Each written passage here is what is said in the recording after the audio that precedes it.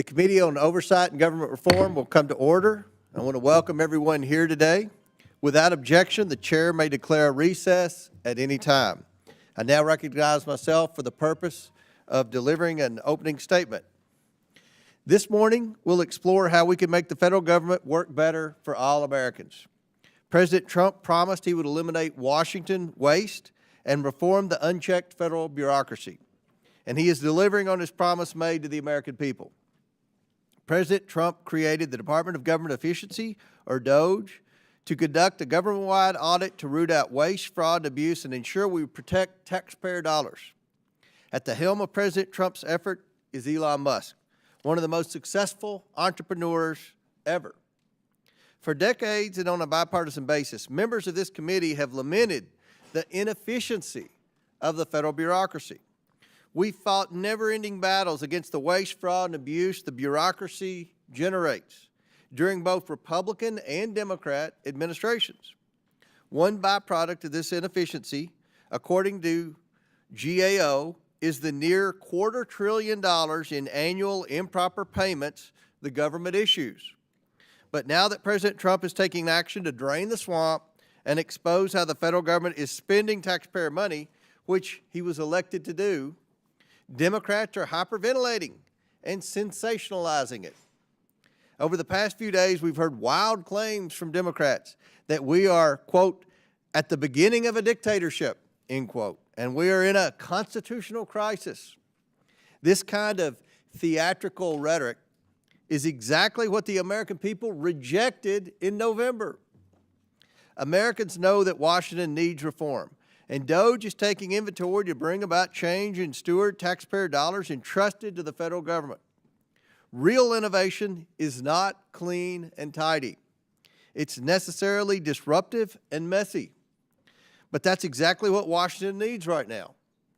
And it's what the American people voted for in November, a departure from the broken status quo. This committee intends to work in partnership with DOGE. We want to reinforce its efforts and not blunt the momentum it's generating for needed change to the federal bureaucracy. At the Oversight Committee, our core mission remains unchanged, identifying waste, fraud, and abuse in the federal government, and proposing solutions to make it more efficient and effective for the American people. For this Congress, we created a subcommittee chaired by Marjorie Taylor Greene that is dedicated to working with DOGE. But I expect all of our subcommittees will participating in this effort to make Washington more accountable. I'm hopeful that we can find some common ground with our Democrat colleagues to ensure the federal government more efficiently and effectively serves the American people. I ask all my colleagues here today, who among us believes that the federal government operates at peak efficiency? The federal government has expanded dramatically since the early years of our republic. There are today more than 400 executive branch agencies and sub-agencies, and roughly 1,000 federal commissions. Most of these entities are relatively new creations. They did not exist for most of our nation's history. Not only has the government grown in size and complexity, but it has also taken on many functions once handled by the states or even the private sector. How did we get here? Tom Schatz, the president of the Citizens Against Government Waste, and one of our witnesses today, notes that Congress tends to respond to each new problem that arises by creating a new program or agency. And even if the problem goes away, the program or agency remains.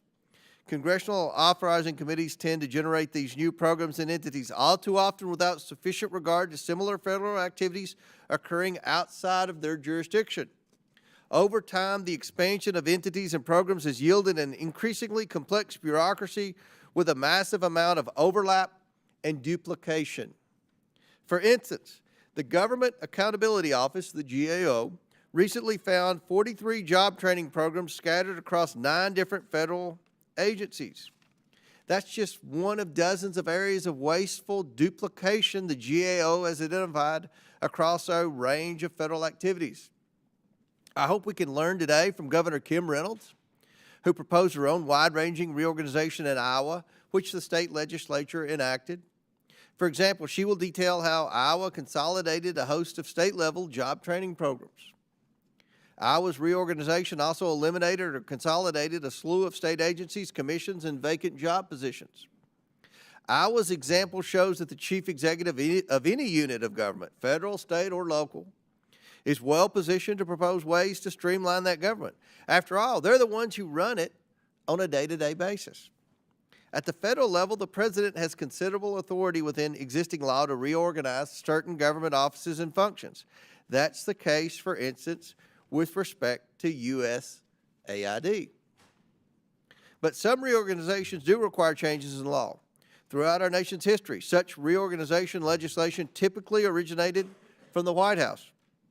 That's in part because for much of the 20th century, presidential reorganization proposals requiring changes in law were granted special consideration by Congress. I think renewing that special authority, requiring Congress to take an up or down vote on reorganizations proposed by the president, would help facilitate needed improvements in government operations. In the meantime, I look forward to learning more about keys to successful reforms from our witnesses during today's hearing. I now yield to Ranking Member Conley for his opening statement. Thank you, Mr. Chairman. Our government was designed to be by, of, and for the American people. It's made up of civil servants who take an oath to serve the American people and to support and defend the Constitution. More than 1 in 3 federal workers is employed by either the Postal Service, ensuring every American can get mail, or the Department of Veterans Affairs, providing care to our veterans in VA hospitals, clinics, and nursing homes. Almost 1 in 3 federal workers is a veteran, and more than 85% live outside the D.C. metropolitan area across every state and serving every community in America. 1 in 3 Americans and half of all American children are enrolled in a government program. Our government provides the support these Americans are counting on, including Social Security, Medicare, Medicaid, SNAP, Head Start, the National School Lunch Program. We depend on our government to safeguard our food supply and to ensure life-saving medication is safe to consume.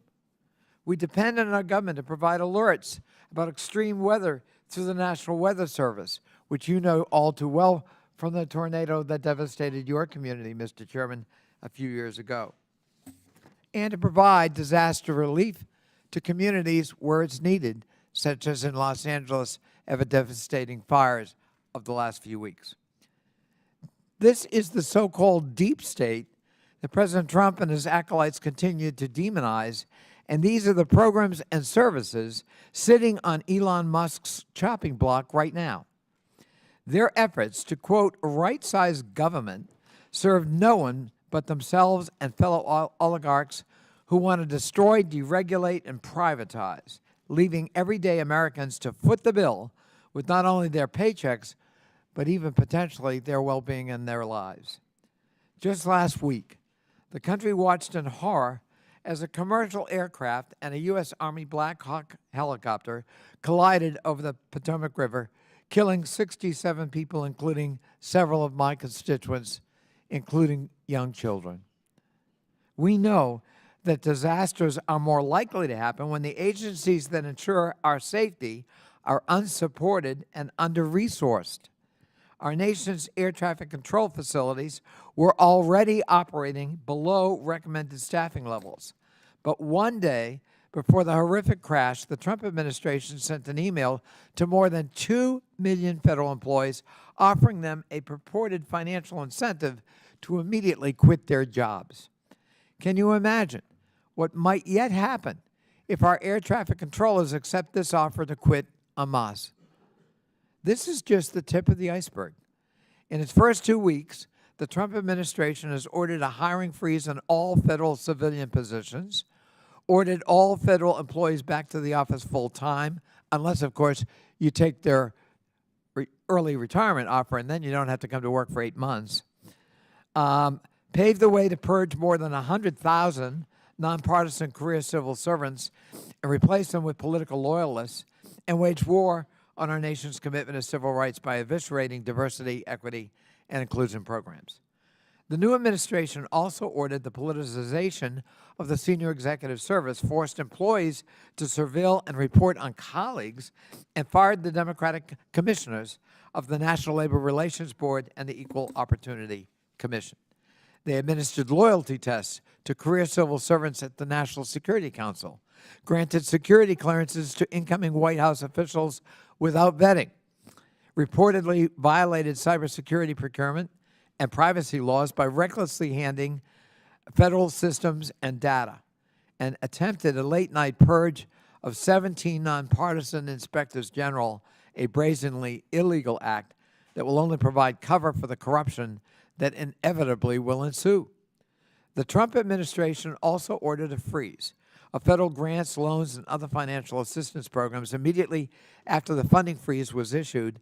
Medicaid and Head Start reported disruptions, and some of FEMA's online portals were cut off.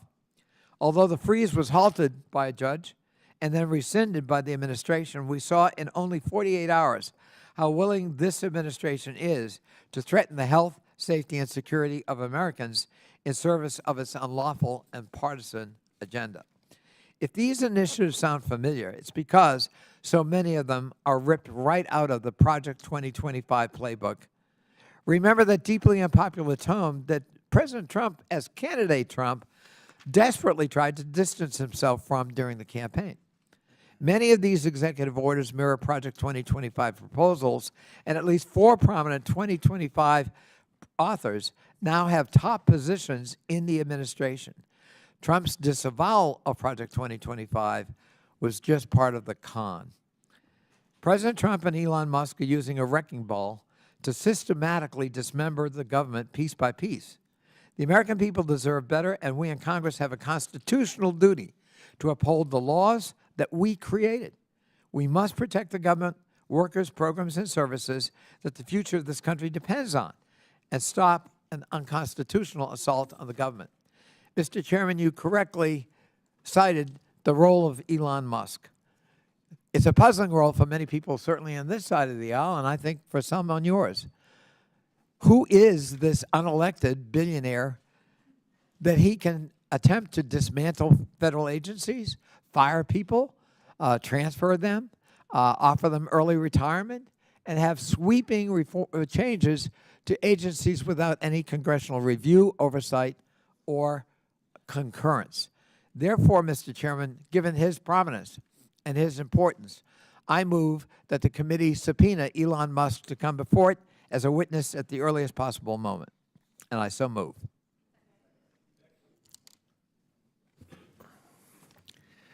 There's been a motion and second. The motion is not debatable. Mr. Chairman, why is it not debatable? Point of order. It is debatable. Mr. Chair, I strike the last word. Hold on. Mr. Chairman. We're going to table the motion. Okay. Mr. Chairman, why don't we want to debate Elon Musk coming in and talking to us about his work and how he's enriched himself for under $64 billion? Mr. Chairman. Mr. Chairman, Chair recognizes Dr. Fox. Thank you, Mr. Chairman. I move to table the motion. There's I a second. motion to table. Is there a Mr. second? Chairman, Second by point of Mr. order. Higgins. Point of order, Now, Mr. the Chairman. motion is not debatable, as many Point of order, Mr. are in Chairman. favor of tabling. Point of order. State your point. Mr. Chairman, I think it's outrageous that this committee will not even entertain a motion. No, you state your. Chairman, that's not a point of order. Somebody You know, who's breaking I the law agree. Point and of order. dismantling our federal There's agencies. been a Chairman, motion. you're and demagoguing. hiring Point of federal order. employees No, and we don't listen to hacking demagogues. data, Out of and order. you will not Out of order. even Out of order. entertain a motion The to motion bring is this not to debatable. the This is demagoguery. This is Oversight out of order. Committee. As are in favor of tabling. Yes, signify. let's have order in this Ms. country. Stansberry, you're out of order. You know you're out of order. You know the rules of this committee. There's been a motion Mr. and a Elon second to Musk is table. out of No. order and dismantling. He's out of order. God. I call the question. Mr. There's been a motion and second. Motion by Dr. Fox, second by Mr. Higgins to table. All those in favor of tabling signify by saying aye. Aye. All those opposed signify by saying no. No. In the opinion of the chair, the ayes have it and the motion Mr. is Chairman, tabled. I ask for a recorded A vote. recorded vote is ordered. We will set up for the clerk to call the roll.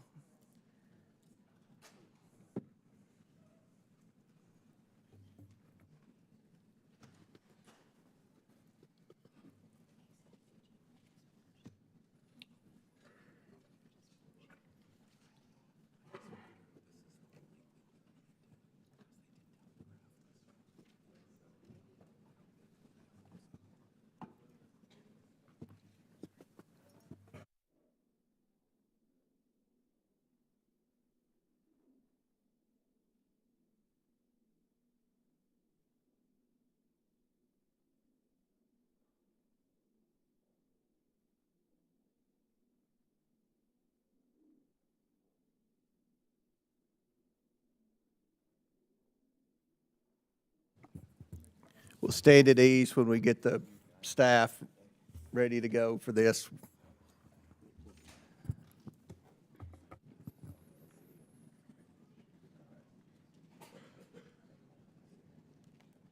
For those watching at home, they don't have the votes in the room.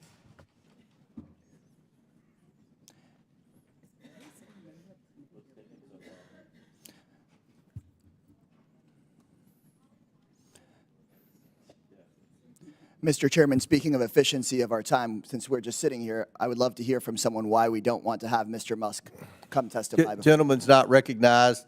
This is a committee hearing about eliminating wage fraud and abuse. You've pulled a parliamentary move, which you have the right to do. This wasn't expected. It wasn't in the agenda. We're trying to print everything and get it ready to have the roll call vote. Well, speaking of abuse, we have someone who Mr. is Chairman, he's shutting out of down order. federal You're out of programs, order. You're out of order. benefiting billions of Chairman, dollars. he's out of to order. This is himself. just a Mr. Can we Chairman, agree again? can you control the other side? They're out of control. I'm trying.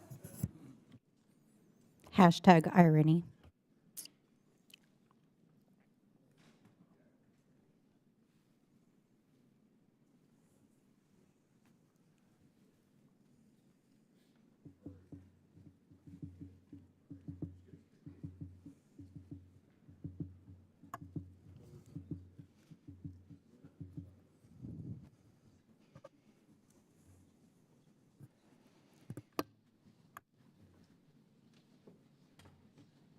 Mr. Chairman, it appears the clerk is ready for roll call. Mr. Jordan. Mr. Turner. Mr. Gosar. Ms. Fox. Fox votes aye to table. Ms. Fox votes aye. Mr. Grothman. Mr. Cloud. Mr. Cloud votes aye. Mr. Palmer. Mr. Higgins. Mr. Higgins votes aye. Mr. Sessions. Mr. Biggs. Mr. Biggs votes aye. Ms. Mace. Ms. Mace votes aye. Mr. Fallon.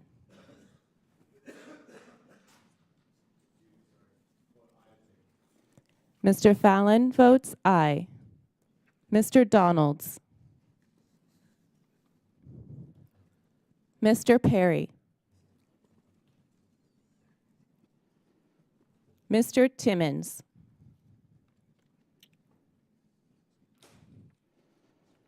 Mr. Burchett.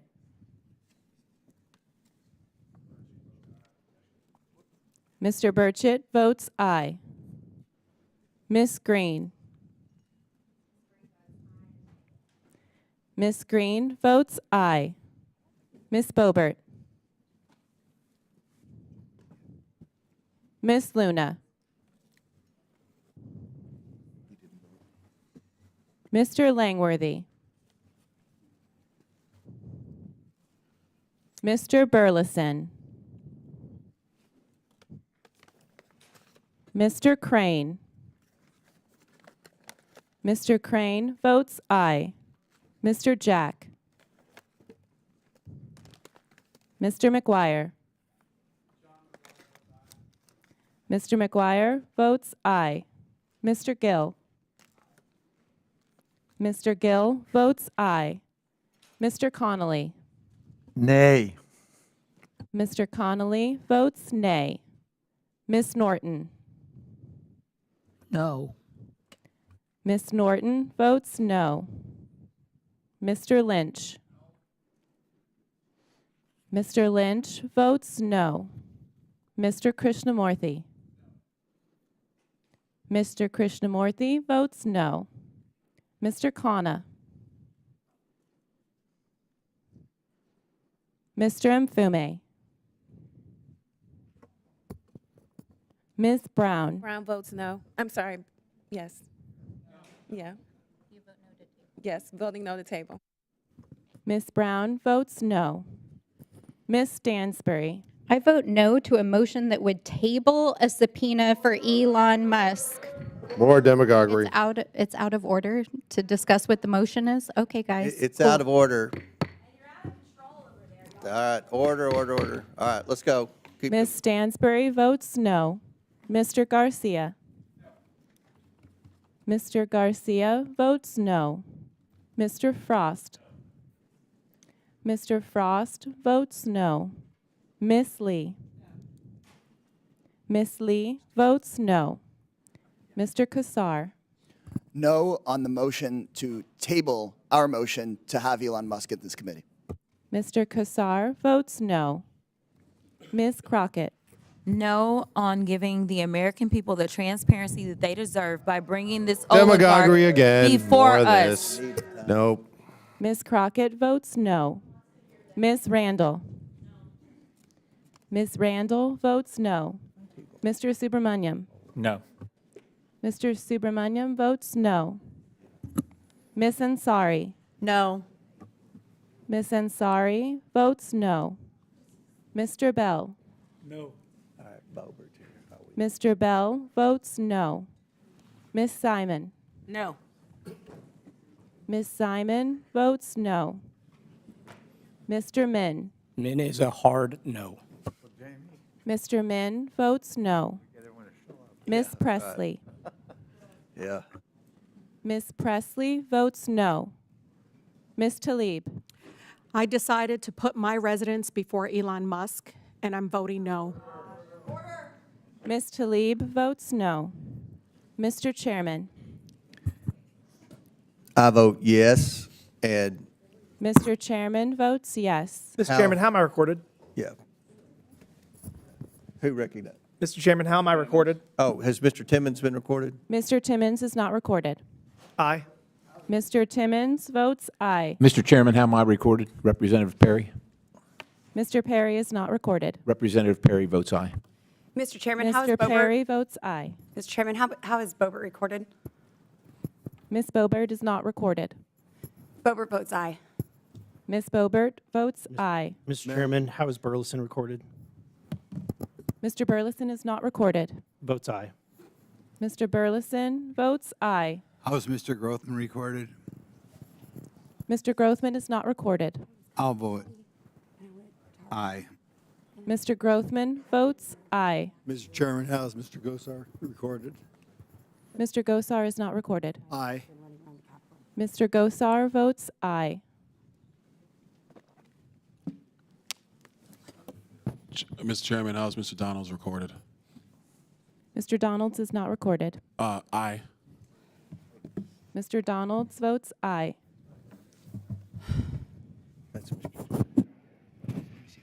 How has Mr. Jack been recorded? Mr. Jack is not recorded. Mr. Chairman, vote aye, please. Mr. Jack votes aye.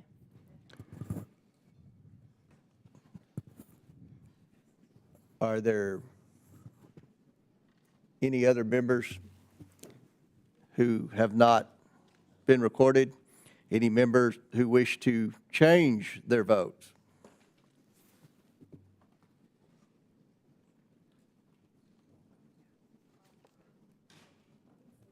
We have a member en route. Point.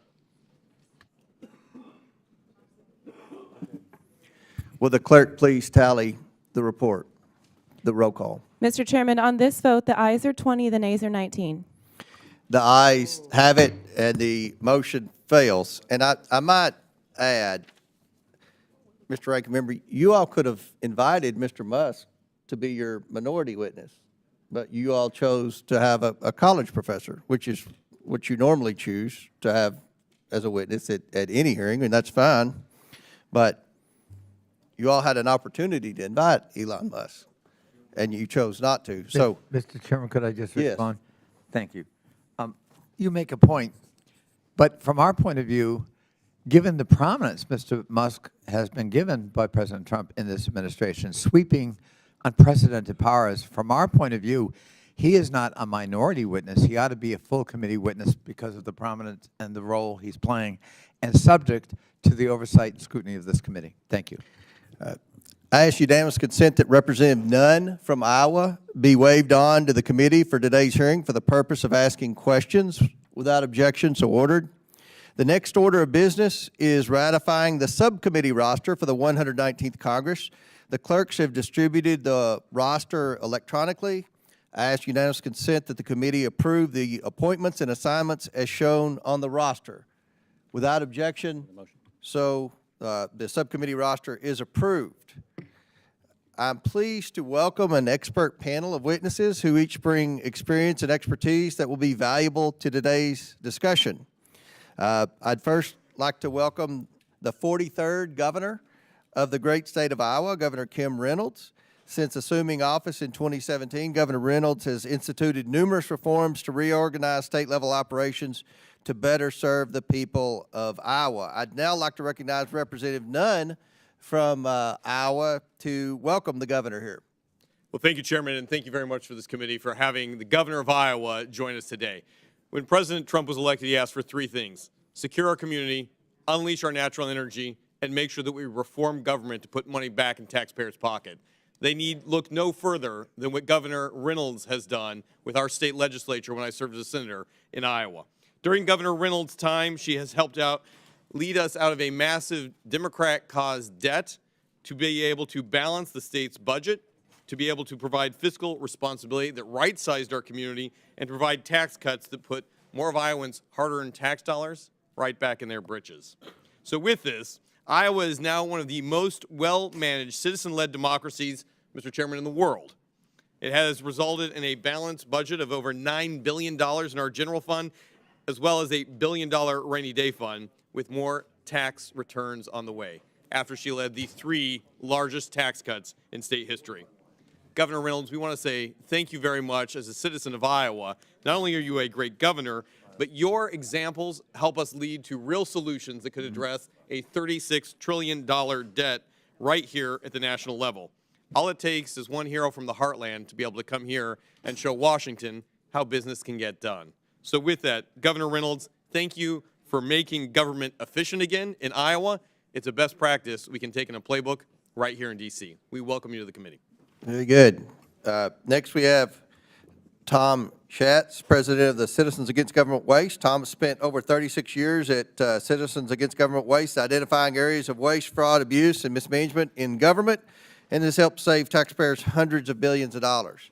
Finally, we have William G. Resch, who is an associate professor at the University of Southern California. Saul Price School of Public Policy, has been a member of the USC faculty since 2014. I want to thank each of the witnesses for being here today, and I'll look forward to your all's testimony. Pursuant to Committee Rule 9G, the witnesses will please stand and raise their right hand. Do you solemnly swear or affirm that the testimony you are about to give is the truth, the whole truth, and nothing but the truth, so help you God? Let the record show that the witnesses answered in the affirmative. Thank you all. You may take a seat. We appreciate you all being here today and look forward to your testimony. Let me remind the witnesses that we have read your written statement and it will appear in full in the hearing record. Please limit your oral statement to 5 minutes. As a reminder, please press the button on the microphone in front of you so that it is on and the members can hear you. When you begin to speak, the light in front of you will turn green. After 4 minutes, the light will turn yellow. When the red light comes on, your 5 minutes have expired, and we would ask that you please wrap up. I now recognize Governor Reynolds for her opening statement. First, let me thank Congressman Nunn for your kind words, and thank you for your service. Chairman Comer, Ranking Member Conley, members of the committee, thank you for giving me the opportunity to testify today. Since this hearing is about government efficiency, I'll get right to the point. Iowa was doing Doge before Doge was a thing. When I was elected to office in 2018, our tax structure was uncompetitive. Our top income tax rate was 8.98%, one of the highest in the nation, as was our 12% corporate rate. Antiquated state policies made our tax code complex and hard to reform. Soon after President Trump signed TCJA into law, I signed legislation that eliminated federal deductibility, cut rates across the board, provided for additional reductions in future years, and reduced the number of income tax brackets. After 4 more historic reforms, Iowa taxpayers today pay a flat income tax rate of 3.8%. Our corporate rate is moving to a 5.5%, and we've eliminated tax on retirement and inheritance income. Over 10 years, Iowans will save an estimated $24 billion in a state with an annual budget of about $10 billion. But it's not enough just to cut taxes. You have to make sure that they're sustainable, especially if you want to keep reducing them. The growth they create helps, but you also need to keep spending in government in check. And I've worked closely with our General Assembly to do just that. In fact, the Cato Institute has ranked Iowa the most fiscally responsible state in the country for 3 years running. But that wasn't always the case. When we started our alignment work in 2022, state operations had not been reviewed for 40 years, and it showed. Layers of bureaucracy had accumulated over decades, expanding government beyond its core function. We were too big, too fragmented, and too inefficient. One example became clear during COVID, where the separation of our public health and human services departments resulted in both duplication and gaps in service. We merged them into the Department of Health and Human Services in 2022, the first big step in our work to align state government. It was a successful proof of concept and a roadmap as we saw similar misalignment across state government. We had 11 separate state agencies operating workforce programs. 136 professional licensing functions were spread across 11 agencies. Our administrative code had ballooned to more than 20,000 pages with 190,000 restrictive terms. At one point, I discovered that the state owned a cow-calf operation, and to make matters worse, it operated at a loss. Given our limited staff and scope of the initiative, we partnered with an outside firm while bringing agency directors and their staff into the discussion early, and we asked the hard questions that bring about accountability and change. What is the core mission of each agency? How is it funded? How is it staffed? And what does it own? Are the programs working? How did the structure of the agency compare to other states? Is there duplication or misalignment?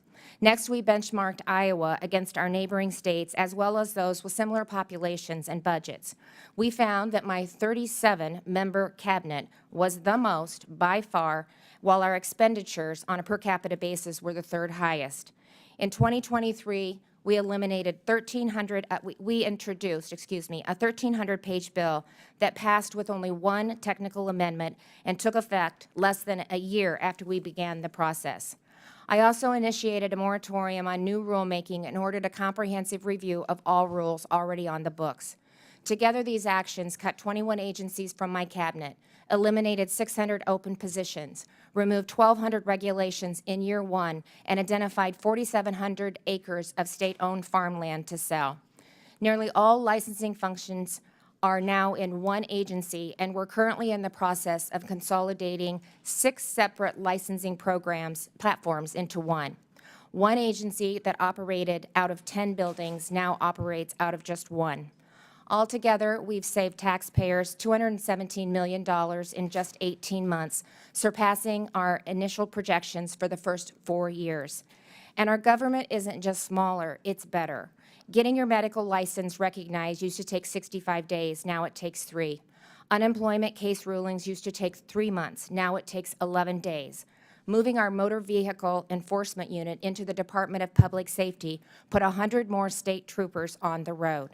After aligning agencies, we then streamlined our system of boards and commissions cutting 83 boards, about a third of the boards and commissions. We also brought IT systems spread across 20 different agencies into one department. And last year, we consolidated 32 substance use and mental health regions into 7 unified behavioral health regions, resulting in greater investment on the ground and treatment delivered to Iowans when and where they need it. And now we're taking yet another step. I recently announced my intention to launch an Iowa Doge to continue reducing the cost of government, maximizing the return on taxpayers' investment. Like most Americans, I'm thrilled by the priority that President Trump is placing on shrinking government and making it work better. Not only do I believe as Iowa is a model, but I'm committed to doing everything I can to help in the months ahead, and I look forward to working with you in the Trump administration to do just that. Thank you. Thank you, Governor. I now recognize Mr. Schatz for his opening statement. Thank you, Mr. Chairman and Ranking Member Connolly, for the opportunity to testify today. Citizens Against Government Waste was founded following the report of the Grace Commission under President Ronald Reagan. The last time there was a comprehensive review of the federal government by the private sector. The Commission made 2,478 recommendations that would save $424.4 billion over 3 years.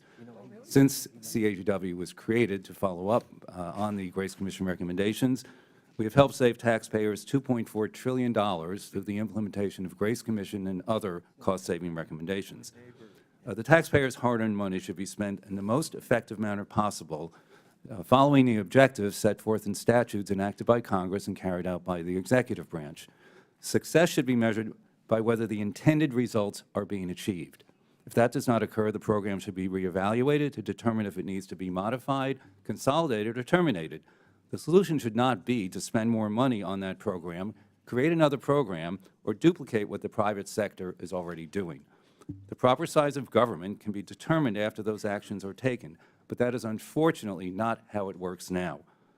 Despite the availability of recommendations from both within the government, including the Congressional Budget Office, Government Accountability Office, and Inspectors General, as well as non-governmental sources like CAGW's Prime Cuts, which would save $5.1 trillion over 5 years, not enough is being done.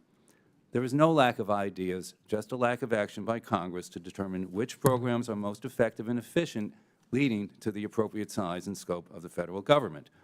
President Trump campaigned on a platform of making the government more efficient, including his promise to create a Department of Government Efficiency. The establishment of DOGE, along with the DOGE subcommittee and House and Senate DOGE caucuses, should lead to the adoption of policies that will establish more effective use of taxpayer dollars and more efficient delivery of government services. Another method to drive efficiency would be to give the President greater reorganization authority, as the Chairman has noted. This was first provided in 1947, when Congress established what became known as the Hoover Commission to develop recommendations to increase efficiency and improve the organizational structure of the government after World War II. And comparing the debt to a GDP ratio then and now, it's fairly close, so it is certainly time to do this again. According to a 2012 Congressional Research Service report, presidents used this authority regularly, submitting more than 100 plans between 1932 and 1984. The last president to receive reorganization authority was Ronald Reagan, and the last one to use it was Jimmy Carter. In May 2024, GAO released its annual report on ways to reduce duplication, overlap, and fragmentation of programs. The report listed 112 new items and noted that $667 billion had been saved since the first report was issued in 2011. CAGW has long maintained that Congress should not only hold hearings in this committee, but across committees that have multiple jurisdiction over a lot of the programs identified by GAO, and then vote on those recommendations. And GAO reports about duplicative spending provide other opportunities to improve efficiencies. A May 10th, 2023 GAO report found 133 federal programs across 15 agencies that have the goal of increasing broadband access and bridging the digital divide. These programs should be assessed to determine which are inefficient and ineffective, and funds should then be directed to those programs that can deploy broadband to every remaining unserved and underserved business and household across the country that wishes to be connected to the Internet. And broadband is one of many programs included in CAGW's Critical Waste Issues for the 119th Congress, which was released this morning. The report contains 12 policy areas, including greater accountability and transparency, budget reform, earmarks, health care, privacy, technology, and telecommunications. I want to also remind the committee of CAGW's concerns about the U.S. Postal Service, which we provided in testimony submitted for the record for the December 10, 2024 oversight hearing. Right-sizing government is an objective on which all members of Congress should agree. It requires constant vigilance and oversight to determine if federal tax dollars are being spent in the most effective and efficient manner and achieving intended objectives. Increased efficiency will go a long way to restore the public's confidence in the ability of the federal government to avoid as much waste, fraud, abuse, and mismanagement as possible. Thank you again for the opportunity to appear before you today. I look forward to answering your questions. Thank you. Chair recognizes Dr. Resch. Mr. Chairman, Ranking Member Connolly, And make sure your microphone's on. okay, sorry. Mr. Chairman, And if you don't care, pull it to you. If it's okay. Yeah. Now we're in business. all right, Thank thank you. I'm so sorry. So, Mr. Chairman, thank you for having me, Ranking Member Connolly and committee members. Thanks for the opportunity to address you today on the critical issue of right-sizing government that takes place amongst recent administrative actions that I find somewhat troubling, not just myself, but according to the literature, the scholarship, and observations through history that show that these types of actions threaten integrity, effectiveness, and stability of our federal workforce. For decades, debates over the size of government have focused too narrowly on a head count of civilian employees, which obscures a more pressing concern, the growing misalignment between federal responsibilities and the government's capacity to manage them. While the number of civilian federal employees has remained stable at around 2.4 million, not including postal workers, federal spending has increased five-fold since the 1960s. More than $759 billion was spent on contracts in 2023 alone, and this is relatively small in comparison to the last year of the first Trump administration, where estimates were as high as $1.2 trillion in contracts, meaning that much of what government does today is carried through private firms rather than through career civil servants. Some estimate that there is as many as 3 to 4 contract employees for every federal civil servant, and this shift has weakened oversight, increased inefficiencies, and created accountability gaps, leaving taxpayers footing the bill for cost overruns on contracts, delays, and policy failures that come not from incompetence of the civil service, but from incapacity. At the same time, civil servants are underpaid relevant to their private sector counterparts, earning on average 23% less than similarly qualified professionals in the private sector. The salary gap, combined with mounting political pressures and the expanding scope of government responsibilities, has made it increasingly difficult to attract and retain top talent. This is particularly concerning given that 70% of federal employees work in national security roles, 80% serve outside of Washington, providing vital services to the communities across the country. And despite these challenges, recent administrative actions threaten to destabilize the civil service further by increasing politicization and eroding the principles of professional nonpartisan workforce. The so-called policy/career reclassification would strip job protections from tens of thousands of career civil servants, allowing them to be dismissed and replaced with political appointees at will. And this risks creating a climate of fear and self-censorship, where professionals hesitate to provide objective, evidence-based advice for fear out of political retaliation. History and research are clear. Governments that rely on merit-based civil service systems perform better. They're less prone to corruption and deliver more effective public services. By contrast, increased politicization, substituting experienced professionals with short-term political loyalists, reduces efficiency, complicates long-term planning, and increases the risk of policy failures. Beyond inefficiency, politicization weakens the very mechanisms that ensure accountability and integrity in government. Civil servants are often the last line of defense against waste, fraud, and abuse, ensuring that government funds are spent wisely and in accordance with the law. When experienced professionals are replaced by individuals selected for political loyalty rather than expertise, government oversight erodes and leads to costly mismanagement and a decline in public trust. This dynamic is not theoretical. It has played out in past administrations and has been extensively documented in research. Countries that move toward greater political control over bureaucracies see decline in effectiveness, increased regulatory capture, and greater difficulty in responding to crises. Conversely, nations that invest in independent professional civil service see better policy outcomes, stronger economic growth, and higher public confidence. The U.S. has long benefited from a stable, merit-based civil service that has helped sustain democracy through times of war, economic upheaval, and national crises. Attempts to weaken the system, rather than whether it's through mass firings, loyalty-based appointments, or the dismantling of institutional safeguards, do not lead to a more effective government. Instead, they result in greater instability, inefficiency, and governance failures that harm all Americans.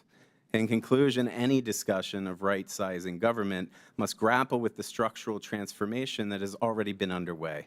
Rather than reducing the number of career civil servants or subjecting them to politically motivated purges, we should reinvest in the workforce to ensure that government functions effectively, remains accountable, and serves the public interest. The evidence overwhelmingly supports one clear lesson, that it is strengthening, not weakening, the civil service as the surest path to effective and democratic government that works for all of us.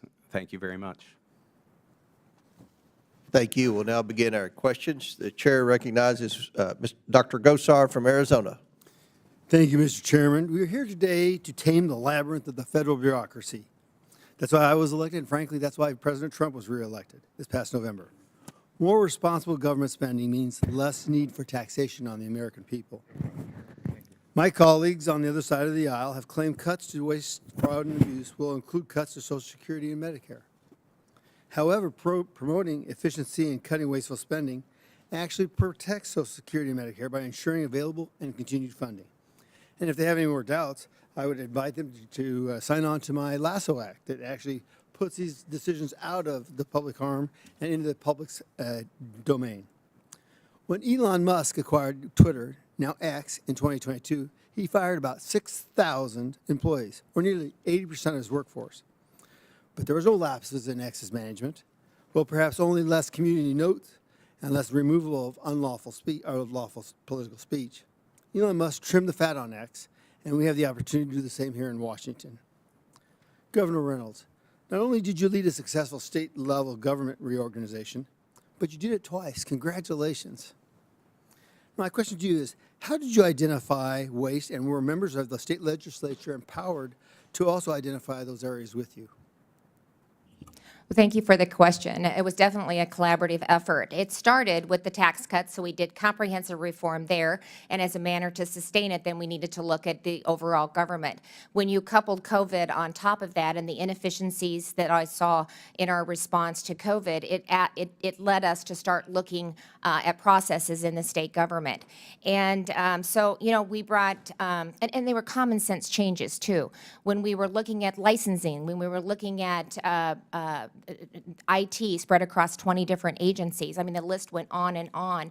It made sense to restructure it. So what we did is we brought our, first of all, we brought our agencies in and their team and had them do an overall review of their operation, asking the tough questions that really leads to accountability and change. And then on top of that, because we are a small team, we also brought in an outside consultant to help us with the comparisons and help manage it. And then we worked closely with the legislature for any ideas that they may have. We spent a lot of time walking through the bill in its entirety. We put, when we were working with our agencies, that gave us an opportunity to understand where some of the pushback might be, so we could also get in front of that with the answers to the questions that might be posed from realigning state government. But it's made us more efficient, it's made us more effective, it is common sense. I think the data is proving out, we're seeing it every day, so we'll have data to actually point to on how we are more efficient and more effective, and we're taking dollars from the administration and from the bureaucracy, and we're actually putting it into programs, getting it on the ground, and putting it into people. So it's been very efficient from that perspective as well. Well, and I noticed you sold state-owned land to eliminate waste and generate revenue. Is that correct? Yeah, we had about, I think it was about 5,400 acres that we were able to sell. I had a cow-calf operation with the Department of Corrections. We were not aware of that. Then to come to find out we were operating at a loss, that's, we need to get back to the core function of government. And as the bureaucracy continues to grow, the scope also grows with it. And that's when we start to see the inefficiencies. Well, I tell you what, that is music to my soul because, I've got a HERD Act because it mimics what Harry Reid did in southern Nevada. He found out that Las Vegas was surrounded by BLM. He couldn't grow it. Yeah. And so what they did is they found out that the federal government has the propriety to look at what the land's used for. Does it have a purpose? And if not, it has to be sold. So I think there's great opportunity there. Mr. Schatz, I want to touch base with you in regards to the 2024 Prime Cuts Report recommends that the National Park Service, Forest Service, and BLM suspend federal land purchases until they effectively manage their currently owned land. I agree with you wholeheartedly. Do you generally agree that selling public land to states and local communities would eliminate unused assets, generate revenue, and provide an overall benefit to the federal government and to local communities? Yes, Congressman, and it would generate about $15 billion over 5 years. 3 years. So there's a lot of land out there. In fact, the government probably doesn't even know what it owns. Yes. And it needs to get done. The one thing I really want to make note of, and I get running out of time here, is the National Emergencies Act. We have spent $12 trillion over the last, since Bill Clinton, and it's about 1/3 of our national debt. I would love to work with you in regards to cleaning these up, cleaning them out, and getting some aspects and assets back to the people. Thank you. I yield back, Mr. Gentleman yields back. Chair now recognizes ranking member for 6 minutes. Thank you, Mr. Chairman, and thank you for your consideration. Governor Reynolds, welcome, and your story is a very impressive one. I was the chairman of a county of 1.2 million people, 1/3 your population, and what you talk about resonates with somebody like me, hands-on, trying to make sure things work. Right. Iowa has a population, as I understand it, of 3.24 million people, and you've got a state workforce of 16,700 full-time employees. Is that correct? That's correct? Yes. Now, of course, with respect to the federal government, we're talking about 2.4 million.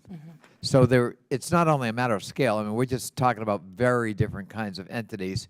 That doesn't mean we can't learn from a state like Iowa, but I do think that the challenges we face at the federal level are, formidably different than what we face in my county or your state. As I said, doesn't mean we can't learn from it at all. And I listened carefully to you. Is my understanding correct that in order to effectuate the reforms you proudly championed today, you put on the payroll your wealthiest donor who came in and decided what agencies to abolish, which cabinet members were to go, how many people were to be fired, and other kinds of decision-making that was imbued with him or her. Is that how you did it in Iowa? Your No. wealthiest donor took that No, lead? that's a complete misstatement. And first of all, we did it without any layoffs whatsoever. We made that commitment when we moved into our No realignment. layoffs. Absolutely no layoffs. Well, I was able to eliminate 600 open positions that had been open for over a year. But through the transition process and what we've been able to accomplish, we did that right now without laying off any state and employees. excuse me, because my time is limited, Governor, I don't mean to be interrupting you, but so the idea that your wealthiest donor kind of shepherded all of this is false. That is false. That's false. And you didn't lay off people. You tried, in fact, to move people around, or No, we made that commitment at the beginning you of made the a process. commitment to that. Because first of all, these were common sense changes. It was a realignment. It was Got it. highlighting the cabinet members that I thought should be in the cabinet, I think and that- making government operate more efficiently, I think reducing that's the amount of a time. very Iowan concept, too, common sense. Yes. And I like it. It's a non-ideological approach to governance. Professor Resch,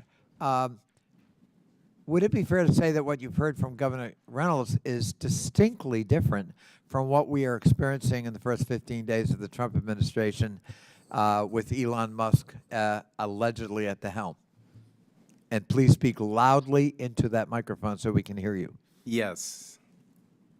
Yes. Quite simply, yes. Very different. It seems different, yes. And would you say that it is unprecedented, unusual, and maybe even of dubious legality that so much authority and power has been vested in one individual who is a outside billionaire with no government experience other than benefiting from government contracts to wield this kind of power and influence and be firing people, laying off people, threatening to dismantle whole agencies, something that apparently Governor Reynolds actually actively tried to avoid to get political buy-in and to try to create a spirit of cooperation? It seems to me that the actions that are being promulgated by DOJ lack legal authority. I am not a legal scholar. I am a scholar of executive politics and public management. But from what I can tell, this violates several legal authorities that are granted by Congress, not unilaterally by the President. Governor Reynolds made a point of saying she worked with the legislature to effectuate the reforms, which always sounds to me like a pretty good idea. You want to work with your legislators. Here in Washington, there are laws on the books. You know, for example, you may want to dismantle the Agency for International Development, but Congress created AID, that agency, in the Foreign Assistance Act of 1961, and it seems to me that if you want to dismantle it or fold it into another agency, you got to come back to Congress and amend that act. Do you think that's a fair statement? I think that's a fair statement. And likewise, when it comes to freezing funding for federal agencies, you know, the Impoundment Control Act of 1974 governs impoundment, and the Supreme Court ruling during the Nixon years made it very clear that the power of the purse is exclusively vested in the legislative branch of Congress under the Constitution of the United States. Is that a fair statement?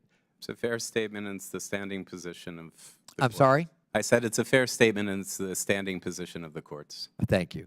I yield back, Mr. Chairman. Thank you. Gentleman yields back. Chair recognizes Ms. Mace from South Carolina for 5 minutes. Thank you, Mr. Chairman. There's been a lot of pearl clutching over the last several days from my colleagues across the aisle on Donald Trump, Secretary Rubio, the Department of Government Efficiency's plan to reorganize the U.S. Agency for International Development, or as we all now know, USAID.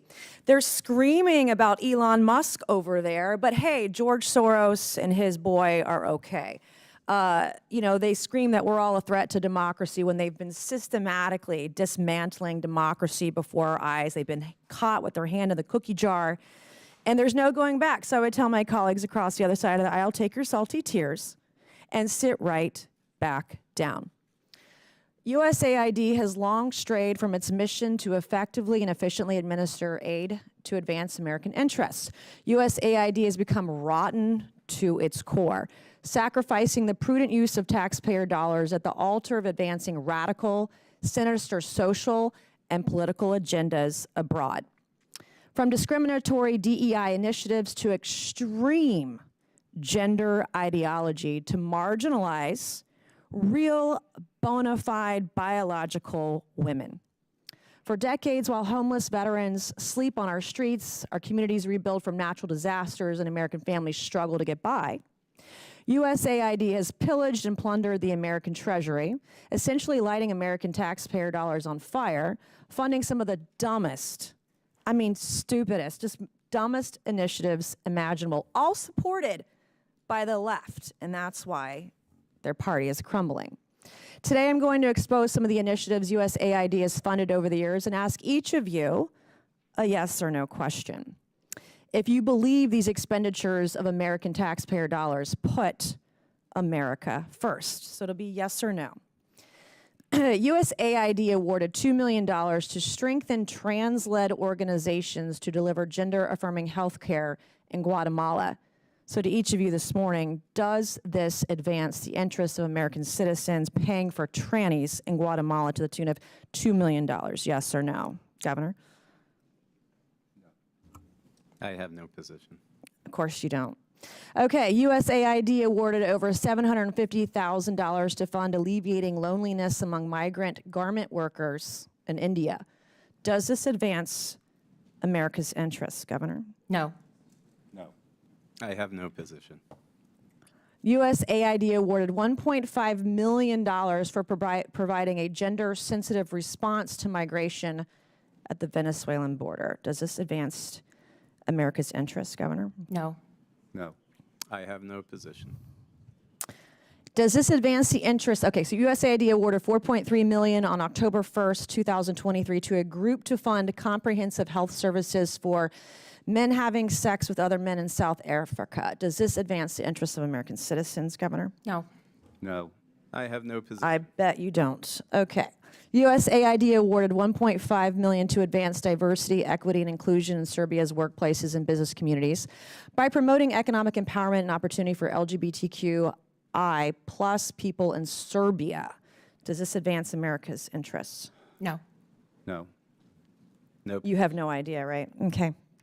USAID awarded over $70,000 to a group to deliver a live musical event to promote the U.S. and Irish shared values of diversity, equity, inclusion, and accessibility. Does this advance the interests of America?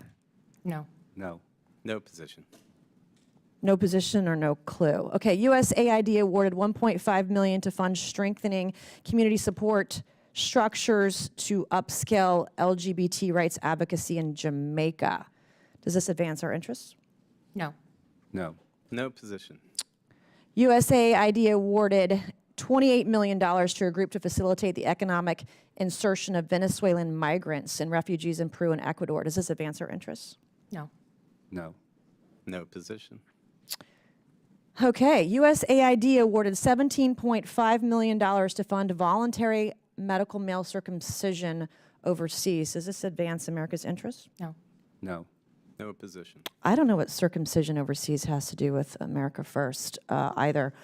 USAID awarded nearly $150,000 to fund HIV prevention services targeting men who have sex with men and transgender. Does this advance America's interests? No. No. No position. Yeah, unfortunately, I'm limited to 5 minutes, but these are the programs Democrats are so desperate to save. Our foreign assistance system is badly broken, and this ends now. Thank you, Mr. Chairman, and I yield back. Gentlelady yields back. Mr. Chairman, parliamentary inquiry. Yes, sir. The gentlelady has used a phrase that is considered a slur in the LGBTQ community and the transgender community. And let me please finish without interruption.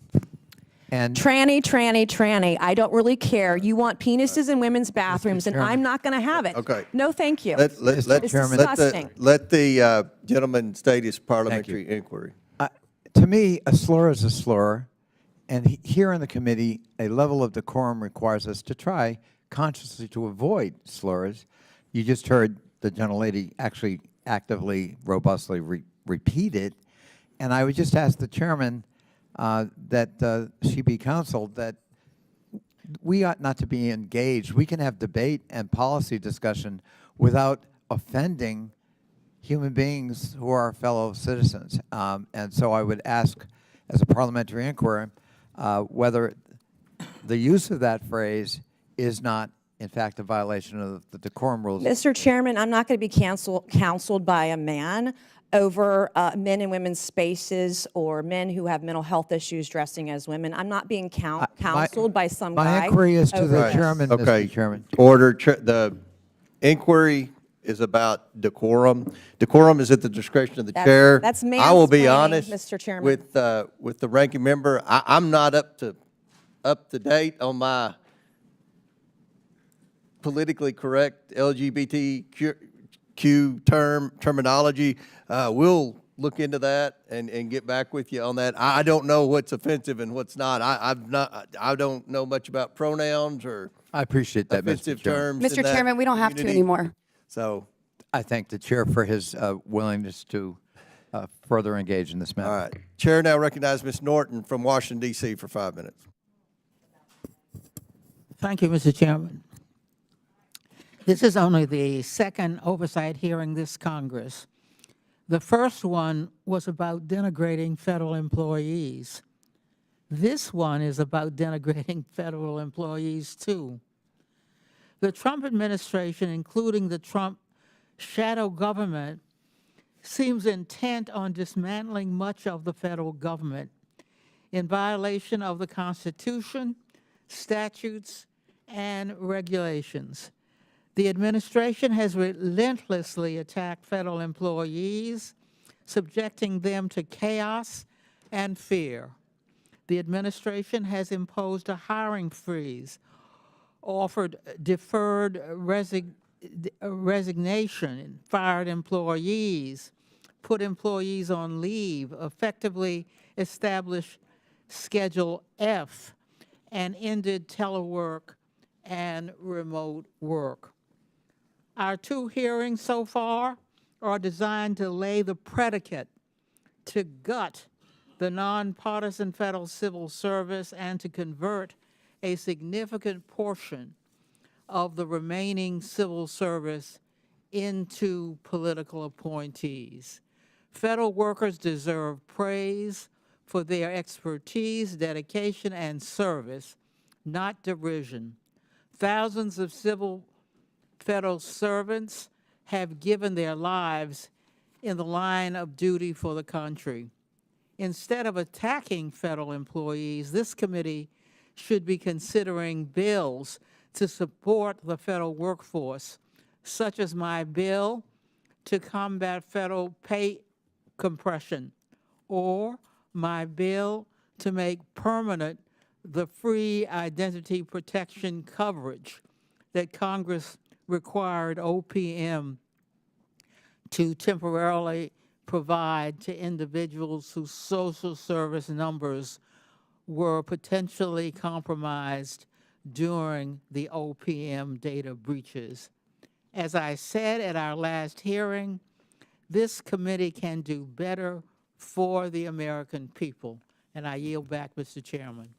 Would the gentlelady please yield to the ranking member? Be glad to. Chair recognizes ranking member. I thank the chair. It was 2 minutes and 10 seconds. I thank the gentlelady. Dr. Resch, could you elaborate just a little bit more on your answer to the previous question about sort of unelected, superannuated appointees who are not subject to the advice and consent of the United States Senate and have arrogated apparently to themselves, either with or without the acquiescence or consent of the President himself, enormous powers? I mean, could you elaborate a little bit on that, on how unprecedented that is, and what are the dangers? What could go wrong with that? Why should we be concerned? And please speak louder into that microphone. Yes, sir. So the problems that can arise from a lack of accountability are many, particularly in the form of DOJ. We see a person that is leading it that is entangled in billions upon dollars of federal contracts, has an empire that is regulated across various industries, across various agencies. Having a person that is potentially influencing where workforce cuts might take place without any transparency as to the decision-making potentiates conflicts of interest, particularly in those domains in which he is regulated or in which he has contracts with various agencies. And interestingly enough, you heard Governor Reynolds' testimony about her process. This is not how they did it in Iowa. No, I'm very impressed with her reforms, but it had nothing to do with politically connected individuals deciding. And one of the cautions I heard you say is we've got to also be concerned about conflicts of interest when that same individual, imbued with all these powers, has government contracts. I would say that across the contract state, there are laws, but they are very weak in terms of regulating the extent to which political donations can be made by large contractors. I thank the gentlelady for yielding. Chair recognizes Mr. Grofman from Wisconsin. Thank you much. A lot of other people have weighed in on Mr. Musk, so I felt I should weigh in just as briefly. In another committee, we are waiting on an opportunity to publicize a study showing that on this transgender lifestyle, the more you talk about it, the more you get. And if you don't talk about it like they don't in Europe, there are not that many people going into it. And therefore, I'd like to thank Mr. Musk and Mr. Trump when they found out that we were talking about this stuff or apparently promoting it in other countries.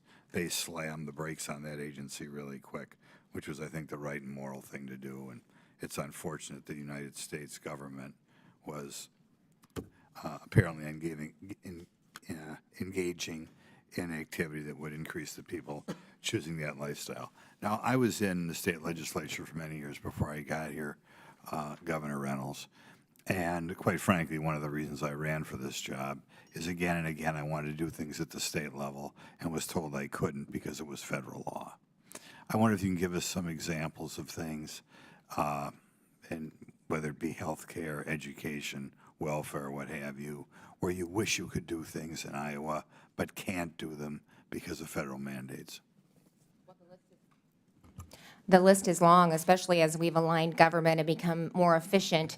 I would say the lack of accountability was what I saw in the incomplete review that we did. We reviewed over 800 agency programs in which there was not one KPI, there was not one metric, there was not one accountability measure tied to any of it whatsoever with the existing programs. And so nothing comes before me now from my agency, my cabinet, without a KPI and a metric tied to it if they want to continue the program or if they want to add to it. But I can talk about a couple different things. SNAP would be one example. We have an antiquated system, as does a lot of the governments, especially the federal government. And right now we have about 500 workers that are doing eligibility manually, validating it from a dozen different points. And we have, of course, have a fairly high error rate, of which there are fines attached to a delay, a timeliness and error rate.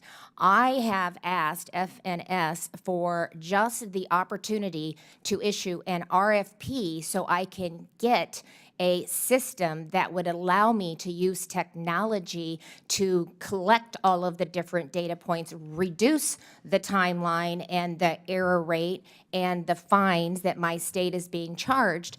And I have been waiting for over a year to get an approval just on an RFP to go out and select a vendor to be able to offer that.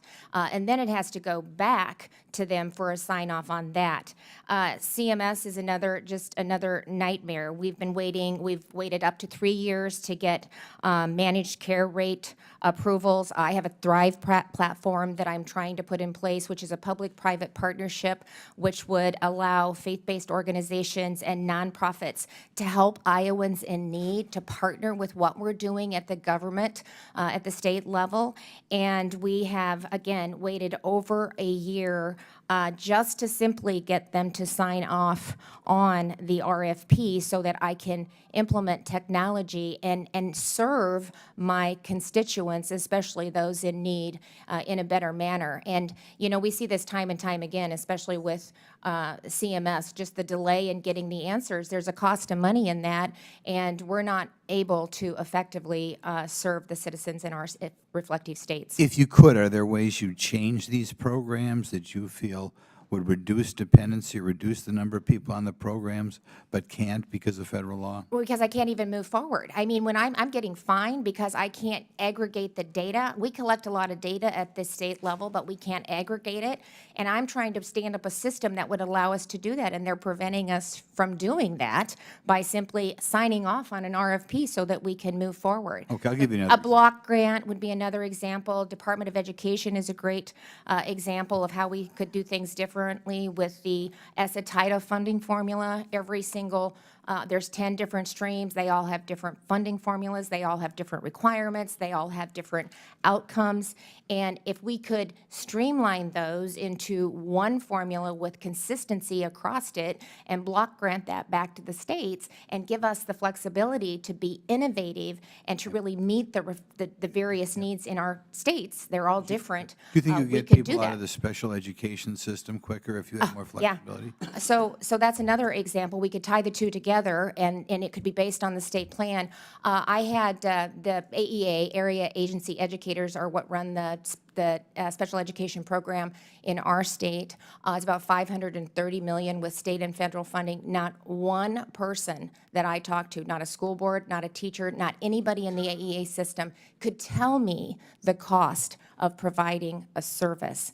You know, I mean, so when you continue to grow government, those types of questions, those types of analysis aren't even taking place. They just need more money, or they want to know if they've spent all of it. There's never an evaluation that's done. There's never an accountability. There's no transparency, and that's why we're getting the results that we're getting. Our scores are horrible.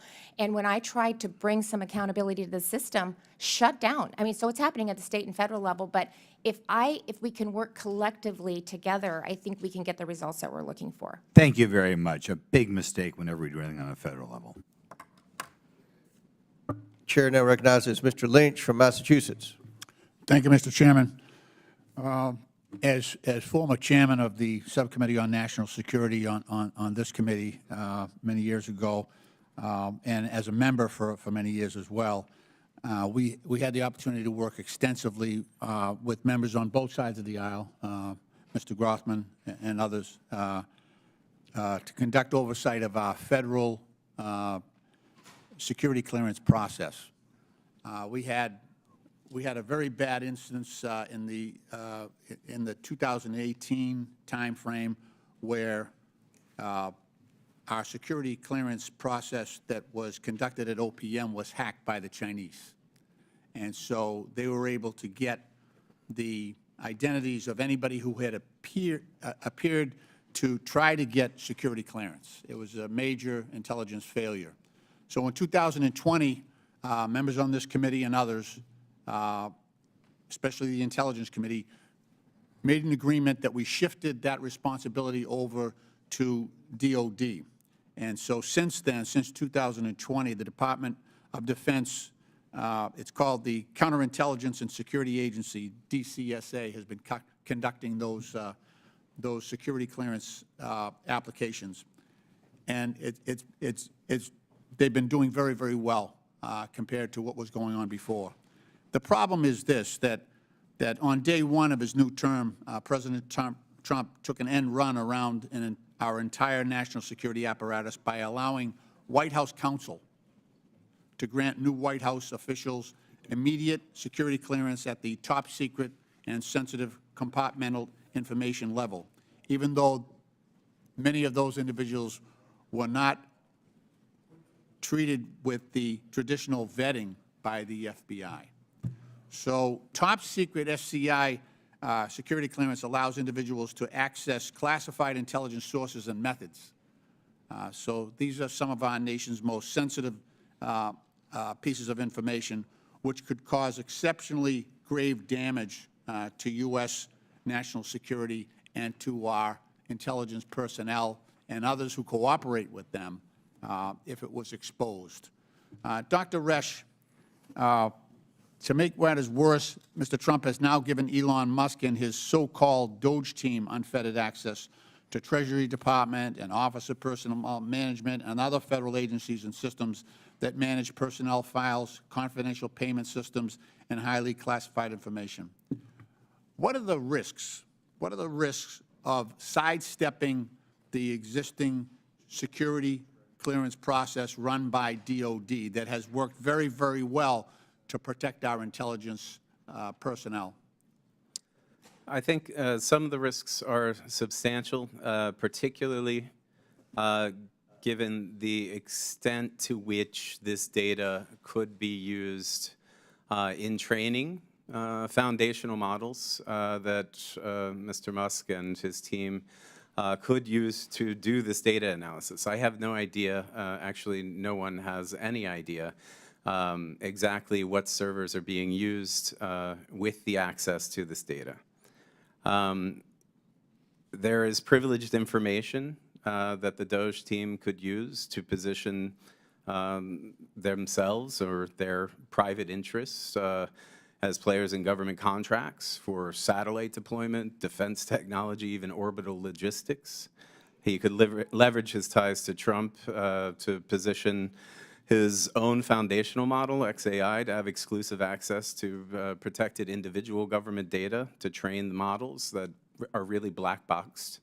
Could wield the advantage to undercut competition, shape the AI landscape in fairly frightening ways if this private individual information and government protected data is being used to train those models. Now, this is speculation, pure speculation, because I don't know and neither do you. And frankly, no one does.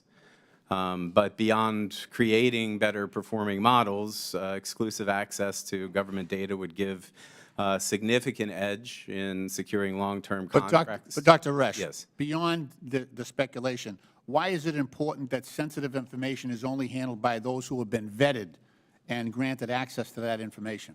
Well, for exactly these reasons, so that it cannot be used for corruptible purposes. Yeah, there are positions in place for our federal career employees to pass through various ethics and conflicts of interest thresholds that SGEs just simply do not have. Okay. Mr. Chairman, my time has expired. I yield back. Gentleman yields back. Chair recognizes Dr. Fox from North Carolina. Thank you very much, Mr. Chairman, and I thank our witnesses for being here today to talk about this important subject. Governor Reynolds, as you're aware, our sprawling federal government has over 400 executive branch agencies and sub-agencies and nearly 1,000 federal boards and commissions. We must reduce the burden and cost of the federal government. With your government reorganization reforms in the state of Iowa, you are able to reduce the number of cabinet-level departments and eliminate many state boards and commissions. What was the impact of your reorganization effort? Well, thank you for that question. I appreciate it very much. Actually, just the efficiencies and just the culture in state government. I now have a cabinet that that communicate, that work together, that come up with innovative ideas on their own. And you know, I would have with a 37-member cabinet, I wouldn't know the people that were in the room, and it's just not manageable. 37 direct reports is not manageable, and so to be able to streamline the cabinet and to lay out a vision and get them excited about the direction that we're taking the state, and whether it's the time that it takes to get a physician's license, it went from 65 days to 1. Whether it talks about when you're getting a building permit, you used to have to go to 3 different agencies, now you go to 1.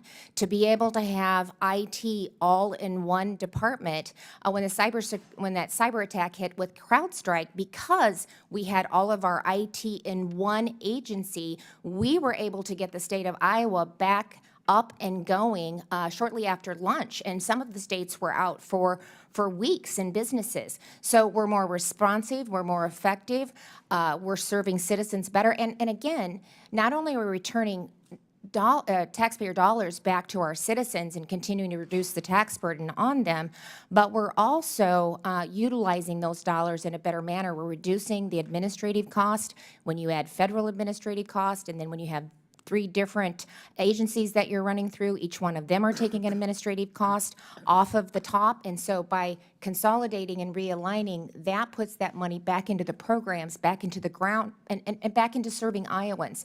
And so, and it also gives me the visibility now that I have into the various agencies because of the reduction. We can continue to get better, and we're continuing to make changes. And we will, and a lot of those are coming directly from the cabinet. Let me follow up a little bit. Given your successful reorganization, what advice do you have for the Trump administration to reduce the cost and size of the government? And what advice do you have for Congress to work with the Trump administration to do this? Well, don't buy into the fact that you can't do it. You can do it, and it needs to be done. There's just so much waste at all levels of government, at the federal, at the state, and at the local levels, and we're all serving the same constituency. We need to do it better. Every time there's a duplication, that's a cost to the taxpayer. So we need to think about it holistically, and we need to think about how we can streamline the way in which we're providing these services. I'm a big advocate for block grants back to the states. Again, I think that, reduces a lot of the overhead, a lot of the bureaucracy. It streamlines. It takes an army of people to manage the federal programs that are coming in, especially with the Department of Education, and then the school districts also have to take people off their line of sight on really educating our students, and they're doing compliance instead of working on instruction. So it makes us all better. Thank you, Governor, for being a shining light for us.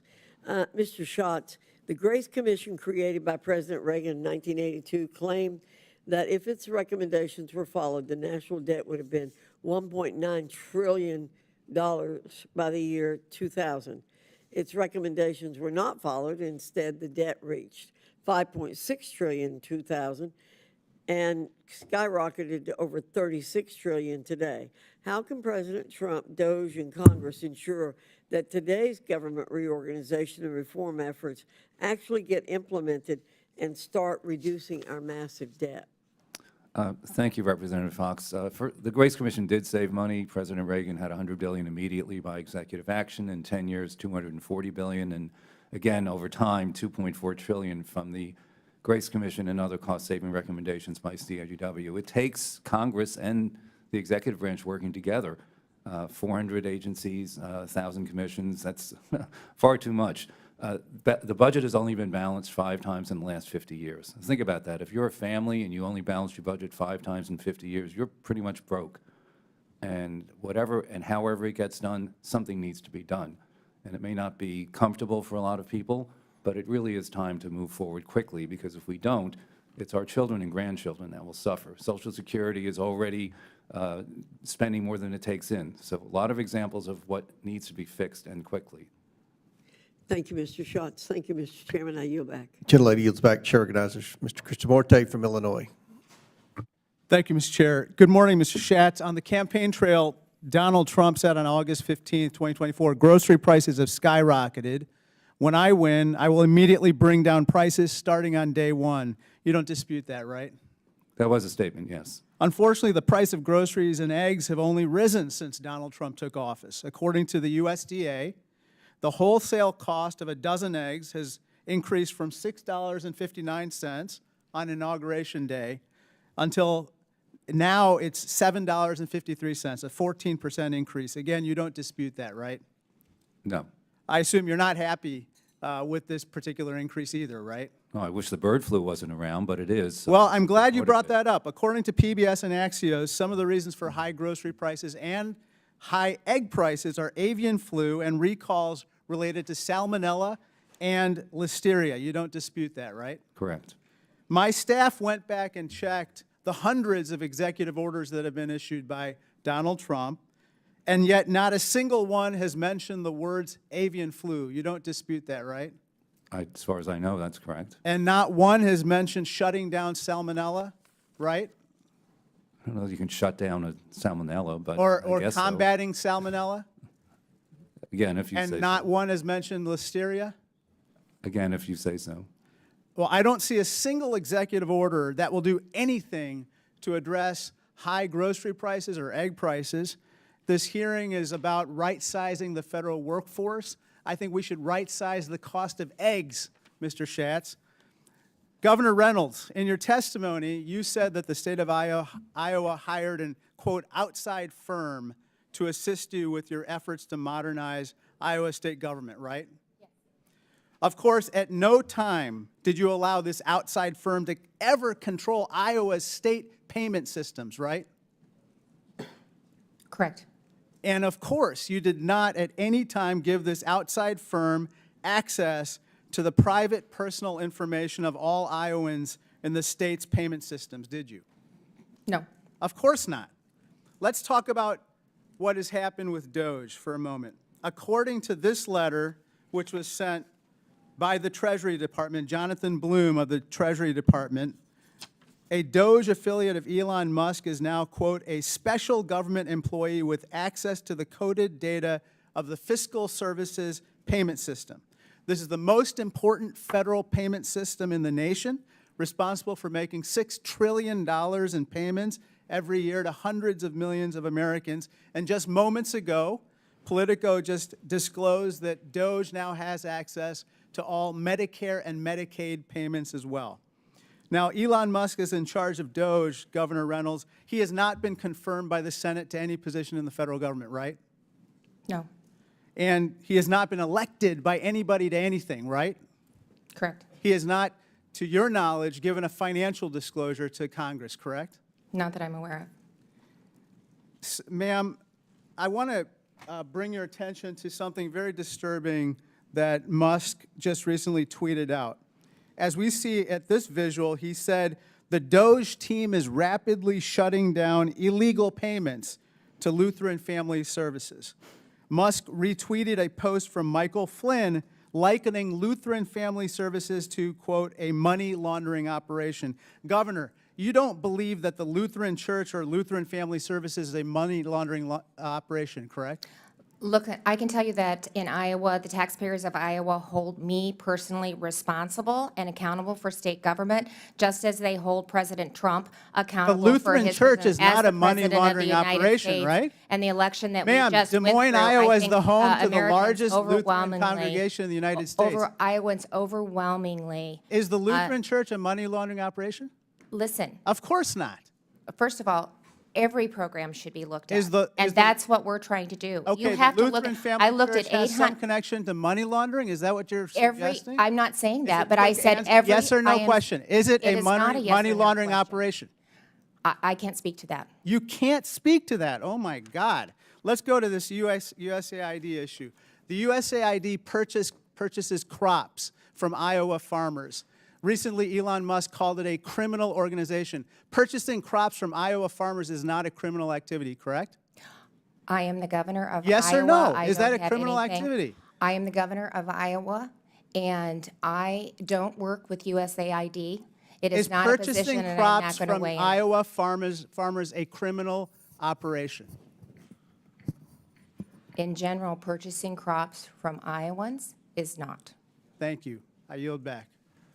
Chair now recognizes Mr. Biggs from Arizona. Thank you, Governor Reynolds and Mr. Schatz. Thanks for being here. In 2021, Governor Reynolds, you led the state of Iowa in challenging OSHA's unconstitutional private sector COVID-19 vaccine mandate. Mr. Chairman, I ask unanimous consent that the filed lawsuit by Governor Reynolds and Governor Reynolds' November 5th, 2021 press release be entered into the record. Without objection, so ordered.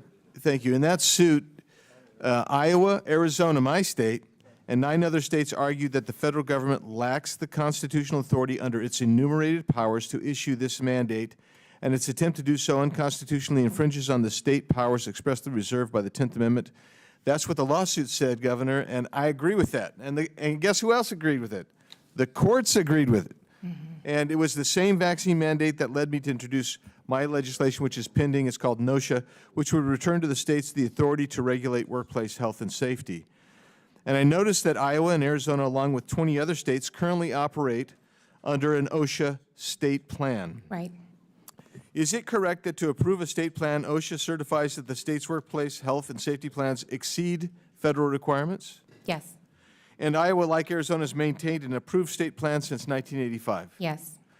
Do you believe that state officials and the people of Iowa are better positioned to set workplace health and safety standards than the federal government? I do.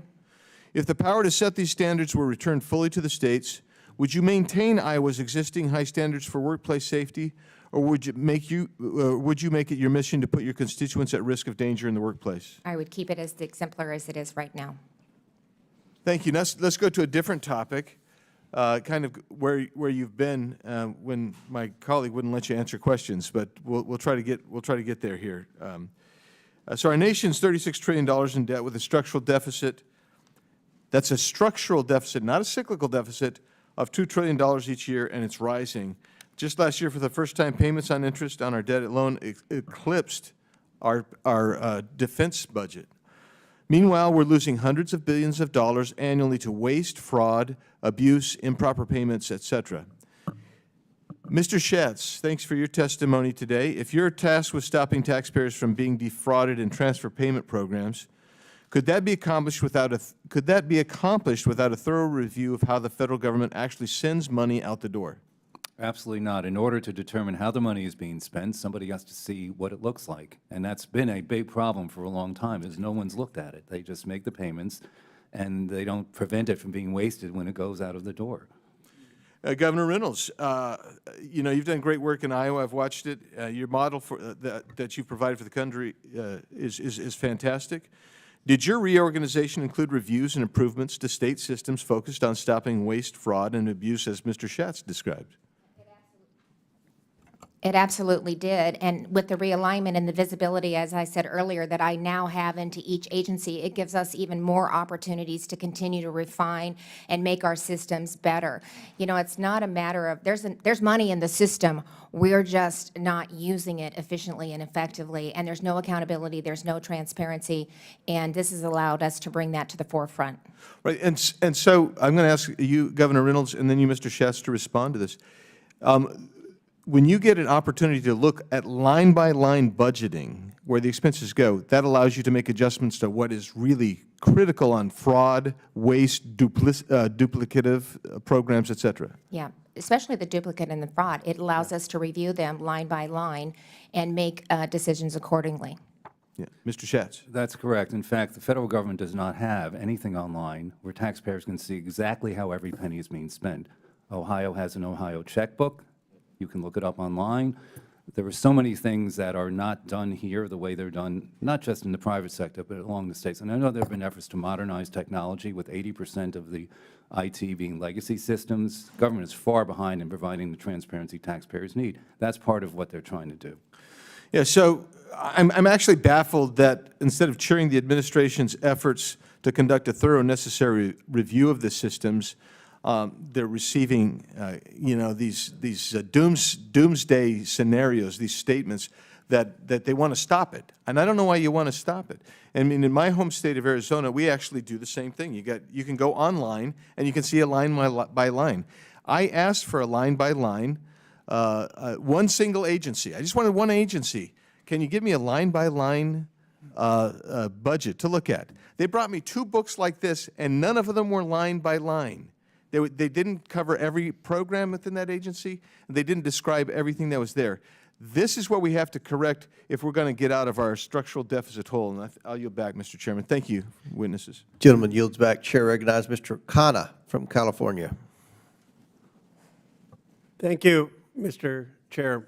Mr. Schatz, you have said that you believe that the Department of Education should not exist, that you grew up without the Department of Education, had a good education, and you believe it should go to the states and local government. Is that an accurate representation of your position? Yes. I just want to understand clearly where you stand. So that would mean that you oppose any Title I funding that helps many public schools. It's about $18 billion, 2.8 million American students are impacted.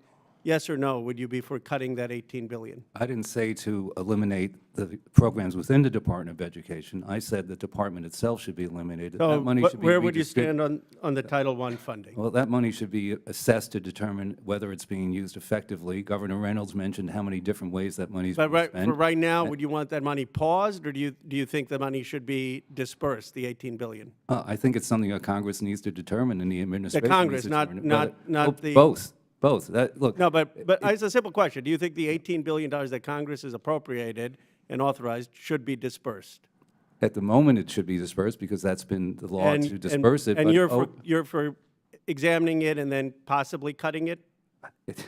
If there's a more effective way to look, the spending has gone up. Test scores have gone like this or down. Do you understand the difference between correlation and causation? What's happened is that spending has gone higher. Education is not improved. Yeah, but they're also That's the state budget, because I don't want to get into the difference between correlation and causation, but just a simple question on Title I. So you would be for examining it, but possibly cutting it, and that's your That's possible. Everything in the federal government needs to be Okay, re-examined. Pell Grants, 7,395 of the neediest low-income students annually get these grants. It has helped about 6.7 million students. Would you be for cutting Pell Grants? I think, again, it needs to be looked at and examined to determine So if it's possibly ineffective. cutting them? Anything is possible. Okay, But those, what but that's a different category. That's an entitlement. That's not discretionary. So you do believe they should be dispersed today? One of the problems with programs like Pell Grants are that they're not examined as much as they should be. Do you agree, though, that Elon Musk, I've just been going back and forth with him on Twitter. He said, don't be a dick. I said, make sure you follow the Constitution. But do you agree that he has no authority to stop payments on anything that Congress has authorized and appropriated? I think that's being tested, but I think generally that should be correct. If he were asking you, would you advise him to not stop payments that have been authorized and appropriated by Congress? Well, my statement said that Congress has appropriated money or provided money, and there should be an examination of the results of how that money is being spent. That's what I think should be done. I missed the earlier procedural vote. I just want to make clear, I think that Mr. Musk should come and testify before this committee to explain that he is not going to stop payments at all for money that Congress has authorized and appropriated. Now, the IDEA program, that's about $14.2 billion. Would you stop the funding or cut the funding for the IDEA program that helps kids with disabilities? Again, something that Congress needs to review to determine if it's achieving its mission. That's the whole point of everything that we've been Now, talking you about. realize that a lot of local and state governments complain because the IDEA program was supposed to be funded at 40%. Jared Huffman, my colleague, has a bill to do that. We only fund it at 15%. The school districts complain that they have an unfunded mandate, and you're saying maybe we should cut even more than the 15%? I didn't say cut. I said it should be examined to determine if it's being effective and whether the money should Do go you back believe to it's the being states effective? entirely. Look, I think the Department of Education has proven that it has not provided the results Let me that just, we Congress got 1 wants to minute. provide. Just, do you believe in these three things? Title I funding, Pell Grants, and IDEA. Tell me if you think they have been effective or have not been effective. IDEA grants. I am honestly not familiar with that program as much as some of the others. Okay, I mean that's. But one of that's the also biggest an programs answer for to this- but that's Pell also Grants. an answer that Pell Grants. Pell Grants have provided support, but again, everything needs to be re-examined. Title I funding. Again, the same thing. Look, we've got a $36 trillion debt. We have Well, $2 trillion Department of deficit, Education so is a that's very all small combined in percent there. of the funding. It's the Defense Department spending that is the big part. But it's concern. I appreciate you're at least telling Musk that he shouldn't stop these payments that have been authorized by Congress. I hope Elon will come in and explain that. He won't do that. But I am concerned that you would want to cut programs like the IDEA Act, possibly, that are helping kids with disabilities across America. I didn't say that, Congressman. What I that did you're say open is to that everything, look, part of the problem is everybody says this is only a small percentage of spending, and then you get a $36 trillion debt. Yeah, because the big items are defense and the tax breaks for the wealthy. Okay. Gentleman's time's expired. Chair recognizes Mr. Higgins from Louisiana. Thank you, Mr. Chairman. I have a lot to cover and not a lot of time to do it in. I'd like to enter for the record, please, a letter from the Associated Builders and Contractors of America regarding merit-based hiring, Mr. Chairman. Without objection to order. Thank you, Mr. Chairman. My brothers and sisters across the aisle, on both sides of the aisle, we have a historical trend in our nation. We have an opportunity to address legitimately from both liberal and conservative perspectives. I think it should be embraced because, generally speaking, we started losing our country about 40 years ago regarding the accelerated accumulation of debt. And this coincides, of course, with the massive growth of the federal government. And this coincides, of course, with the ongoing increasing infringement upon individual liberties, rights, and freedoms, and movement away from the sovereignty of our states regarding their ability to handle their business, reflective of the 10th Amendment, might I add, which reserves to the states all authorities not specifically enumerated to the federal government or prohibited to the states by Congress or the Constitution. So, I mean, ladies and gentlemen, President Clinton, when you have a unified government, when you have either party in majority control in the House, the Senate, and the White House, that's opportunity to really address the trajectory that we're on in our country. President Clinton wasn't going to reduce the size and scope of the federal government. President Bush wasn't going to reduce the size and scope of the federal government. President Obama wasn't going to do that. You have a unique moment in history right now. We have an obligation to address the trajectory that has been established over the last 4 decades. This is a trajectory towards doom for our country. It's unsustainable. So we have an executive branch that's pumping the brakes. And this is something that this town is very uncomfortable with, and quite frankly, it's new territory. It's a new exercise for our country in modern history. So there's going to be maybe some wild steering, shall we say, when you're applying the brakes for the first time in modern history. But I encourage my colleagues on both sides of the aisle to grasp what's going on here. We're trying to save our republic from itself. Governor Reynolds, I would like to ask you about your role, your beautiful work, reducing your own executive branch from 37 cabinet-level departments to 16. It's exactly the kind of thing we're trying to do. You saved your state a lot of money. You changed your trajectory of spending.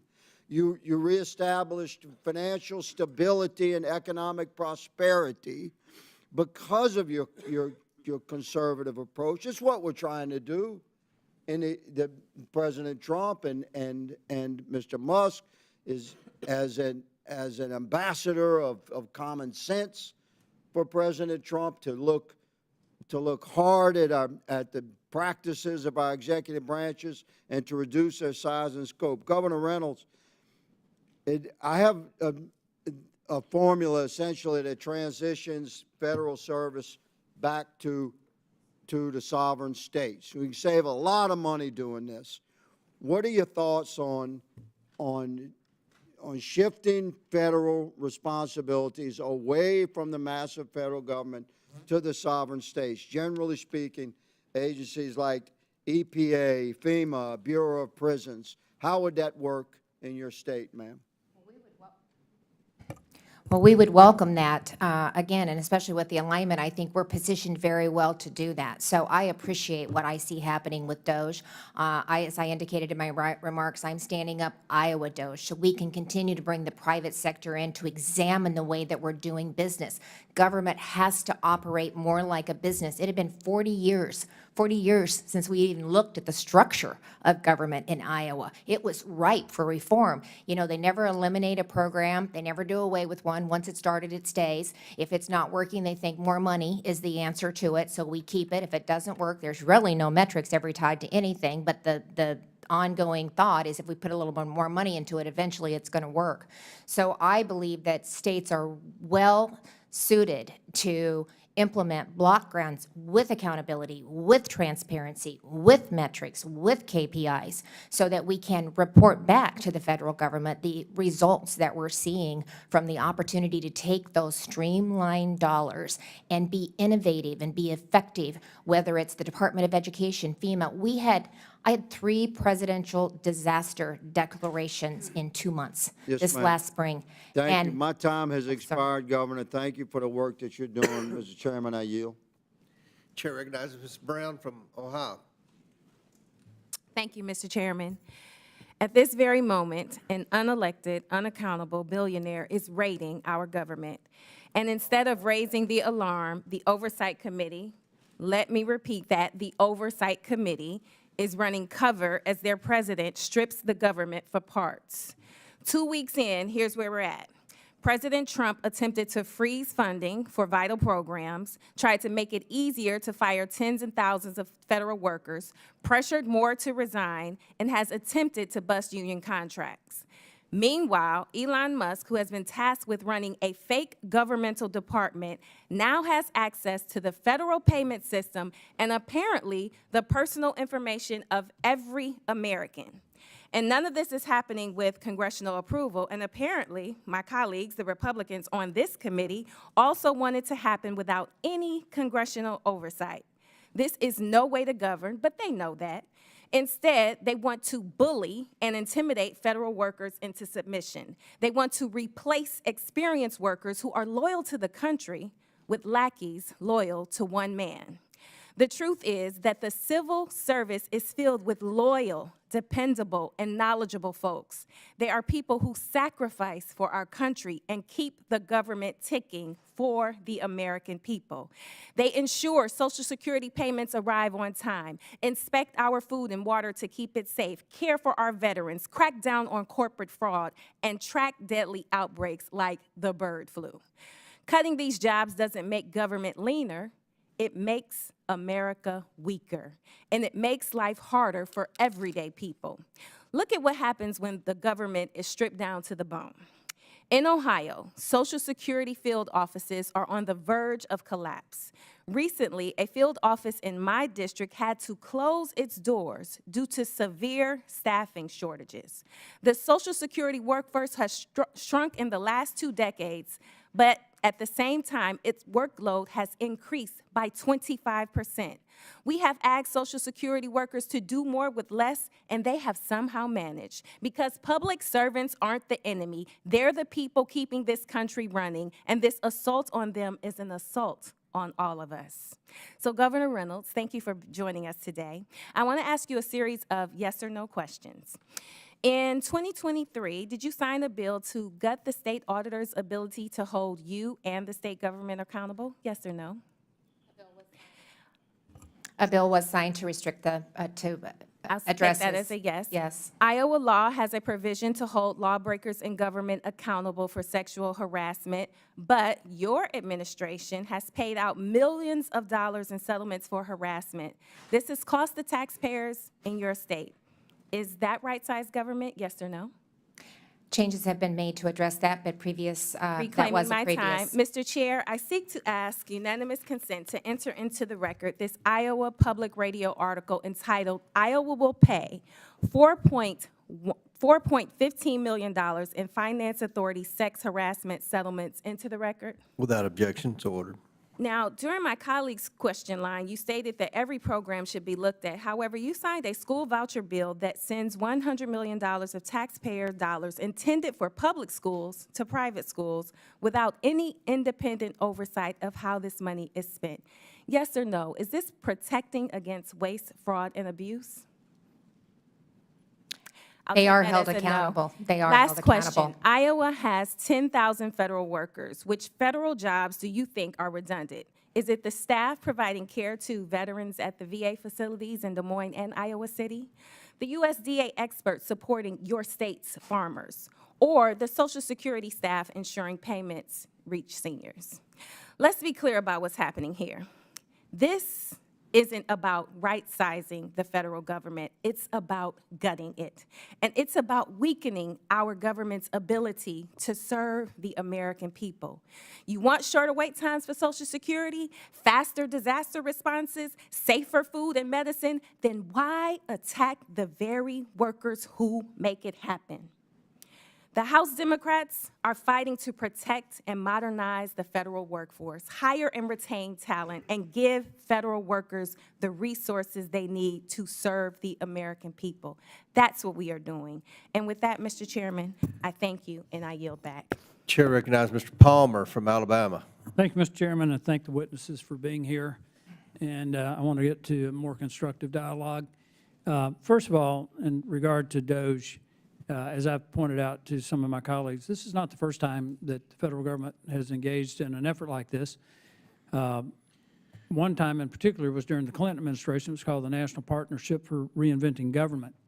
And it was led by Al Gore, I ran a think tank at the time, was invited to come to Washington to meet with some of the folks working on this. But after 7 years of this effort, they reduced the civilian employee population by over 426,000. They closed 250 federal offices. They reduced the Federal Registry by 700,000 pages and about 16,000 pages of regulations. And I understand, Governor Reynolds, that Iowa has launched a reorganization effort. Is the objective there to make government more efficient, more effective, and more responsive to the people of Iowa?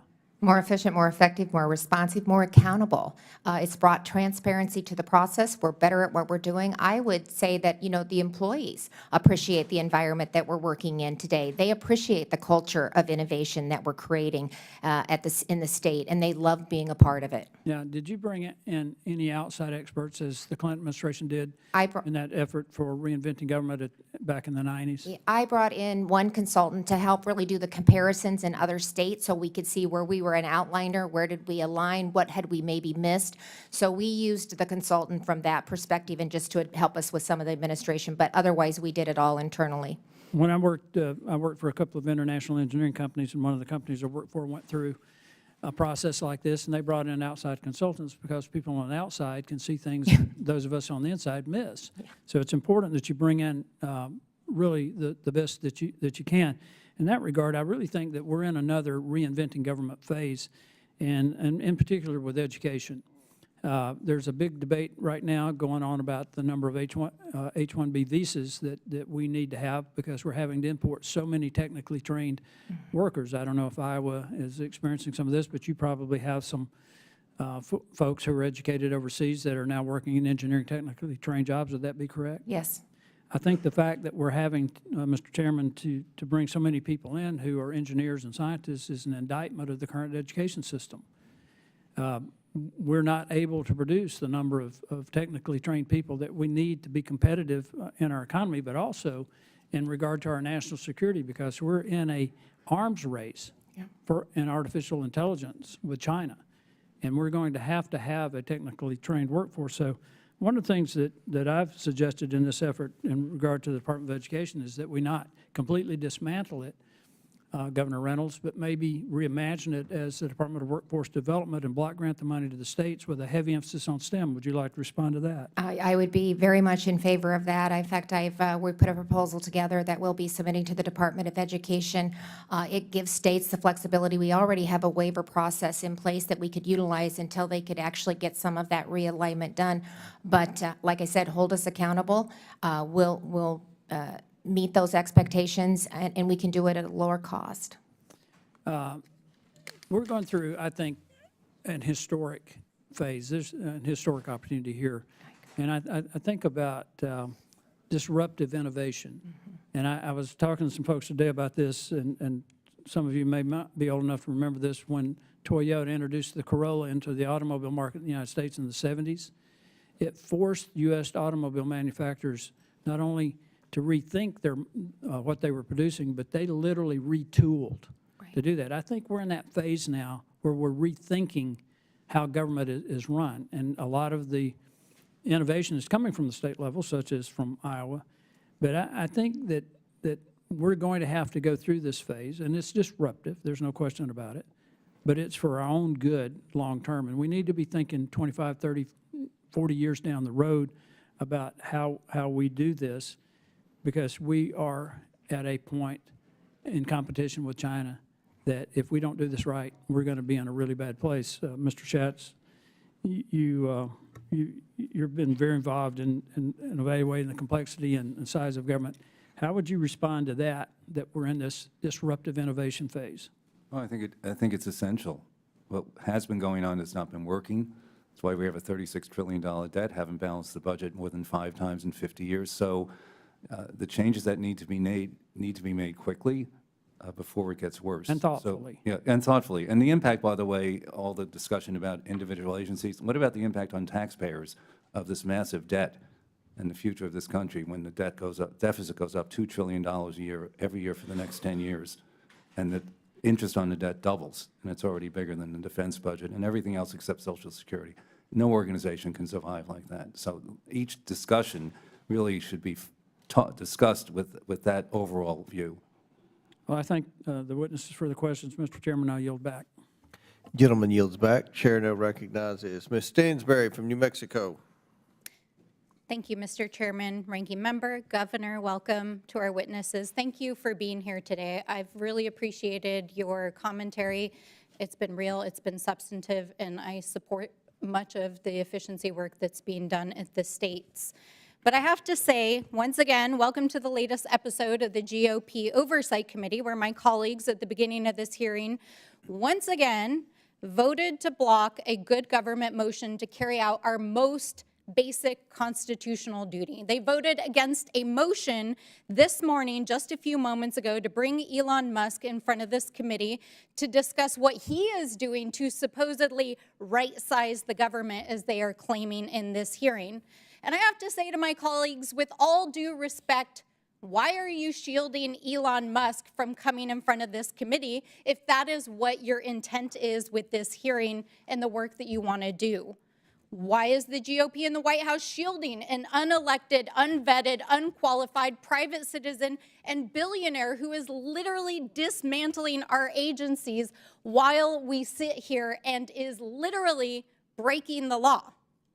Maybe it's because while we're sitting here, he and his team are working across town here in Washington, D.C., entering federal agencies and federal buildings, hacking their data systems, firing federal employees, intimidating them, trying to force them to leave, shutting down vital programs, closing the Department of Education, the CIA, the DOJ, and threatening our domestic and international security, and downloading the private and sensitive data of Americans at the Department of Treasury. So what the hell is going on? How can you sit here and defend this? They are literally breaking the law, the Constitution, appropriations law, federal labor laws, and dozens of statutory laws that Congress has passed. And meanwhile, my friends across the aisle are sitting here today saying that we're hyperventilating, that we're just clutching our pearls. Are you serious? Are you that out of touch with the American people? I mean, I guess that's what happens when you elect billionaires and put billionaires in charge of the federal government. Just let them eat cake? Is that your message to the American people? Because last week, while you were at Trump's private resort in Florida and partying it up after the inauguration, telling the media that funding freezes wouldn't hurt real Americans, well, millions of real Americans were sent into total chaos, and our states had to go to the courts to shut down your federal funding freeze. While Trump was golfing, the Medicaid systems were shut down and locked out. Hospitals and clinics were wondering if they were going to be able to keep their doors open. Food assistance and homeless programs across New Mexico were shut out of their grant programs that keep families literally fed and off the streets. Head Starts, preschools, and children's programs were wondering if they were going to be able to make payroll the next day or by the end of the week. And while Elon Musk and a group of teenage software engineers were hacking your personal data at the Treasury Department, shutting down DOJ, the CIA, USAID, and ending diversity initiatives in the military, saying that the United States military could not honor Dr. Martin Luther King, our proud military personnel and veterans who put their lives on the line every day for this country were wondering if they were going to get their paychecks and veterans benefits. So, colleagues, we are not clutching our pearls or hyperventilating. We are defending the millions of Americans who are under attack, the federal employees, the mothers, the fathers, the grandfathers, being put out on leave, advocating for the people of color, the women, the members of our LGBTQ+, and yes, our trans community, who are under fire right now, under the guise of canceling DEI programs, under the guise of so-called undoing social engineering after years of progress in this country. We are defending the proud federal service members who defend our national security, who serve our communities, and keep our economy running. Because I want to tell you something, the American people are terrified, and if you are that out of touch with your people, then you should talk to your constituents. We had a town hall 2 days ago, and 12 1,000 New Mexicans got on our call because the people are terrified in this country, and that is why we are fighting back. That is why we are trying to bring Elon Musk to this committee, and that is why we are fighting against this agenda. And with that, I yield back. Gentlelady yields. The chair recognizes the gentleman from Texas, Mr. Cloud, for 5 minutes.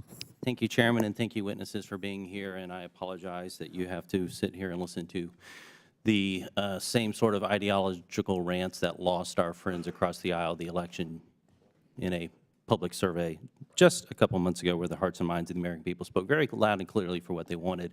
One of the things that's been puzzling about this whole conversation is the obsession on Elon Musk. When President Trump campaigned, he was very clear in what he wanted to do. And the talking is like this Doge idea was some secret thing that just popped up on the radar in the last week, when in the actuality is it's something that President Trump said he was going to do. He said Elon Musk would be involved with it, and the American people spoke loud and clearly that this is what they want. And so the only thing that's really surprising about what we've seen over the last 2 weeks is the fact that we have a president doing exactly what he said he would do. And, you know, the need to bring in and to rein in our federal agencies could not be clearer than it has been. We've always known and have known quite for some time that the federal bureaucracy has a tendency to grow.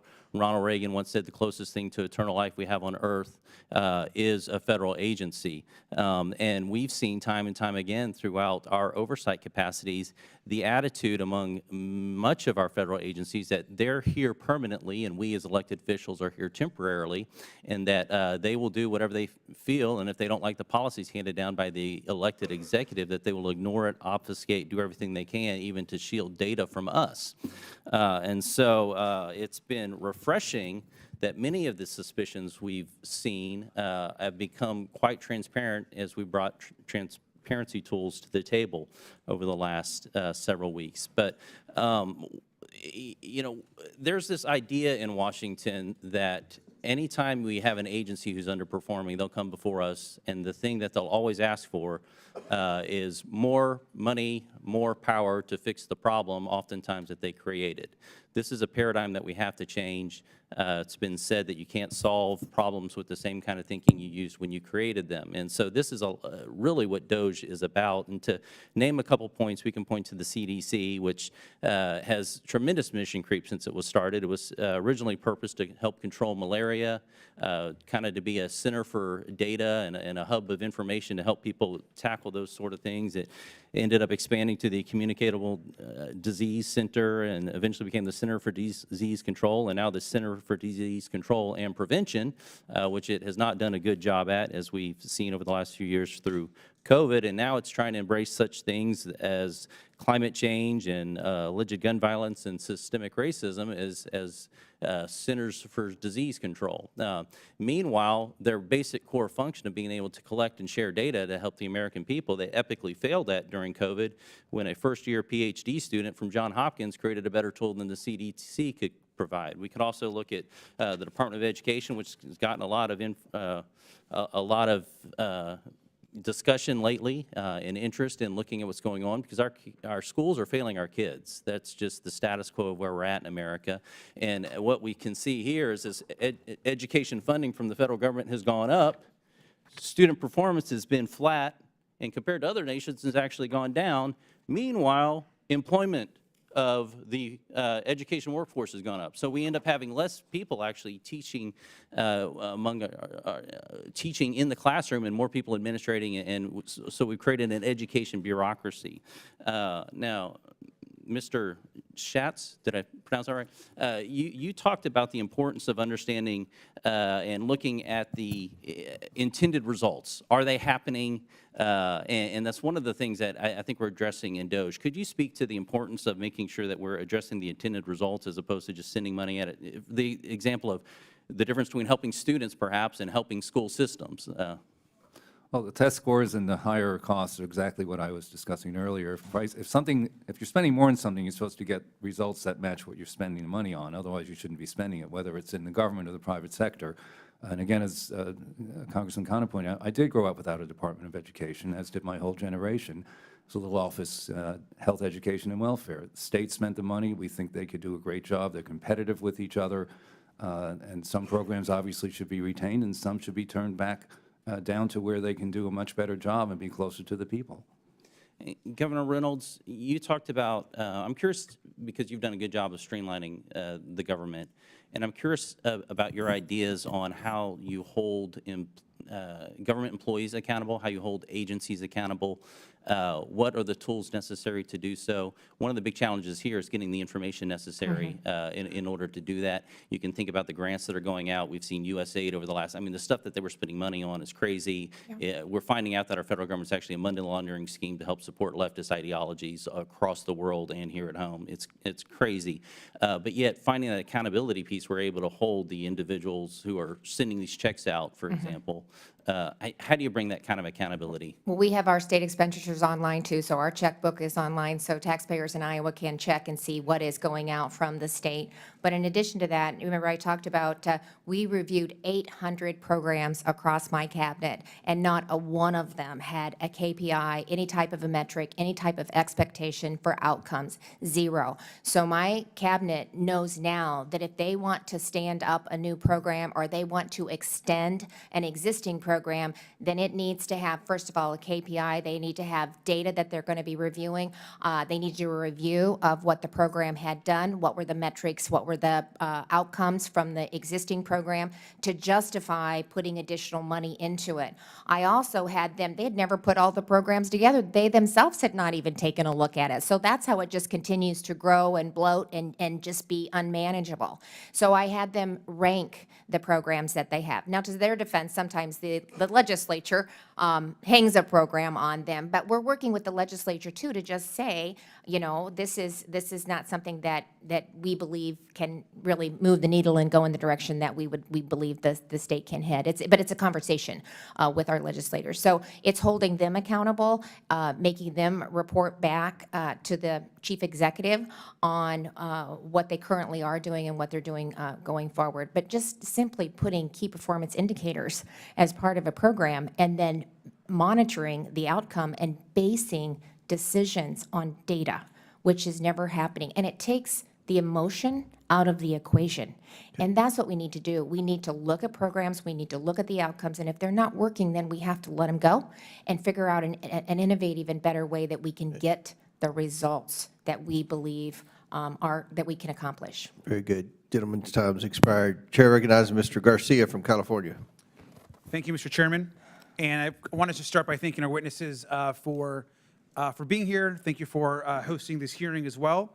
And I wanted to start by just starting with Dr. Resch. It's a very simple question. You can see here an article from the Washington Post.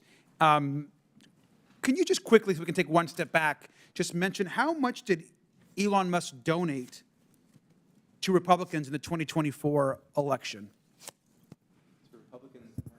To Republicans in the last election. To Republicans overall, I do not know. Well over $250 million to the Trump campaign. Right, almost $300 million. And in fact, Mr. Musk was the single largest donor in the last cycle. I'm not sure if you knew that or not in this last election. And here's actually the article in the headline from the Washington Post. Elon Musk puts $277 million into the election. He's $200 billion richer this year. $200 billion richer this year. Now, we also know that just in the month after the election, Elon Musk's wealth increased by $170 billion. It should also not be a surprise to anyone that Elon Musk himself holds $20 billion in contracts with the federal government. Now, the truth is that DOGE isn't really about efficiency or reform. What Donald Trump and Elon Musk are actually engineering is the single largest wealth transfer in history. And to pay for the enormous tax cut that's about to come to this Congress in the months ahead, they need to slash spending by trillions of dollars. In fact, Elon Musk himself has said that he wants to slash $2 trillion, $1 trillion from the actual budget. Now, in Trump's first term, we know that he already had a huge tax cut for the richest Americans and corporations. Now he wants to slash it by 1/3 more. But here's the truth. In order to actually get more funds for their tax cut program, they need to slash trillions. And where are they going to do that? Well, they've started.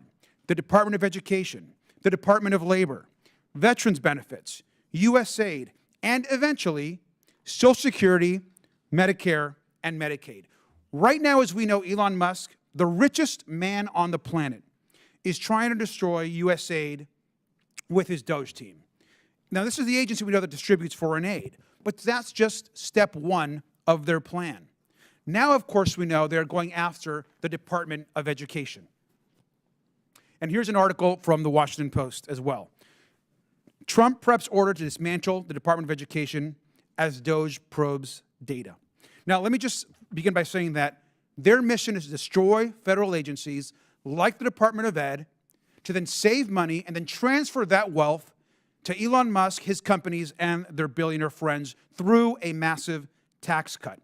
Eliminating the Department of Ed would be catastrophic for children all over this country. I'm a longtime educator. I spent 10 years in the classroom teaching and as an administrator. The funding provided by the Department of Ed is critical to children with disabilities, student loans for colleges, and ensuring that students are protected across this country.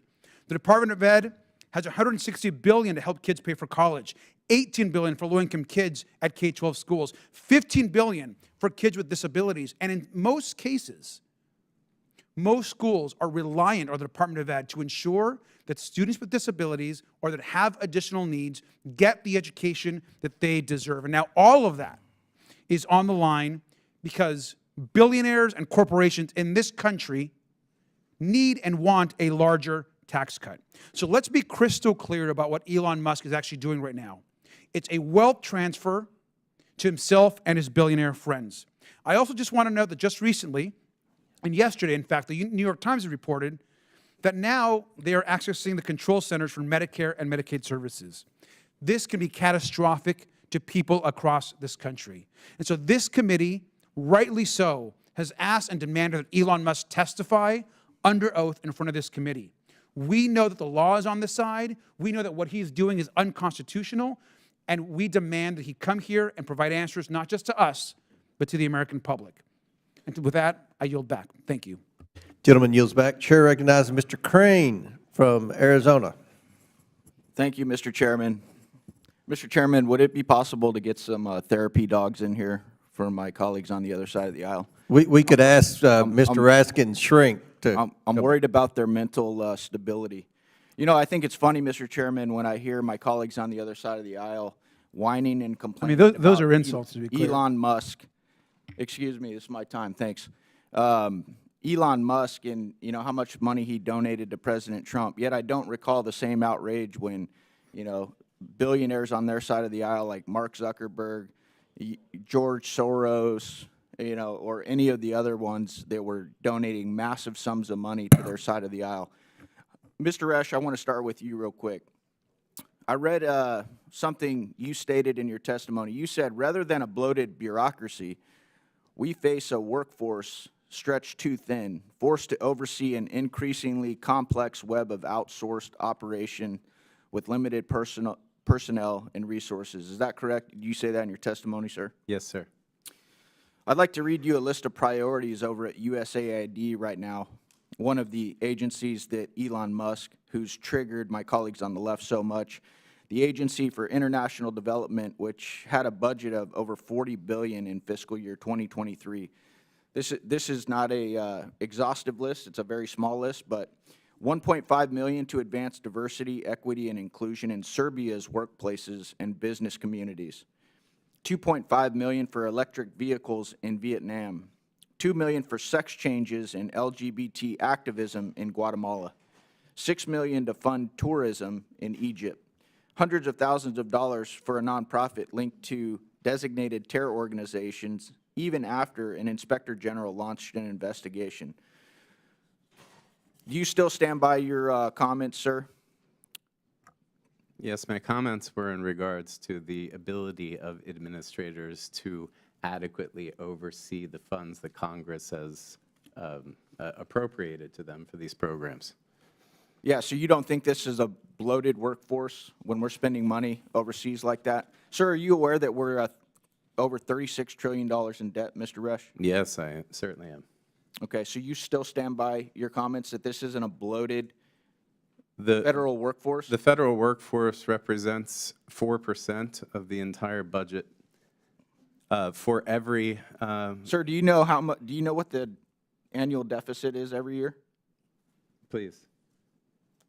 It's over $2 trillion. I understand that. Okay, so you still stand by your comments that it's not a bloated workforce? $2 trillion is not reflective of the workforce that is the federal employee. Oh, it's not? We're not spending money on the workforce? Your entire budget, 4%. If you cut the entire workforce, 4% would be reflected. Do you know why often we use private companies and contractors in the federal government, sir? Because you can actually fire them. It's a lot easier to fire them if they're not performing. Sir, have you ever ran a large organization or a small business? No, I have not.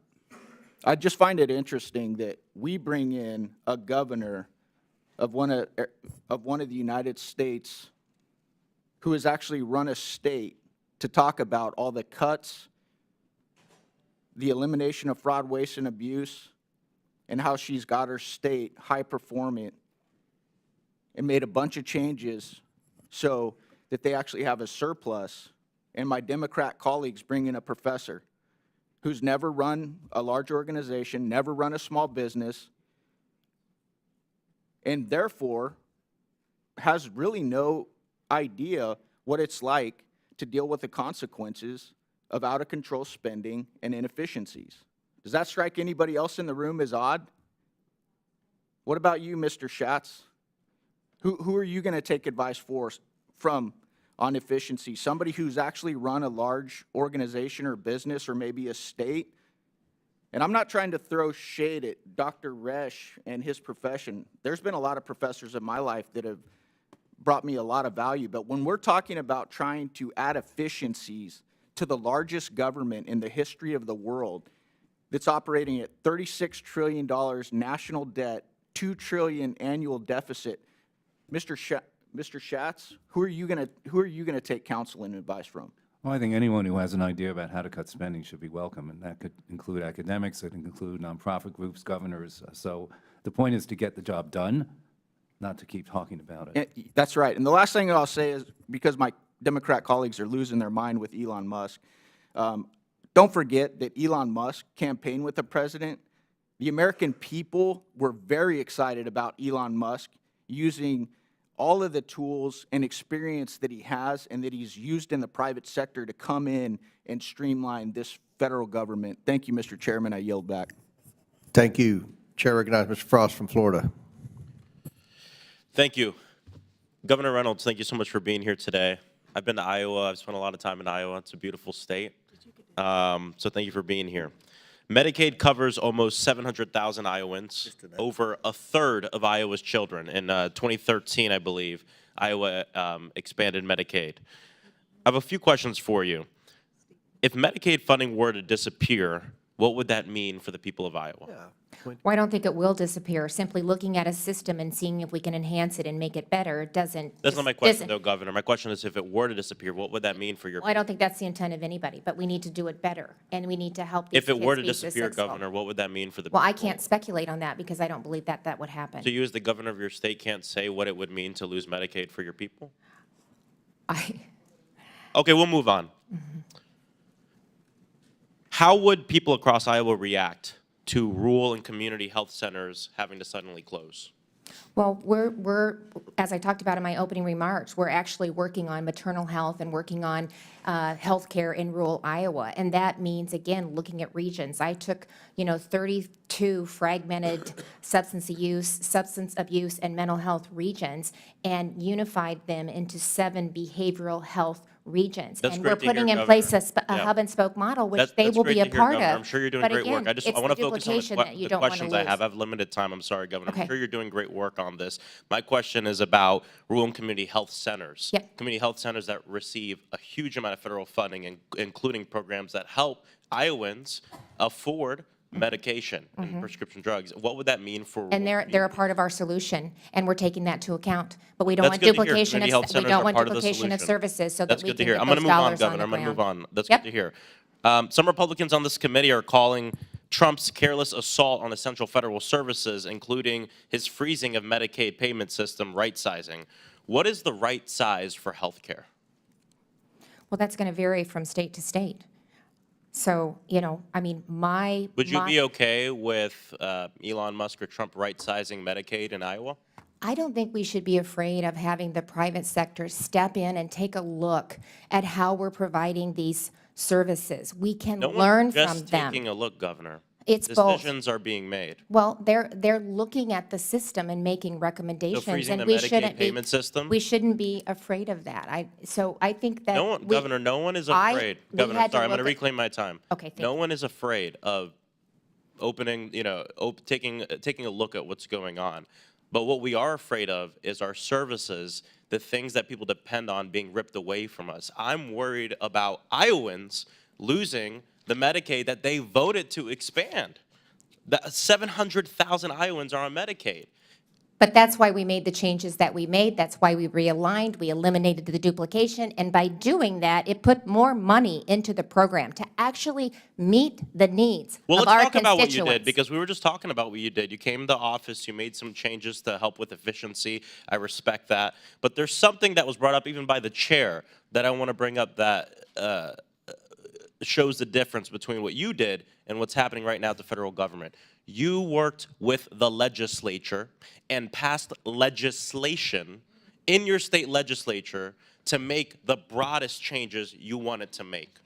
And that is not what's going on right now when we talk about DOGE and everything else. You even mentioned at the beginning of this hearing, you were so proud to say that you did this all without massive layoffs, without forcing a large percentage of your workforce to leave because you saw them as valuable. I respect that, Governor. I respect you for that. That's not what's going on here at the federal level. But let's move on to FEMA really quickly. Trump has said that he wants FEMA to go away. He would like to see the states take care of the disasters on their own. I come from Florida. We work very closely with FEMA. Do you think most Iowans would agree with President Trump that FEMA should suddenly stop existing? I don't think he's eliminating, and I think that what I had understood was he was thinking that maybe it should go back to the states, which that's something I think we should take a look at. Sorry, Governor, a reclaim. The president was very clear in this. He believes that the agency, FEMA, should be completely eliminated. Do you agree with that, or do you not agree with that? I mean, it's okay to disagree sometimes with, Well, I'm not afraid to disagree. I'm just So thinking, do you disagree that with FEMA, with his assessment of FEMA? It's bureaucratic. It's a nightmare to work with. They can only do one thing at a time. I have impacted individuals. There are huge. But do you agree with him that we should we could eliminate have a whole it? nother hearing. Governor, on sorry, that. I'm going to reclaim my time. Do you agree with him that we should eliminate FEMA? Yes or no? I think we need to take a look at it and how those Take a look at services it. are delivered. But you don't think we should eliminate it? I think we should take a look at it and see how those services are delivered. Okay, but it sounds like you don't think we should we shouldn't get rid of it, which I agree with. In the past 10 years, your state has been granted FEMA support 10 times. President Trump in 2018 denied you a claim after flooding and horrible weather patterns that happened in Iowa. You said you were extremely disappointed and that the people of Iowa needed FEMA's help. That was your quote. And so, thank you. I'm glad you're here to talk about the things you did in Iowa. I hope President Trump can look at the way you did things and working with your legislature the way it's supposed to work to make the changes instead of letting a wealthy billionaire donor go in and make the changes himself. I yield back. Chair recognizes Chairwoman Green from the state of Georgia. Thank you, Mr. Chairman. My Democrat colleagues are reacting with manufactured outrage over Elon Musk and the DOGE team going in and cleaning up the federal government. They're saying the American people did not vote for this, but I would like to correct that record. On July 13th, when President Trump was shot in Butler, Pennsylvania, Elon Musk got behind President Trump and he endorsed him. And then on August 19th of 2024, this is before the election, Elon Musk posted on his own account, "I am willing to serve," and that right there says Doge. This was not something that was created after the election. It is no surprise to the American people. As a matter of fact, the Department of Government Efficiency was a key part of President Trump's campaign, and President Trump campaigned over and over again on Doge and Elon Musk helping him. As a matter of fact, right here on Rolling Stones, which is very far left, by the way, Trump says he would give Elon Musk a top role in his administration. Again, this was on August 20th, 2024, well before the election. This was no surprise to the American people. The American people love Doge so much. They love the concept of saving the federal government, saving Americans, and putting America first, cutting the waste and the spending, cutting down the size of the federal government. They love it so much, they voted for President Trump and elected him with an overwhelming victory. He won the popular vote, 312 electoral college votes. It's the Democrats that are the ones that are still lost on their message, and their message is a failure, and the American people spoke out about it. As the national debt approaches $36.5 trillion, our children and our grandchildren's futures are being sacrificed at the altar of wasteful government spending and corruption. With my new subcommittee on Doge this Congress, we are going to dig deep on the wasteful spending and corrupt bureaucracies that have plagued our nation for far too long. We will make recommendations to address these problems, and we will make sure the American people know exactly what is being done with their hard-earned tax dollars. After all, this is what they voted for. Governor Reynolds. In Iowa, the state legislature passed a bill in 2023 that lowered the number of cabinet-level departments from 37 down to just 16. So I'd like to ask you, did this make the Iowa government more efficient or less efficient? More efficient. I'm not surprised. Is the Iowa government still able to provide all the services your constituents require of you? We're actually doing a better job of it and putting more money into the programs or returning it back to the taxpayers. Amazing. It sounds like Doge has already worked in Iowa. Has your state lost money or saved money since reorganizing its government? $217 million, surpassing our 4-year projection in the first 18 months, and that's conservative. We're going to continue to see savings, and that's how I'm going to continue to reduce the tax burden on our taxpayers. That is incredible. That's what all of America wants. So how do you think the federal government can translate what Iowa has done to the national level? You've already achieved it in your state. How can we replicate that? You're doing it by bringing the private sector in, having them take a look at the inefficiencies in government, look at the systems, look at the duplication, look at the unaccountability. There's no transparency. There's no metrics. There's no data that they can point to.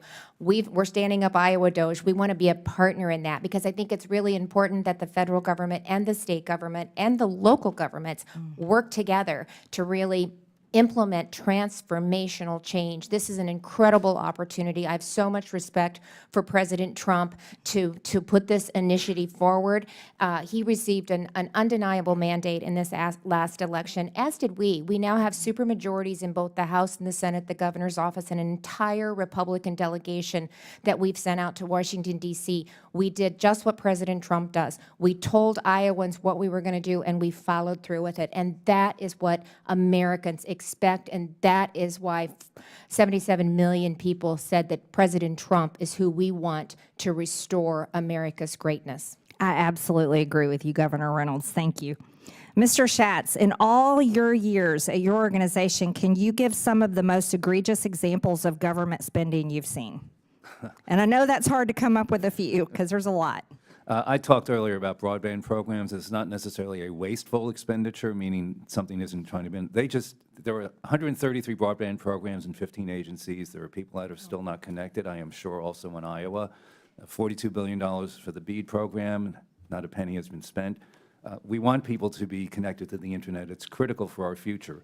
But unless those programs are consolidated and someone figures out which ones are working best, we're not going to achieve that objective. It seems simple, but again, the problem here has been, as it usually is, something isn't working, spend more money, create another program, don't take the time to look at how it's working, and that's what DOJ and your subcommittee is going to do. And we're happy to help any way we can, by the way. Thank you, Mr. Schatz. And you're right. Under the Biden administration, they actually canceled contracts with Starlink, which are far less expensive, and then never built out the infrastructure for broadband. True failure for the American people. Giant waste of money. Thank you, Mr. Chairman. I yield back. Gentlelady yields back. Chair recognizes Ms. Lee from Pennsylvania. Thank you, Mr. Chair. I am afraid that we are witnessing the biggest con in real time. Our federal government is being fleeced by a handful of billionaires at the expense of everyday people. They're what we call unelected billionaire oligarchs, and they are not trying to right-size the government. They're not trying to make things more efficient or improve services.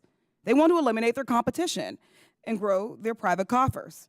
The collective net worth of the president's cabinet is over $460 billion. That is unprecedented in our country's history, even counting the days of the robber barons, or when the only folks who could serve in government were landowning wealthy white men. This isn't just government by the top 1%. It is government by the top 0.0001%. And these aren't just disinterested outsiders who are benevolent volunteers coming in to help us situate our government, right? These are people who have conflict of interests. They have financial stakes. They are even tied to litigation against the very agencies that they have been tasked to lead. Musk alone has nearly 100 government contracts across 17 federal agencies that total $3 billion. By all accounts, Musk is now running rampant through our federal agencies, accountable to no one, and doing what he pleases with federal systems and data with no transparency and no oversight.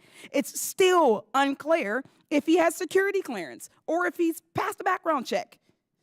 He certainly hasn't filed any financial disclosures. This is absolutely outrageous, and Americans are rightfully mad.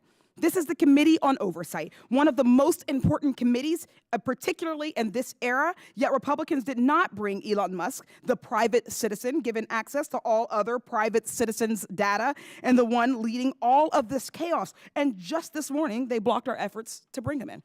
Musk has a bunch of 20-something-year-old child cronies accessing highly sensitive information and technology at the Office of Personnel Management, the General Services Administration, and the Department of Treasury. They also have not been invited to testify before us today.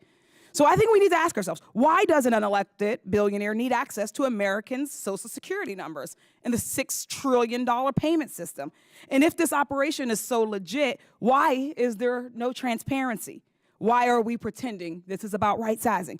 The only logical answer is greed and corruption. Dr. Resch, do you agree that there is a corruption risk with this level of unaccountable access, and that Musk could use this data to gain an advantage over his competitors? Whenever there is no security clearance, there is a corruption risk. Whenever there is entanglements in terms of being a contractor or a contracted entity and a regulated entity, but with access to data or unfettered access to protected government data, there is a risk of corruption. Thank you so much. Beyond Musk and the rest of the cabinet appointees, just look at the powerful tech CEOs who had front row seats to Trump's inauguration and also have financial stakes with the very agencies that Trump is now looking to fundamentally overhaul. Nearly every executive action taken so far has been designed to make corruption easier. In the first week alone, Trump fired 17 inspectors general across 18 agencies. These are nonpartisan watchdogs, and this includes the one from the Treasury Department, who could have served as a guardrail against Musk's efforts. The hiring freeze, stopping federal spending, and trying to strong-arm federal workers to leave their jobs are all actions designed to make our government fail and move things over to the private sector, further fattening the bank accounts of these billionaires, these unelected billionaires. They'll consistently tell you that private is better, but meanwhile, the poverty gap keeps growing, and they keep laying off people. While Americans' wages remain low, their multi-million-dollar bonuses keep getting bigger. Republicans are pushing these cost cuts so they can pay for their tax cuts. Working class Americans will not be benefiting from those tax cuts. But Musk, these tech billionaires, and Trump's wealthy cabinet officials, they certainly will. Meanwhile, working class Americans will be paying the price in jobs, in lack of regulations, and in the loss of government services like Medicare and Social Security. Instead of a federal government designed to serve all the people, Trump is doing everything he can to turn the government into a tool to serve just one group, the rich oligarchs he calls his friends. Thank you for your time. I thank you. Thanks to the panel, and I yield back. Gentlelady yields back. Chair recognizes Mr. Timmons from South Carolina. Thank you, Mr. Chairman. And I want to thank the witnesses for being here today. I do my best to work across the aisle whenever possible. And I think that that is how this place is supposed to work. I try to earn the respect and the trust of all of my colleagues. Nobody's me. I am sickened by the way that the left is categorizing and lying about what Elon Musk is doing in the federal government. I'm going to say what's true, and then I'm going to debunk their ridiculous lies. Number one, President Trump hired Elon Musk. He's a federal employee. He does not make enough to trigger financial disclosures. Those are the rules. If you don't like them, file a bill to change them. He has hired people to seek out waste, fraud, and abuse throughout all government agencies. He leads a team within the administration that has smaller teams across all of government. Their job is to bring sanity to this process. They don't have to be Senate confirmed because they don't make enough money and they're not in positions of control. They are in advisory positions. Their objective is to give a menu of options to the President, to the Secretary of Treasury, to the Secretary of Defense, to all the different agency heads who are Senate confirmed, of ways to conserve taxpayer dollars. That's what this election was about. We got $36 trillion in debt. We run a $2 trillion annual deficit. This is unsustainable, and the American people have spoken. So what is he and what are his teams doing? They're creating systems to track sources and uses. We haven't done that. When a government agency goes to the Treasury and says, we want this money, there's no system through which they actually can say, all right, Congress appropriated, authorized it, and what are you going to use it for, and then track all that. So what are they doing? They're creating systems to make sure that the money is going where it's supposed to go. And guess what? The Democrats are losing their mind. He's also creating systems to ensure accountability. All of this is going to be public. All of this is going to be public. And he's proven that he can turn around businesses that are failing, and he has offered his time to try to save this country. So I guess first, just ridiculous lies that are being told. Elon Musk does not have access to Americans' personally identifiable information at Treasury. He just doesn't. You have career bureaucrats that are mad that they're losing their jobs because they're no longer useful in the future of this government because they've gotten us in this situation. I had dinner with Treasury Secretary Bessent, and he assured us that all that the DOJ employees at Treasury were doing was checking sources and uses to make sure that money authorized and appropriated by Congress is being spent on what it's supposed to be spent on. The fact that we haven't done that yet in 2025 is insane. So while people call my office and say, oh, Elon Musk has my records, that's a lie. It's a lie from the flailing bureaucracy that is no longer useful because technology can solve all these problems. Will the gentleman yield for a clarifying question? Sure, go ahead. Can you help us understand, based on what you're explaining here, then why nearly 2 million federal workers received an email from OPM with Elon Musk's letterhead, A Fork in the Road? You know, okay, so I'm sorry. I'm debunking the fact that people are calling my office saying that he has access to, that he has access to their tax records, which he does not. The Treasury Secretary said that you do not know better than the Treasury Secretary, and angry bureaucrats don't know better than the Treasury Secretary. That's our system of government. We won the election. Elon Musk is the politically appointed and Senate-confirmed Treasury Secretary says you're wrong. So until you get actual data. Elon Musk is bragging about it on his Twitter, y'all. Go on his Twitter. Twitter. I have an article here in Politico. Elon Musk's Twitter, you guys. I'm reclaiming my time. Thank you. This is an article in Politico that was written after the dinner that we had Monday night with the Treasury Secretary, where he confirmed to the House Financial Services Committee that Elon Musk does not have access to American taxpayers' personal data. So I'm going to say it one more time. Everybody that's calling my office, everybody's flipping out the media that's lying about this. The DOJ employees do not have access to American citizens' personally identifiable information. Their only goal is to track sources and uses and make sure that the money that we're spending is going where it says it's supposed to go.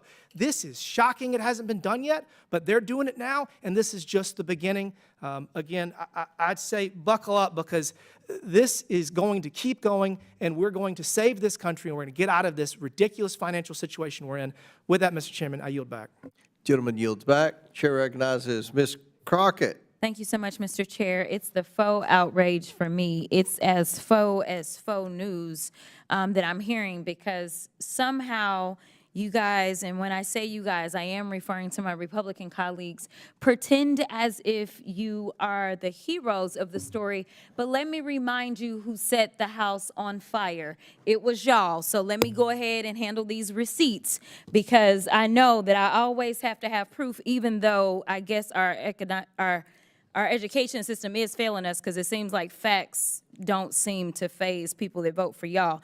But I'm going to do it anyway. So when we talk about debt, I'd ask for unanimous consent to enter into a record this article that says Donald Trump built a national debt so big, even before the pandemic, that it'll weigh down the economy for years. Without objection, so ordered. Thank you so much. In fact, it talked about the fact that he ran up our debt almost $8 trillion.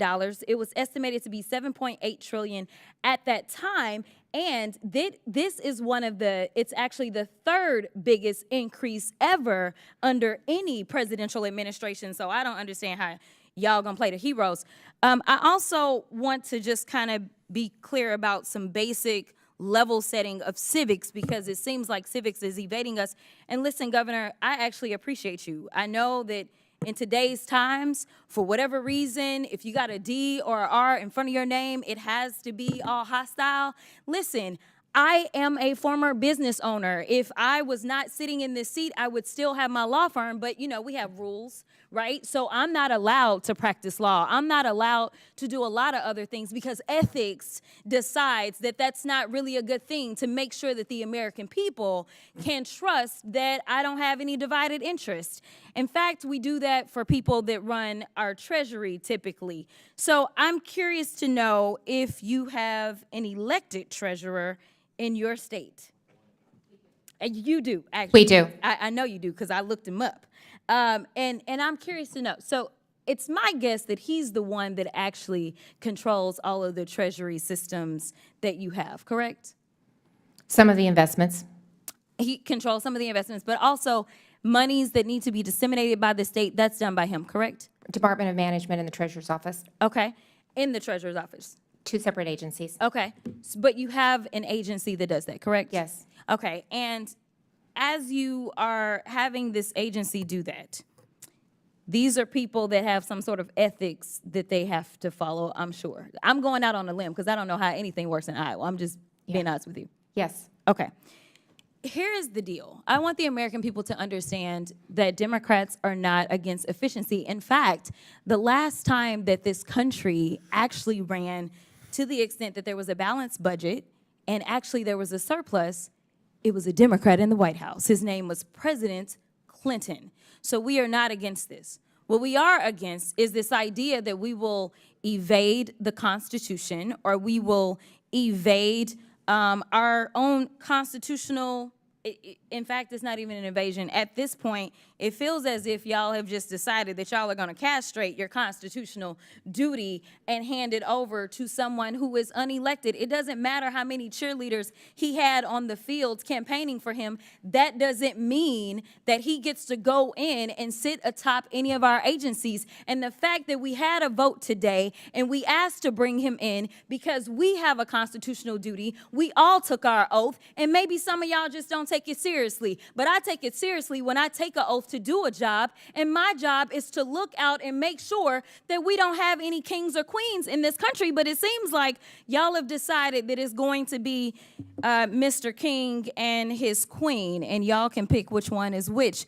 But either way, I want to also talk about, Governor, I'm curious to know if you know the answers to these questions. Which party controls the White House? Republican. Which party controls the Senate? Republican. Which party controls the House? Republican. Is that about what the makeup is in Iowa? Yes. And that has allowed you to be able to get your agenda across, correct? Yes. And you haven't had to bring in somebody to basically usurp any types of norms because you worked through the process, correct? Well, I did executive orders, Yes or no? 2080 Yes or agreements, no? and then Yes- went yes to the or no? Because legislature we've as only well. got It wasn't all I'm of the gonna above. reclaim my time because All I of only the got so above. much time left. All of the I above. also want to point out that you specifically talked about that you recently had 3 national declarations for disasters, and I want to enter into the record a unanimous consent. Trump moves to abolish FEMA, shift disaster response to states. Without objection. And my so ordered. final unanimous consent I'd ask says that Mike Johnson's budget plan is at risk of collapse, even though we know that y'all control all 3 levers of government. So if this is what y'all want to do, then go ahead and clean it up and fix it and just go through the process. And honestly, there's nothing that we will be able to say about it. Order. And with that, I will yield. Okay. Without, all right. Thank you. Gentlelady's time's expired. Chair recognizes Ms. Boebert from Colorado. Thank you, Mr. Chairman. The outrage here has been absolutely unhinged. As we've seen in the media, we're seeing Politico, who's laying folks off, and as they're being defunded of American tax dollars, they can no longer sustain themselves. And so the outrage is just going to continue from those who are no longer going to be able to support their businesses from American taxpayers, and we simply want accountability. We want oversight. This is the Oversight Committee, and unfortunately, Congress has done a crap job of oversight and accountability over quite some time, I would say decades, and that is why we have this new commission that is created, and Americans are grateful for it. President Trump campaigned on having this DOJ commission to have oversight and accountability, and it is our responsibility to codify what happens. I am pleased with the expedited efforts that have taken place to really get this out in the open and expose to the American people what their money is actually being sent to. And let's just be honest with the American people. Unelected bureaucrats have been funneling their hard-earned taxpayer dollars to ridiculous and even malicious causes.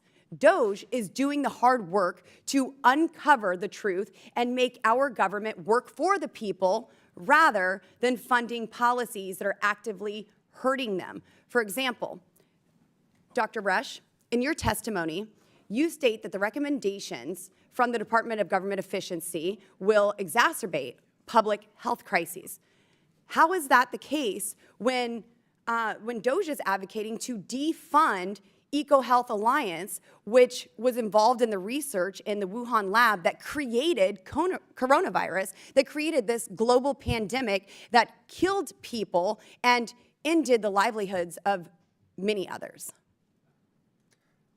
My statement was in reference to across-the-board firings without specific I think government employees have been given the option. They can have an. And those that will be given the option will be more competitive on a private market basis than those that stay. So then you'll be losing your best public employees. As were our best public employees at the Wuhan lab of virology? Were those our best employees? Was that where our funding was going, to the best and the brightest who started a global when pandemic? you make a 20% across the cut without any I think there's been a lot of discrimination inefficiencies, and I'm excited to see where this goes and the exposure of that. And Dr. Resch, the last administration weaponized NGOs to aid and abet illegal aliens across and within the interior of the United States. We saw millions of taxpayer dollars being funneled to NGOs that were spent on plane and bus tickets, hotel rooms, and even to coach illegal aliens on how to illegally stay in the country. Heck, we have a congresswoman who is currently coaching illegal aliens on how to stay in the country, what terms to use, even if they are untruthful. Now, Dr. Resch, how does transporting millions of unvetted illegal aliens into our country make America safer? And how does stopping the funding of those NGOs harm America? That is tangential and irrelevant to myself. Oh, it is not irrelevant. Let's go through the list of relevancy, shall we? When we have open borders allowing millions of illegal aliens coming into our country unvetted, then the relevancy is in terms of Laken Riley, Jocelyn Nungary, Rachel Morin, Ruby Garcia, Elizabeth Medina, and I could go on and on and on and on with the American citizens who were killed at the hands of illegal aliens. So I think it's pretty relevant to say we need to look into these NGOs and what they are doing with these unvetted illegal aliens coming into our country and remaining into our country. Would you agree? Does that bring some relevancy to the topic, sir? Not to workforce cuts across the American public service. Well, but we're also talking about the funding that is going out. We are cutting spending at an executive level, and I hope that we codify all of that here within these chambers to ensure that it doesn't go out again. Now, in your testimony, you also mentioned that DOGE proposals reflect an agenda to dismantle professional government. According to you, this is fundamentally at odds with the principles of democratic governance. In November, President Trump won by a decisive mandate promising to maximize governmental efficiency and productivity. And how are actions, these actions fulfilling the president's campaign promises fundamentally at odds with the principles of democratic governance? And while my time is running out, I want you to answer that, sir. But we hear about unelected folks. Democrats didn't even get a chance to vote for their own presidential candidate in their primary. So don't talk to me about unelected people actually being involved in the decisions in this country. But I would like to hear how that's at odds, sir. I have no response to that. Well, that's kind of Chairman, the gentlelady. I yield. Thank you. Chair now recognize Mr. Kassar. We're going to recognize Mr. Kassar, then Mr. Jordan, and then at the request of the witnesses, we're going to take a brief bathroom break. So Chair recognizes Mr. Kassar for 5 minutes, and then after him, it'll be Jordan, and then a brief 10-minute break. Chairman, I don't know why Republican members even show up to this committee or to Congress when it's clear who's really in charge of the federal government right now, and that's Elon Musk. And at the beginning of this hearing, when we asked our Republican colleagues if we could bring Mr. Musk to this committee, Republicans ran cover for him. They want him hiding in the White House tweeting, and they voted unanimously that they didn't want to hear from Elon Musk. Supposedly, this committee is supposed to be about rooting out waste, fraud, and abuse. And I agree. So let's talk about waste, fraud, and abuse. The biggest fraud in U.S. government right now is Elon Musk pretending to care about efficiency when what he cares about is taking your taxpayer dollars, taking your Medicare, taking your Medicaid, taking your Social Security, and enriching himself and his billionaire buddies with it. The biggest abuse in the U.S. government right now is Elon Musk getting $154 billion richer since the election just a few months ago, while consolidating unprecedented power over your money and your government. Mr. Musk invested $227 million in Trump's election and is making billions off of it. That's waste. That's fraud. That's abuse. And speaking of waste, another waste is my House Republican colleagues showing up because they waste their time. They won't speak out about any of these abuses against working people and taxpayers. This is the Oversight Committee, and there are 17 independent inspectors general. They are watchdogs. They are the oversight arm of the federal government. And Trump and Musk illegally fired 17 of them, including a watchdog that was investigating one of Musk's companies. And what I've heard from House Republicans is either silence or defending that kind of behavior. You guys know that it's embarrassing and it's wrong, and that's why you voted to not have Musk here before us. Elon Musk is not doing anything to make government more efficient for working people. He's using his position to more efficiently raid your taxpayer dollars to enrich himself and his friends. I'm told that this hearing is about right-sizing government. So I propose that we start right-sizing our federal government by firing the most dangerous man in it, and that's Elon Musk. To protect our taxpayers, we should fire Elon Musk. To keep American Social Security numbers private, fire Elon Musk. To protect Medicare and Medicaid, fire Elon Musk. To save schools and our jobs, fire Elon Musk. And to protect the idea that American people have a government for the people and by the people, and not for the ultra-rich and by the ultra-rich, we must fire Elon Musk. Attacking working families is nothing new for him. Mr. Musk's biggest factory sits in my district. And the first thing I did after I was elected to Congress was to call for an OSHA investigation into the injuries and deaths of workers building that very factory. Those were investigations to be launched by the Department of Labor, where later today we're hearing that Musk's minions are going to go and maybe start shutting down parts of that key agency that is built to oversee big corporations and defend the interests of workers. Musk's companies, like Tesla, have been sued and found liable for many labor violations. Screwing over working people is just part of the game for him. He has been found liable for improperly giving not safety training to construction workers and withholding wages.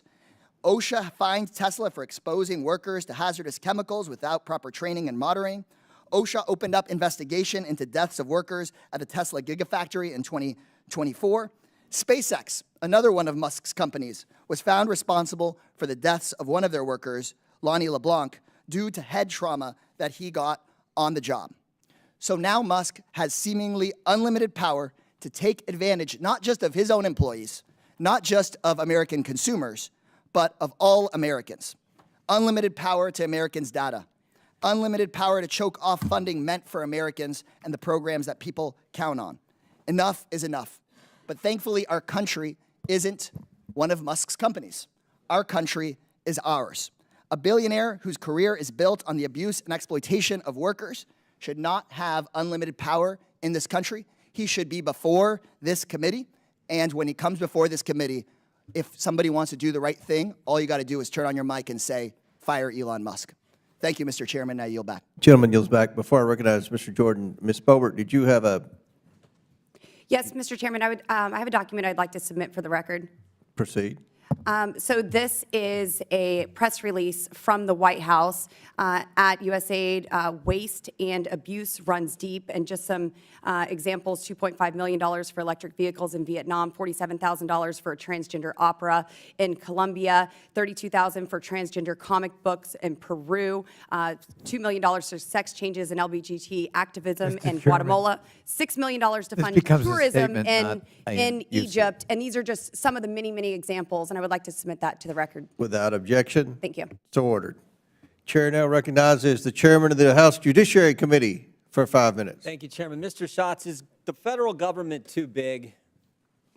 Yes, the expenditures certainly are, which makes the entity itself too $7 big. trillion in annual spending, 400 agencies and sub-agencies, 1,000 boards and commissions. I think anyone, maybe even the people on the other side of the aisle, I think anyone would say, almost everyone would say, that's too big. And when you have big government, does big government have a tendency to spend taxpayer money on stupid things?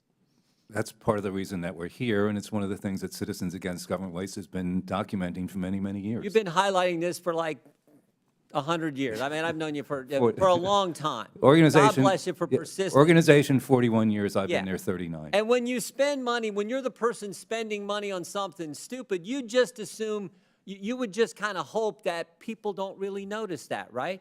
If you're in the government and you're spending, what did Ms. Boebert just say, $32,000 for a transgender comic in Peru, $16 million in gender development offices. You're spending money on stuff like that. You just kind of hope that people probably don't notice that. Is that probably fair to say? That's kind of human nature, I would think. Well, that's part of the problem, is that the taxpayers don't know exactly how the money is being spent because there is not the transparency that, for example, Iowa, Ohio, Arizona, and other states have. And You when should be able to push a button and find out how your tax dollars are being. And so it's understandable why everyone on the left, all the proponents of big government, all the supporters of big government, all the people getting the taxpayer money from big government, it's understandable why they are attacking Elon Musk, because he's pointing out the stupid things that government spends money on. Is that fair to say? Well, he's not making it up, and in fact, many of the recommendations he's making have Great been point. made He's for not years. making it up. He's citing every single thing. Right. Go on, I'm sorry. Yeah, no, it's there. I mean, look, the Department of Education has been something that was recommended by President Reagan to be eliminated, and many others since then. U.S. Digital Service, U.S. Doge Service. Digital Service was duplicating the private sector. Same with 18F at GSA. So he's already helped save money by doing that. So Democrats, instead of saying, yeah, we should probably not spend $32,000 for a transgender comic in Peru. Yeah, it's probably not a wise expenditure of taxpayer money to have Sesame Street played in Baghdad, Iraq. It's on all that list. Instead of saying we should figure out how we stop that, they're saying, no. We got to stop the guy who's pointing out the stupid things that government's spending money, taxpayer money, the money that people in the 4th District that I represent, their money on these kind of stupid things. Now it's being reported that there's something even maybe worse going on. It's been reported today that media outlets were paid millions of dollars by USAID. Now, the media outlets are saying this is for subscriptions to their publication, but I find that interesting. And one of the particulars that's pointed out, the FDA paid Politico $517,000 for 37 subscriptions. That seems kind of high to me. Does that seem that way to you, Mr. Schatz? Doing the math quickly, that seems excessive, yes. Yeah, that seems a lot for now. Maybe there's some explanation here. Maybe this, maybe Politico is so darn important that it costs that much and taxpayer money should be spent for it. But I find that interesting, particularly $517,000 for 37 subscriptions when it's the press, the government paying the press. Does that in some way maybe jeopardize what the press, the free press that we're supposed to have in our great country? Well, it's certainly something that taxpayers probably didn't know until today. I didn't know that. Didn't know until today, and it's also government paying the press that kind of money. 37 subscriptions will give you $500,000. Might Politico write favorable things about the particular administration who's paying that money? I don't know. I'm not saying that happened, but you can sure look at some of the things that's been reported by some of the press, particularly Politico, and you can't help but ask that question. Governor Reynolds, I got like 50 seconds. You came all the way from the great state of Iowa. I'll give you a chance to comment on any of the things I raised there. But I do think this is amazing. The guy who's pointing out the stupid things the government spends money on, that's who gets attacked, versus no, let's fix the stupid things and not spend money on them. I just don't get that. And I think the American people have common sense, and that's how they look at it. My guess is, I know lots of good people in Iowa, they have lots of common sense. That's probably how they look at it. That's exactly how they look at it. $36 trillion in debt, $2 trillion annually being added to the debt. Kevin and I have 11 grandchildren. I want them to have the same opportunity I did growing up, and I appreciate President Trump trying to right-size this ship and get it back in line. And I don't hear any answers to the contrary. What are their answers except for leave everything the way it is? And that's not working, so thank you. That's not what you did in Iowa. You didn't leave everything the way it is, and you changed things, and taxpayers got more efficient government, which is exactly what we want. I yield back. Thank you. Gentleman yields back. Pursuant to the previous order, the committee will recess for 5 minutes to accommodate a witness request. The committee stands in recess.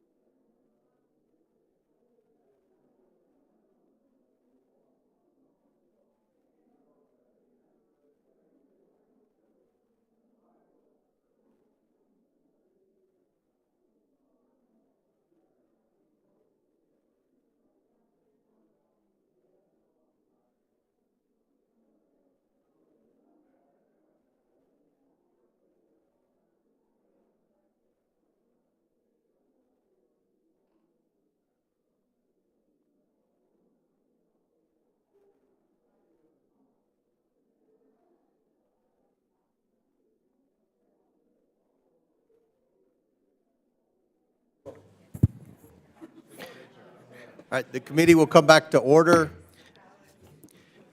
And Governor Reynolds has an unmovable conflict and must leave at 2 p.m. that's just arisen. Without objection, the witness will be excused at that time, and the committee will proceed. Without objection, so ordered. Chair now recognizes Mr. Burleson from Missouri. Is that right? For 5 minutes. Thank you, Mr. Chairman. You know, thank you for the witnesses for coming and for whoever is watching. But what you're witnessing is the dying scream of addicts who realize that tomorrow they're going into recovery. Because this town, Congress, has been addicted on spending opium or other people's money for a long time. And that's what you're witnessing today, is this desperate cry of individuals who don't want to see fiscal responsibility. But we've gotten to this point, and it's a point of, we're getting close to where we're at a point of no return. And so a group called EPIC, which is the Economic Policy Innovation Center, said that we're nearing a fiscal cliff. We're nearing a point in which we're going to start going down a debt spiral. They say that will occur under current policies if we don't cut any spending in the next 15 years. It gets worse. 15 years seems like a long ways out, but you've got to slow this freight train of spending down to have any impact 15 years from now. In addition, the Social Security is going to go bankrupt in 8 years, right? And the Medicare has another ticking time bomb in just 10 short years. So look, the spending spree is over. We have got to return to some form of fiscal sanity, or we won't have a country. This is not a Republican problem or a Democratic problem. This is a math problem, period. And so I would have expected Democratic colleagues to see that and recognize that this is a serious problem, and let's all get behind this and figure out a way to solve this problem. And the way to do that is to figure out, the easy way to do that with the least harm is to figure out how to make government more efficient with the dollars that we're bringing in, right? And reduce that burden on the American people. As was said, we're at $36 trillion in debt. Our interest is over $1 trillion a year, which now eclipses all other spending. We're at 120% of debt to GDP. So it's absolutely unsustainable. We've never been at that level of debt. Actually, we're beyond the level of debt that we were just after World War II. And we had just finished fighting a world war. This puts us in a very critical situation where if we are faced with any kind of global conflict, we have no money, we have no room to go. So, and then when it was talked about some of the opportunities for waste and bringing in outside consultants to identify and expose some things, because this town is a little bit incestuous. I mean, they generally do not think outside of the box. This town is really good at doing one thing, and that is saying why something can't be done, right? So it's good to have people outside of the box come in like Mr. Musk. And I want to ask Governor Reynolds, thank you for being here today. I understand in Iowa, you were Doge before Doge was cool, right? So in Iowa, you rely on outside expertise to come in, correct? Yes, we did. Because otherwise, I mean, when you're in it, you see it one way and you get accustomed to what you're doing. And I think it's beneficial to have somebody from the outside come in and take a look at some of the practices and some of the initiatives and how we're operating. So it was actually beneficial. We hired a consultant to do the alignment to help really manage it, but to also help us compare how we were doing business with other states. And we're standing up Iowa Doge, and we're bringing this private sector in again for that very reason, so they can look at some of the processes and how government operates and give us recommendations on what we could do different. Yeah, would you embrace if Elon Musk offered to you to come in with no pay, with a team of people with 200 level IQs Yeah. All with no pay. Would you embrace that? I would welcome that, especially when we look at the legacy systems and the antiquated systems that government is working under. To have somebody from the private sector, that risk their own capital on an idea to come in and take a look at how we can make government better, I think would be a huge benefit for the taxpayers of Iowa. I think DOGE immediately, just in the hiring, probably raised the average IQ of federal workers, here. Let me ask last question of Mr. Schatz.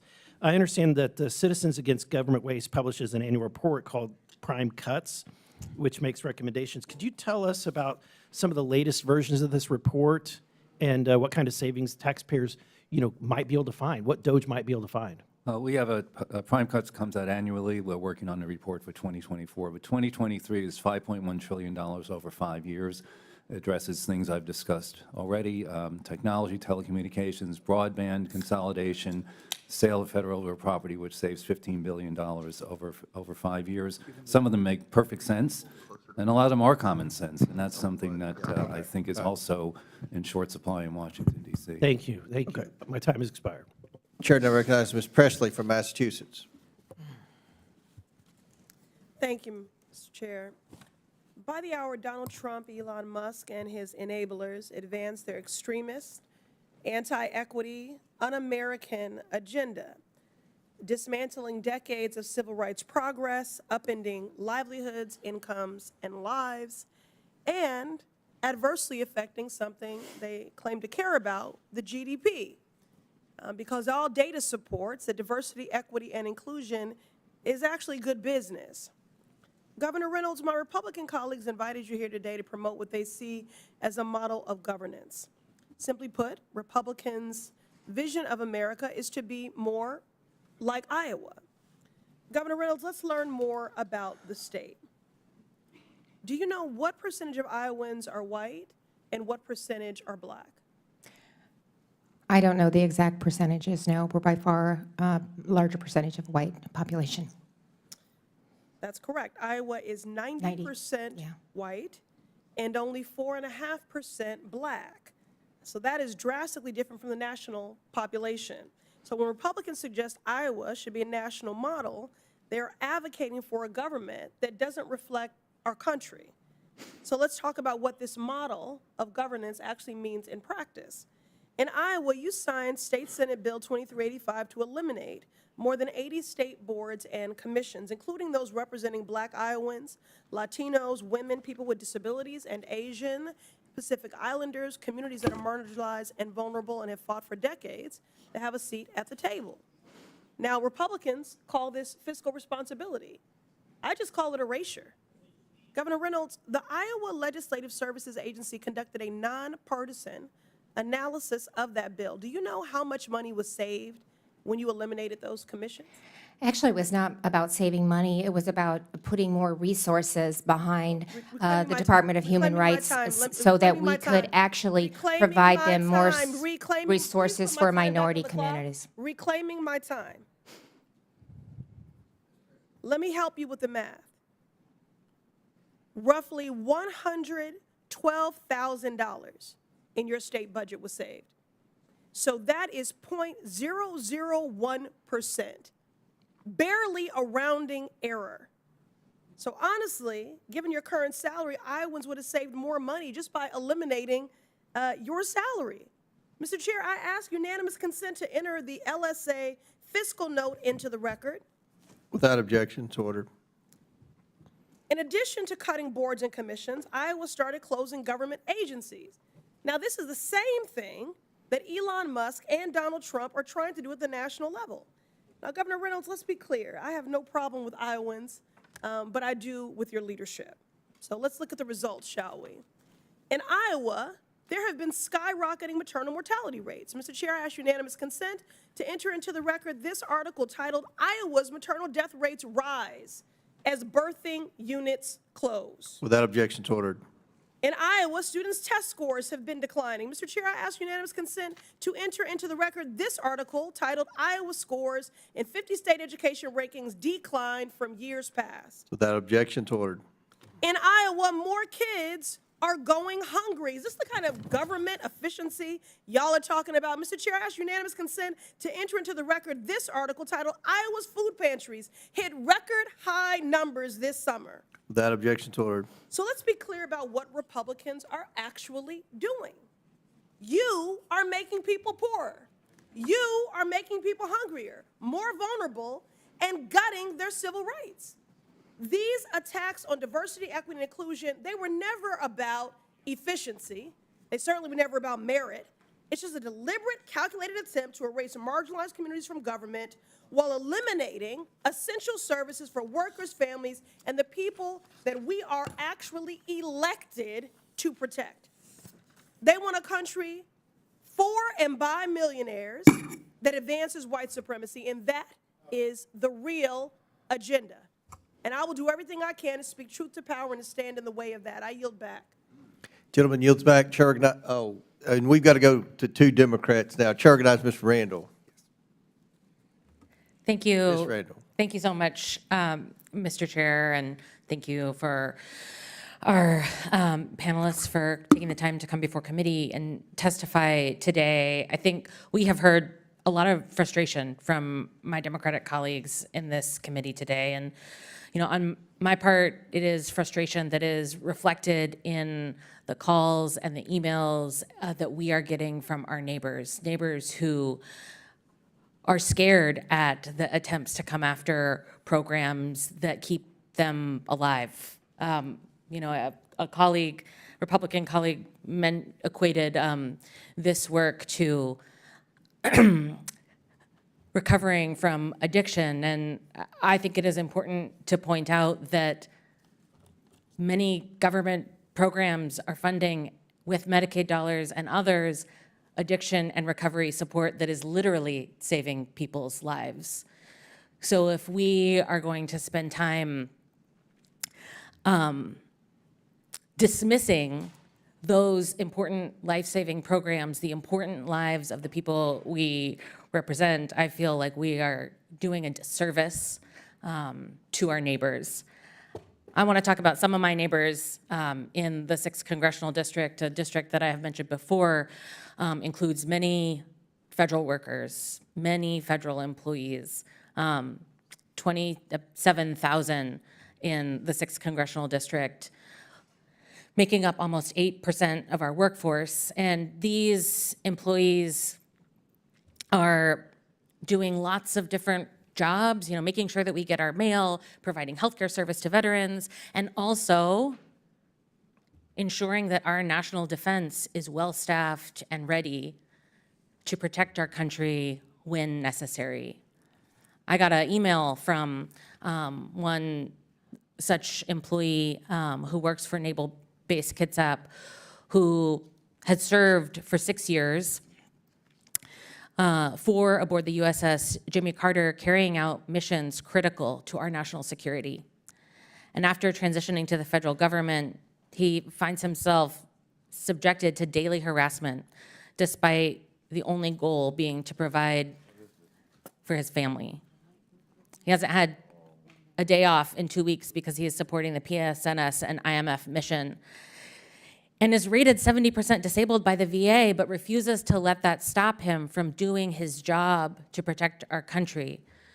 And when my colleagues say that the average IQ has vastly increased because we have let unelected Elon Musk and his cronies enter our government buildings, I am offended on behalf of my constituents who are working tirelessly to ensure that our government programs are run to the best of their abilities to make sure that our country is safe and our neighbors are cared for.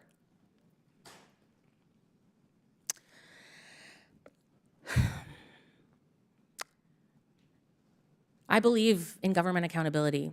I represented the people of Washington for 6 years in the state legislature, where we have one of the most transparent budgeting operations, and we have a AAA bond rating.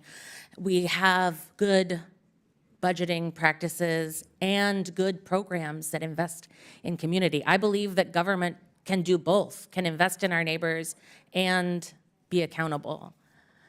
But we can't be accountable when we fire all of our inspector generals and take away that watchdog authority.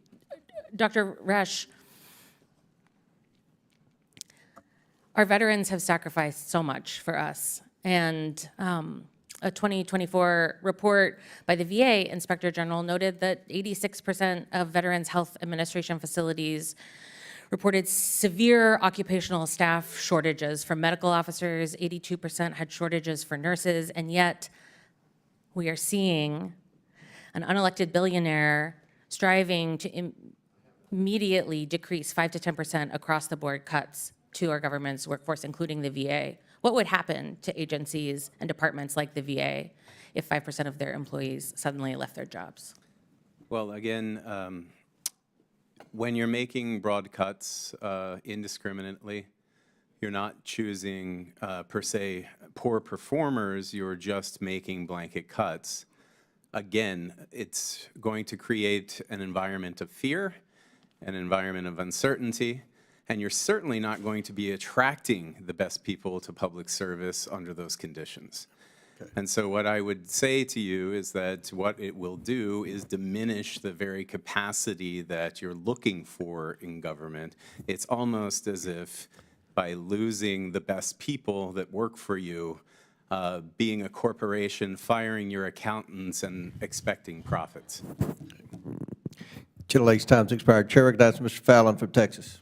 Thank you, Mr. Chairman. You know, you hear a lot of interesting things when you sit on the Oversight Committee. DOGE. It's curious that it seems to me that that's like a dirty word for many Democrats. They recoil when they hear it, DOGE. Or if they say the word DOGE, it leaves a bitter taste in their mouth, very acidic. They'll say, DOGE. But what does it stand for? I'll tell you what it doesn't stand for. It doesn't stand for oligarch. It doesn't stand for billionaire. It doesn't stand for unelected billionaire. It doesn't stand for Project 2025, and it sure as hell doesn't stand for Elon Musk. It's the Department of Government Efficiency. Who in their right mind would oppose our federal government operating with more, wait for it, efficiency? Who in their right mind believes that a 1.7 million strong civilian federal workforce operates currently at maximum efficiency? Of course it doesn't.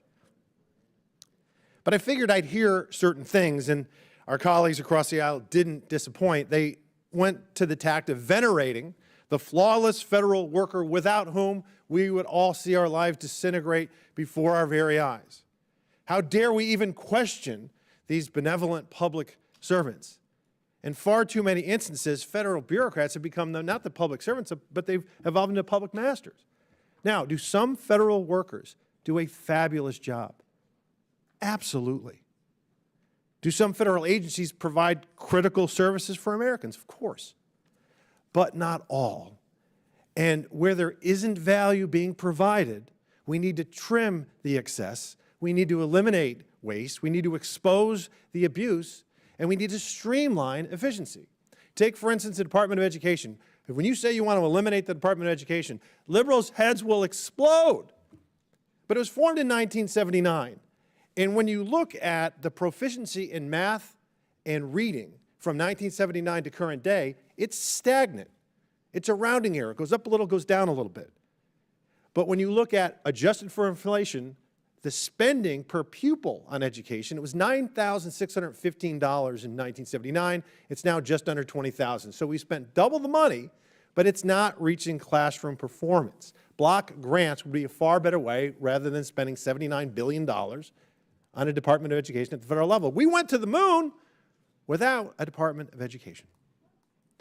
So the growth in the federal government has been staggering. If you look at just the last 100 years, in 1929, the federal government spent $3.6 billion. Adjusted for inflation, that's $66 billion. Today, that number is $7,300 billion, 110 times in 100 years, or 11,100% in a century. There are 400 executive branch agencies and sub-agencies and 1,000 federal boards and commissions. I think we should look to the states, and we have Governor Reynolds here. And Governor Reynolds, I commend you for taking the cabinet position numbers from 37 to 16 and eliminating 500 unfilled positions, and then eliminating 83 state boards and commissions. How much is it projected to save your taxpayers, Governor? In the first 18 months, it's saved $217 million, and that's exceeded what our original projections were for 4 years. So I will continue to see savings as we move forward, as we've really had visibility into the agencies and look for opportunities to continue to make us better. $217 million, and having been in a state legislature for 8 years, that's real money at the state level, particularly in a state the size of Iowa. What is the feedback you're receiving from, is it Iowans? Not Iowites, right? Iowans? Iowans, yeah. Iowans, okay. Yeah. What are Iowans telling you about this? Well, they appreciate it. First of all, I have an obligation to make government accountable to the taxpayers, and I want to continue to bring the taxpayer burden down on Iowans. And by keeping spending in check and making government more efficient, we're going to be able to do that. I started my comments today when I took office. Our individual income tax rate was 8.98%. Today, January 1st of 2025, it's 3.8%. So when we saw 9% inflation under the Biden administration, this was a way that I could help give back to Iowans some of their hardworking dollars so that they could offset some of the cost of gas and groceries that they were experiencing. And what, Governor, what advice would you give the federal government as we try to streamline our services for the American taxpayer? I think, it makes us, go for it. Everybody's going to tell you you can't do it. I haven't heard any other suggestions on doing something different. In Iowa, it had been 40 years since we'd taken a look at the structure of government. That's ridiculous. It was bloated, it had grown, and we could do things better. And this has been an opportunity. It's changed the culture of our agencies, our cabinet, and most importantly, our employers. They feel like they're making a difference, and they're making a difference in how they're serving Iowans. Amen. Thank you. And coming from Texas and looking at the growth of Texas and Florida, people vote with their feet, and they're moving to the states like Iowa, Tennessee, Texas, Florida, because we're doing it the right way. And at the federal level, Mr. Chairman, we can and we must do better. And thank you, Governor, and thank you, Chairman. I yield back. Chair now recognizes Mr. Subramaniam from Virginia. Thank you, Mr. Chair. I've just been listening to the comments today during this hearing, and I hear these things like we want to trim the inefficiencies in government. We want to do the least amount of harm, is what someone said. We want to get rid of the low-performing employees, but that's not quite what's happening, is it, right? These are blanket cuts across the board that are indiscriminate. And let's be clear, this DOGE effort it can't be about just getting rid of waste, fraud, and abuse. Because if you look at our federal spending, civil servants are a drop in the bucket when it comes to our budget. The math doesn't work, actually. In fact, civil servants actually save us a lot of money down the road. They prevent food illnesses. They prevent a lot of bad things from happening that would cost us more money down the road. So, yes, there are inefficiencies in government. Let's fix them. That's bipartisan. I've done that work myself. But, if the kitchen cabinets in your house are broken, fix them. Don't burn the house down, right? And I don't think this is about waste, fraud, and abuse. I think this is about revenge over civil servants who may have slighted the president. I think this is about control over the federal agencies and federal government, ones who especially had actual oversight and did actual regulation of companies that were slighting consumers. And this is about stopping the protections of consumers. And it's about having civil servants with a certain ideology. And this is not legal, and this is not constitutional. And I wish we had the DOGE folks in here today, but we don't. So we just have the governor of Iowa. And so I'll just ask Governor Reynolds, when you made DOGE reforms in Iowa, did you freeze all spending while you were doing your review? No, we did not. And when you brought in those consultants, did you let those consultants take over your payment systems and give access to every person's personal health information to them? We did not. And do you think it's okay for outside consultants with no security clearance to handle classified documents? No. And do you think it's okay for outside consultants to handle sensitive data haphazardly that could cause cybersecurity breaches? I'm just curious. That's not been our experience in Iowa. Yeah, we don't know who the people are. At least you knew who your consultants were, right?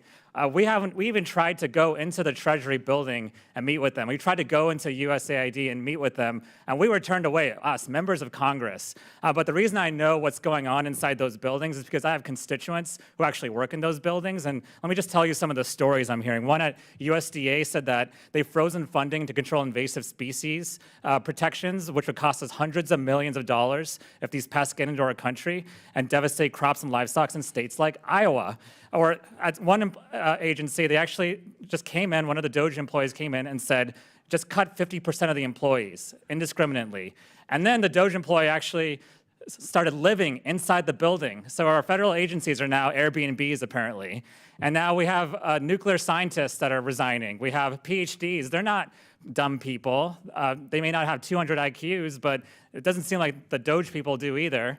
But what they're doing is they're resigning because they don't want to put up with this anymore. And it's going to be hard to replace these folks. It's going to be a brain drain on our federal government. This is not the right sizing of government. This is the dumb sizing of government, and it has to stop. And Congress has oversight over this. This committee has oversight over this, but what are we doing about it? We're talking to the governor of Iowa, no offense. We're talking to think tanks. We're talking to folks that are not actually doing this work. Let's actually give the American people answers. Let's give our constituents answers, and let's actually use Congress's powers to fight this, or at least figure out how we can work together to fix what's wrong in government. I'm down to do that. I know both sides of the aisle want to fix what's wrong in government. The American people deserve to know, though, what's going on right now, why it's happening, and how to fix this. But what's happening right now is way overstepping the bounds of executive power. It's overstepping Congress's power. We're getting rid of agencies that Congress authorized. We're going way over the line here, and this is unprecedented and needs to stop. And so we're going to continue to ask questions. We're going to continue to ask for hearings, and we're going to continue to ask for the people who are actually doing this, because we want answers. I yield my time to the ranking member.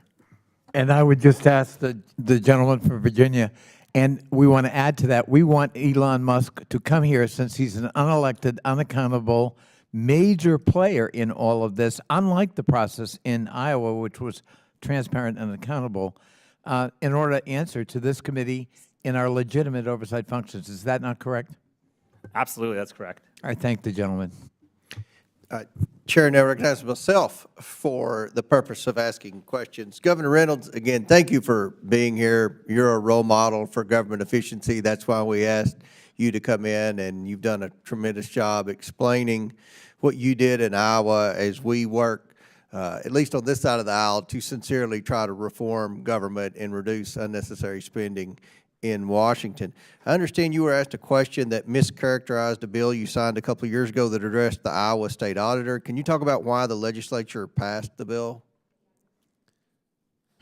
Yeah, the bill was passed, again, to promote government efficiency, so it completely fell in line with the government efficiency and alignment bill that we were working on. And what it did is it required that two government agencies to mediate conflicts rather than going to the court and racking up legal bills that the taxpayers have to pay for. So it did not limit the auditor's access to necessary information. It was more about the process of when two agencies disagreed, that they could actually mediate their conflicts instead of taking it through the courts, racking up additional cost on taxpayers. Right.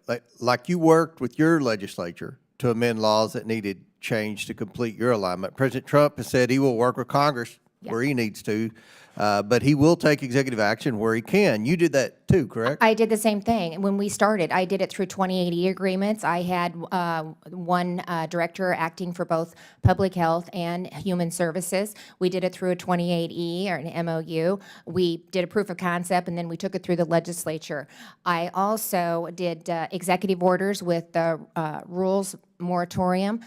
We put that, I initiated that with an executive order, and then when we took the next step, we actually took it through Congress when it needed a statute change to implement some of the ideas that we did, either through an executive order that I stood up or through a 28E. Then we brought in the Congress and utilized them to make the statute reflect what we were doing. Great. You eliminated a host of state agencies, commissions. It saved money and streamlined the state bureaucracy.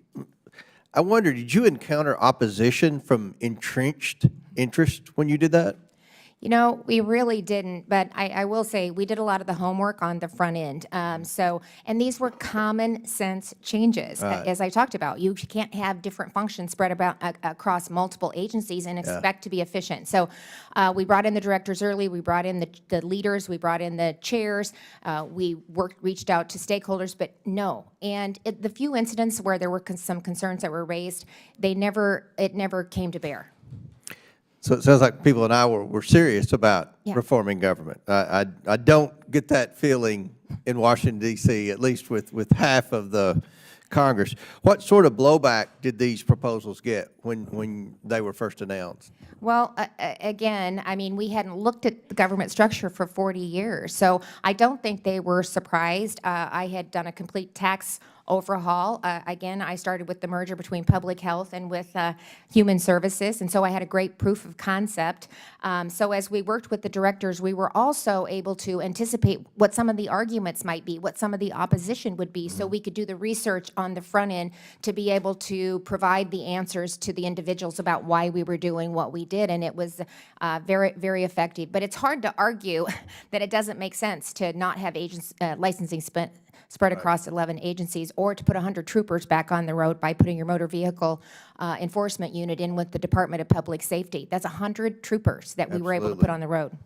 Well, did some say that your proposals would disrupt government services and lead to other problems? A lot of it was the existing, maybe some of the agencies that we were moving off the cabinet. It was the agencies, yes. not the individuals, not Iowans that had the most pushback. See, I think that's who's leading a lot of the agencies. fear and Yeah. criticism of Elon Musk. I think it's some of the federal agencies and federal employees who are about to be disrupted. Yeah, that saw their kind of their territory being uprooted. So were their fears proven to be overblown? Was there damage, if any? There was not damage, and we haven't had really any pushback whatsoever. And I keep saying this, but even the employees and the agencies, they love the culture that we're creating. There's actually more upward mobility within the agencies because we've broadened their scope on what they can impact.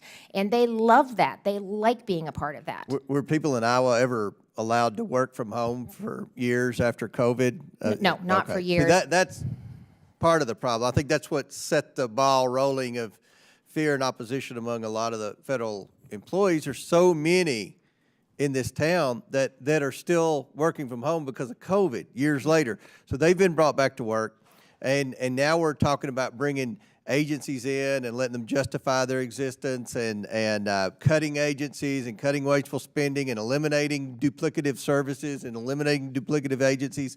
And it's just created all this fear and mass hysteria with my colleagues across the aisle. But we're committed to work with this administration to reduce and eliminate unnecessary spending and wasteful spending, and hopefully we'll be able to do that like you did in Iowa. But thank you, Governor. Thank you, I appreciate that. Chair now recognizes Ms. Ansari. Thank you, Mr. Chairman, and thank you to the witnesses for being here today. This is an unprecedented moment in our nation's history. Donald Trump and an unelected billionaire, Elon Musk, are illegally dismantling our government agency by agency and illegally stealing your data, your money, and your services.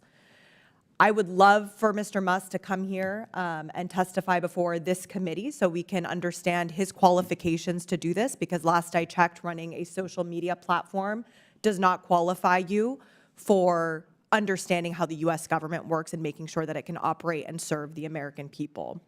One of my Republican colleagues just went after the IQ of federal workers. They want us to think that federal workers are faceless, nameless bureaucrats roaming the halls of Washington, D.C., when the reality is that over 85% of federal employees live outside of Washington, D.C., and they're your neighbors, your friends, and your families. More than 34,000 federal employees live in Arizona, and about 7,000 live in my district. They make sure that your highways are running smoothly and safely so we can get to work on time. They make sure your grandparents get their Social Security checks on time so that they can afford food. In my district, we have multiple VA health centers to make sure our veterans get access to basic health care. Maricopa County, one of the largest counties in the United States, has over 245,000 veterans who do not know if they're going to keep getting their benefits. That is absurd and disrespectful to so many Arizonans who put their lives on the line for this country. Because of the Musk funding freezes, I had constituents calling my office panicking about whether they would be able to get urgent surgeries. Renters on subsidies are distressed about whether or not they will get aid or get evicted and end up on the streets. Even after Trump realized how disastrous his misguided freezes were and reversed some of them, there are healthcare clinics in my district that are laying off staff and cutting critical programs like STD prevention and substance abuse care because they were labeled as DEI. Republicans want to take a vote about fentanyl later today, and yet they're cutting care to get people off of fentanyl. I previously served as the vice mayor of Phoenix, Arizona, the 5th largest city in the country, and I can tell you firsthand how much federal funding and agencies matter to a city like Phoenix. It literally keeps your grandparents and your children fed, your streets safe, your public safety and police and fire running, make sure public transportation is operating, and that air conditioning is running during our extremely hot summers. While Trump and Musk are allegedly concerned about making our government more efficient, they want to lay off and dismantle the very people and departments who are keeping the country running. These loyal, dedicated employees are doing more and more with less and have been for decades.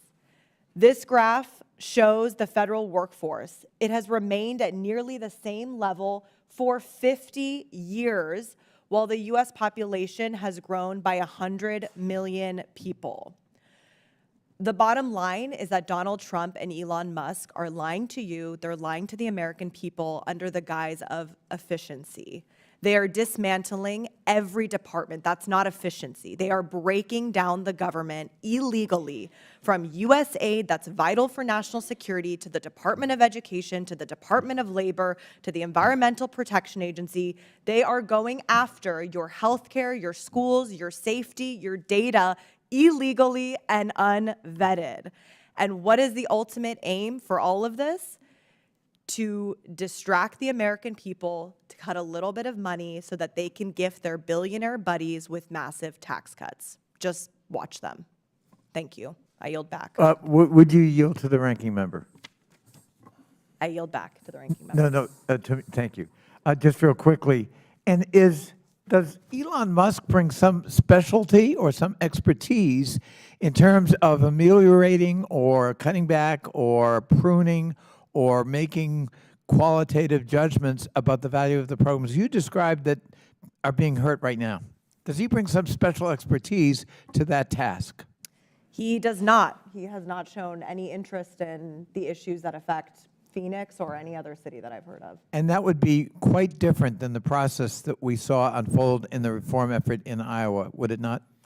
What I heard from the governor was very different than what I've seen thus far. There were no funding freezes. Programs were actually being evaluated. It sounds like what was happening in Iowa was actually about efficiency, where this is about illegally dismantling our government and taking away from the American people. I thank my colleague for yielding. Pursuant to the previous order, Governor Reynolds is excused. And Governor, thank you so much for appearing here today. Chair now recognizes Mr. McGuire. Ask the governor a question, but I understand you have to go, but I just can't tell you how much our country is grateful to what you've done in Iowa, and I'm so excited that you want to continue that type of efficiency and work with DOJ and with President Trump's administration. We have a great country, and it needs to make sense, and I love what you said. We need the best practices and the right people. Thank you. So my questions, I'll divert those questions a little bit, but first of all, I would say is that I don't think we can remind folks, especially folks on their side, enough is that through the grace of God, President Trump won a mandate on November 5th.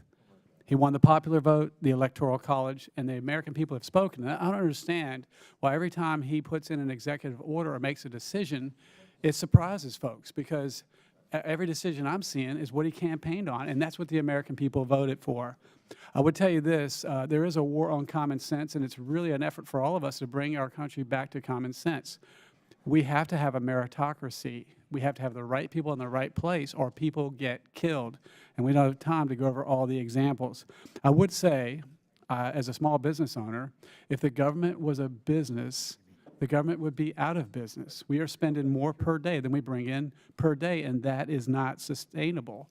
If the government were to build a car, first of all, it would be cost overruns. It would cost $1 million, and nobody in this room would buy it.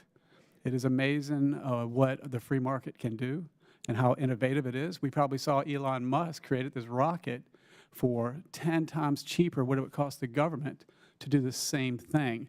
And I heard some folks on the other side talk about these young people involved in what's going on with our data.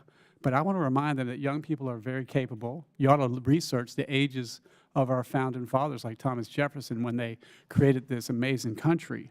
But if you look at the young people, saved the world during World War II on the Normandy beaches from Nazism. So young people are quite capable, and if you have the bright young minds, I don't care. I got to tell you, as a veteran, if you saved my life on the battlefield, I wouldn't care if you call yourself a Democrat, Republican, Independent. I don't care if you're young or old or pink or blue. We're all Americans, and we're in big trouble. And I think we're on the way to a sovereign debt crisis because we're spending so much. And I hear this talk, and we all know the government's not efficient. Corporate America and the corporate world is talking about how people perform better face-to-face in an office environment. And so we want to bring people back to work, yet folks on the other side are saying it's a terrible thing to bring people back to work. I got to tell you, people in my district have to go to work every day, and they don't understand why people who work in the government don't have to go back to work. We also heard a testimony in this committee about a week or so ago about a guy it took him 3 years to fire. I talked to a very, very successful businessman on breakfast yesterday, and he said if we have a guy who's not performing, we get rid of him in 3 minutes. We need to make the right decision. So my first question, and I apologize if I pronounce your name wrong,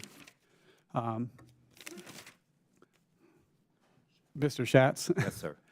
So thank you for your work to find ways to make the government more efficient. But I wish I could have asked this to the governor, but she had 3 presidential disasters declared in her state. And what are some things that you think we could have done better, more efficient, if we would have returned that power to the actual states or to the governors when they have these disasters? Well, I think President Trump initially talked about eliminating FEMA, but then he said he would like to allocate that money back to the states. The first line in any kind of disaster is local officials. FEMA comes in late, takes a while to get the money, there's a lot of red tape. I think it's an area that absolutely needs to be examined. These are things, by the way, the other way to address this is to set up a federal fund that Congress provides every year so that you don't have to have these special appropriations, supplemental appropriations that then add on other funding for things that have nothing to do with the initial disaster. A lot of states have these rainy day or reserve funds. I think that would address a different aspect of emergency spending, but it would also reduce the need to have FEMA run out there every time something happens. That makes a lot of sense. When is the last time our government passed a budget for Congress? It's only been done 4 times, I believe, since 1974. Would you agree at the rate that we're growing government that we are in danger of a sovereign debt crisis? Well, it's $36 trillion now, going to grow by $2 trillion annually over the next 10 years. And yes, everybody says, oh, when is it going to happen? But we're really robbing our children and grandchildren of their future when we keep doing this. Yeah. If we could make one best decision to fix this, what would you do? Oh, part of what this committee is doing today is determine which programs are essential, which are functions that only the government should be doing, and if the private sector can do it. President Reagan talked about the yellow pages test. Now there's no more yellow pages, but pretty common sense to have a business answer or have the private sector do something. Usually it's more efficient, or at least match them, see which performs better. Thank you. I yield back. Gentleman yields back. Chair recognizes Mr. Bell. Thank you.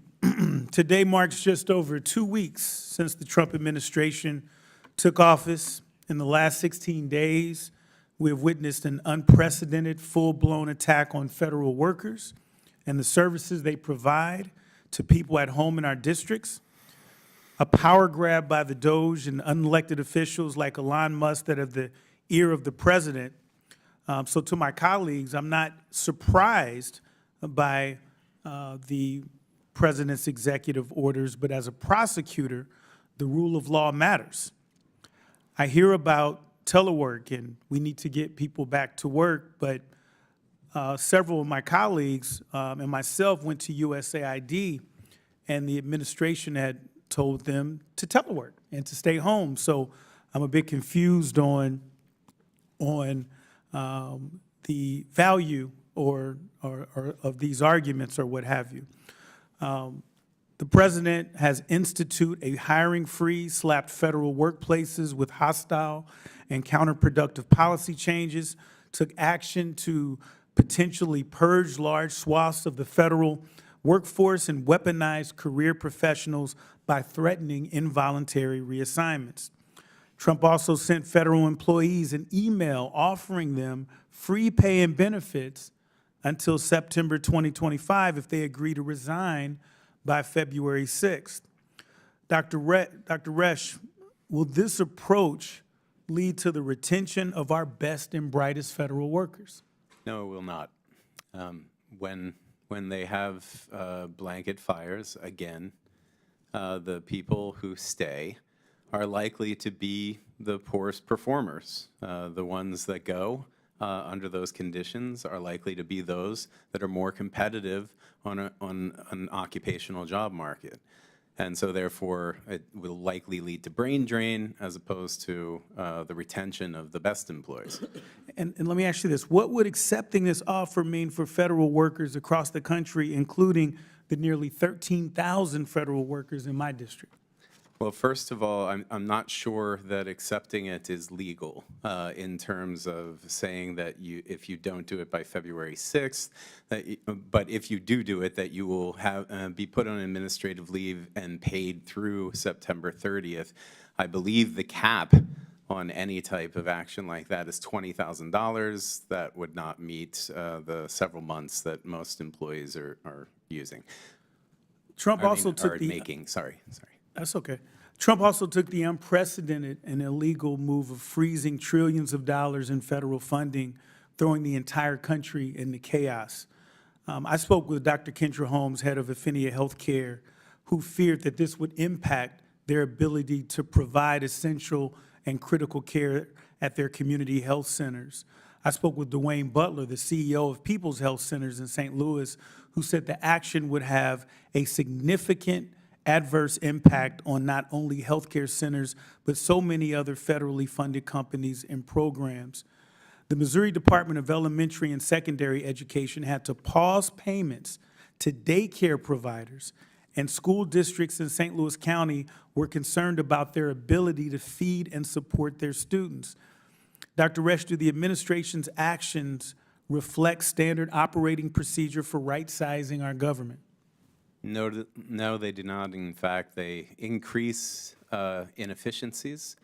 Many of our partners, whether they be private sector partners, universities, nonprofits, first of all, have to also pause their operations. They have uncertainty in the reliability of the federal government as a partner. And yeah, I think that's enough to get the picture. Our federal workers go to work every day dedicated to serving the American people. They are the reason that communities across the country receive critical federal funds that support health care, safety, education, and infrastructure. They deliver congressionally mandated services and administer congressionally directed funds. The Trump administration should be supporting them in their mission to deliver the best possible services to the American people, not making that mission impossible. We cannot and will not allow a takeover of our government or our democracy. Thank you, and I yield my time to the ranking member. I thank the gentleman for what he just said, and I know that my constituents as well as his who work for the federal government appreciate it. Thank you. Chair recognizes Mr. Gill from Texas. Thank you, Mr. Chairman, and thank you for putting on this hearing. You know what? It's great to be on the side of the aisle after having won a massive mandate from the American people. President Trump, of course, winning not only the Electoral College, but the popular vote, delivering us a majority in the House and in the Senate. It's kind of funny to me because we've seen such outrage over DOGE as if this is something that's new. Whenever I've been talking to my constituents in North Texas for months and months and months about President Trump coming to the White House and getting Elon Musk involved in cleaning up waste in our federal government, it seems to me that leftists are apoplectic not because our tax dollars are being wasted on idiotic things, but because all of it is being exposed all of the sudden, which I think is certainly a beautiful thing. So much of this government waste has been operating in the shadows where the American people don't know about it and has been largely unaccounted for. And so many of these programs wouldn't exist and will not exist now that they're being exposed. I could give so many examples of wasteful spending, but I'd like to name just a few and get y'all's opinion on these. Just recently, the Department of Health and Human Services spent over $400,000 studying whether lonely rats seek cocaine more often than happy rats do.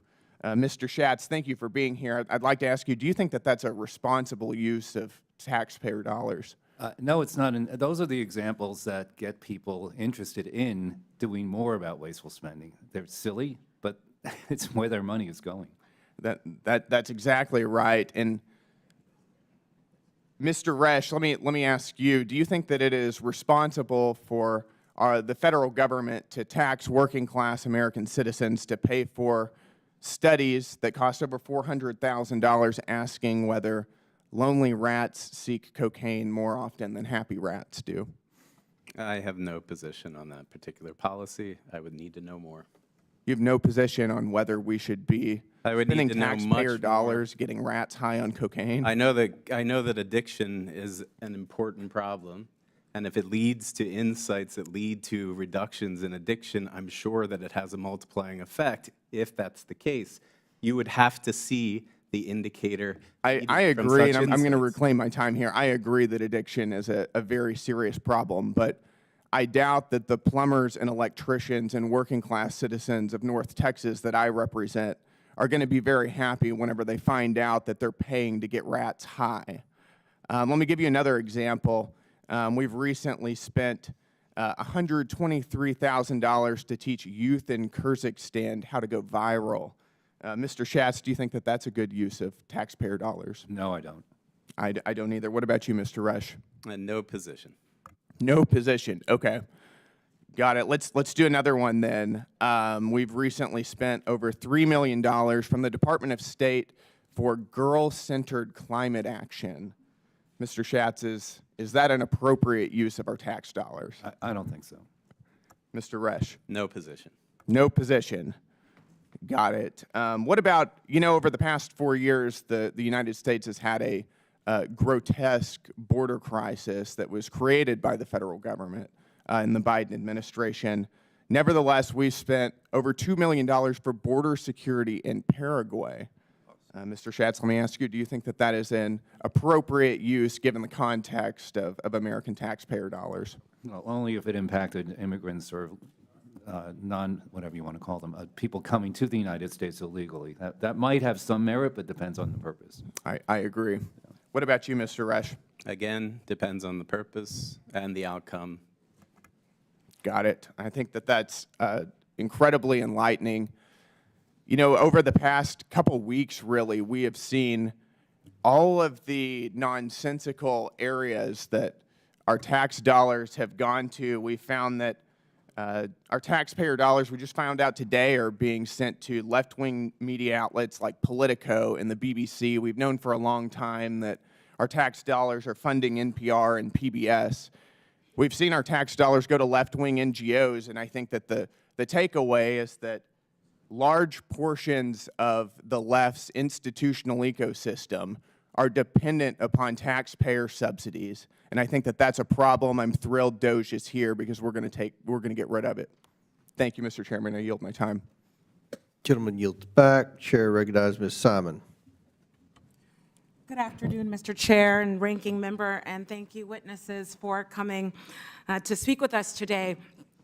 I really appreciate the conversation, and like much of the testimony and conversations I'm hoping to have and hear during my time in oversight, I think that there are spaces where we should all agree government should be more efficient.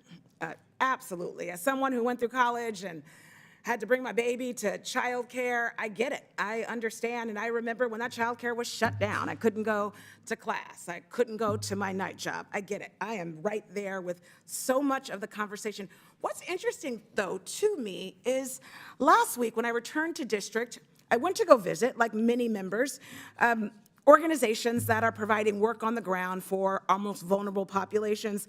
I was prepared to offer a check that an organization, East Bay Asian Local Development Corporation, had earned through a grant process to extend housing to elderly Asian Americans in the East Bay. Again, these are the descendants of the folks who built the West. Elderly folks seeking and needing low-income housing. Clearly, they're not going to get that money right now. Housing is on the line, as is childcare, as is Medicaid, as is Medicare. After this meeting, I will go and visit the president of a children's hospital. He's in my office right now, and I went to go literally sit with the folks in the NICU last week. Care is in jeopardy. There is a heart transplant that is in jeopardy. A small child, I would like for us to look at in the faces of that parent. What's really interesting to me, I actually have a question for you, Dr. Rush. Like you, I've had this amazing benefit to study government budgeting. I have an MPA with a focus on municipal and federal finance. I have a lot to learn, as we all do. But in understanding where we are in this push by DOGE and our colleagues to look at government spending, which I agree we got to figure it out, I'm curious, because this ripoff we're talking about, again, halting essential services for people to live in communities where there is waste, let's get rid of it, but by freezing basic services, I want to ask you this. By weakening the country's social service structure within a week, causing chaos, would you agree with me that instead of going after the Department of Education, again, if you have a young woman in college and she is abused, the Department of Education has an infrastructure to investigate that rape. I can go on and on, they do. We get rid of the Department of Ed, what happens there? Instead of going after the Department of Ed and USAID, wouldn't it make a lot of sense for us to think about other areas that are right in our face? Listen, the constituents of California's 12th district are paying over $6 billion in tax dollars for DOD. That could pay for 35,000 registered nurses per year and salaries of 50,000 elementary school teachers. If we're serious, sir, about right-sizing our government, I would recommend that we start there in an institution, in a department that has failed 7 audits with an estimated multi-trillion dollars of waste and abuse in contracts that go to private companies. Would love to know, Dr. Rash, your thoughts on where we should start. Congresswoman, thank you for the question. I'd just like to note that throughout this testimony, I've been asked questions about a very, very insignificant proportion of our federal budget, and that is domestic discretionary spending. If the committee is serious about right-sizing government in terms of dollars, then it should not. That very tiny proportion of our overall federal budget has seemed to be the focus throughout this meeting. $14,000 grant to something through AID is nothing compared to the non-discretionary funds. But if we were talking about the Department of Defense, it is not subject to some of the same scrutiny as well as these programs that offer social services, so on down the line. Thank you to all the witnesses. Thank you to all the witnesses that came today, and thank you, Dr. Rash, for your answer. I yield back. Chair recognizes Mr. Jack from Georgia. Well, thank you, Mr. Chairman, and thank you for letting me get a little exercise this morning. I appreciate that. I want to start by saying, throughout this hearing, I've heard over and over and over again from our colleagues on the other side, Elon Musk's name invoked. And to me, it rings very similar to what I experienced over the last 9 years I've worked for President Trump.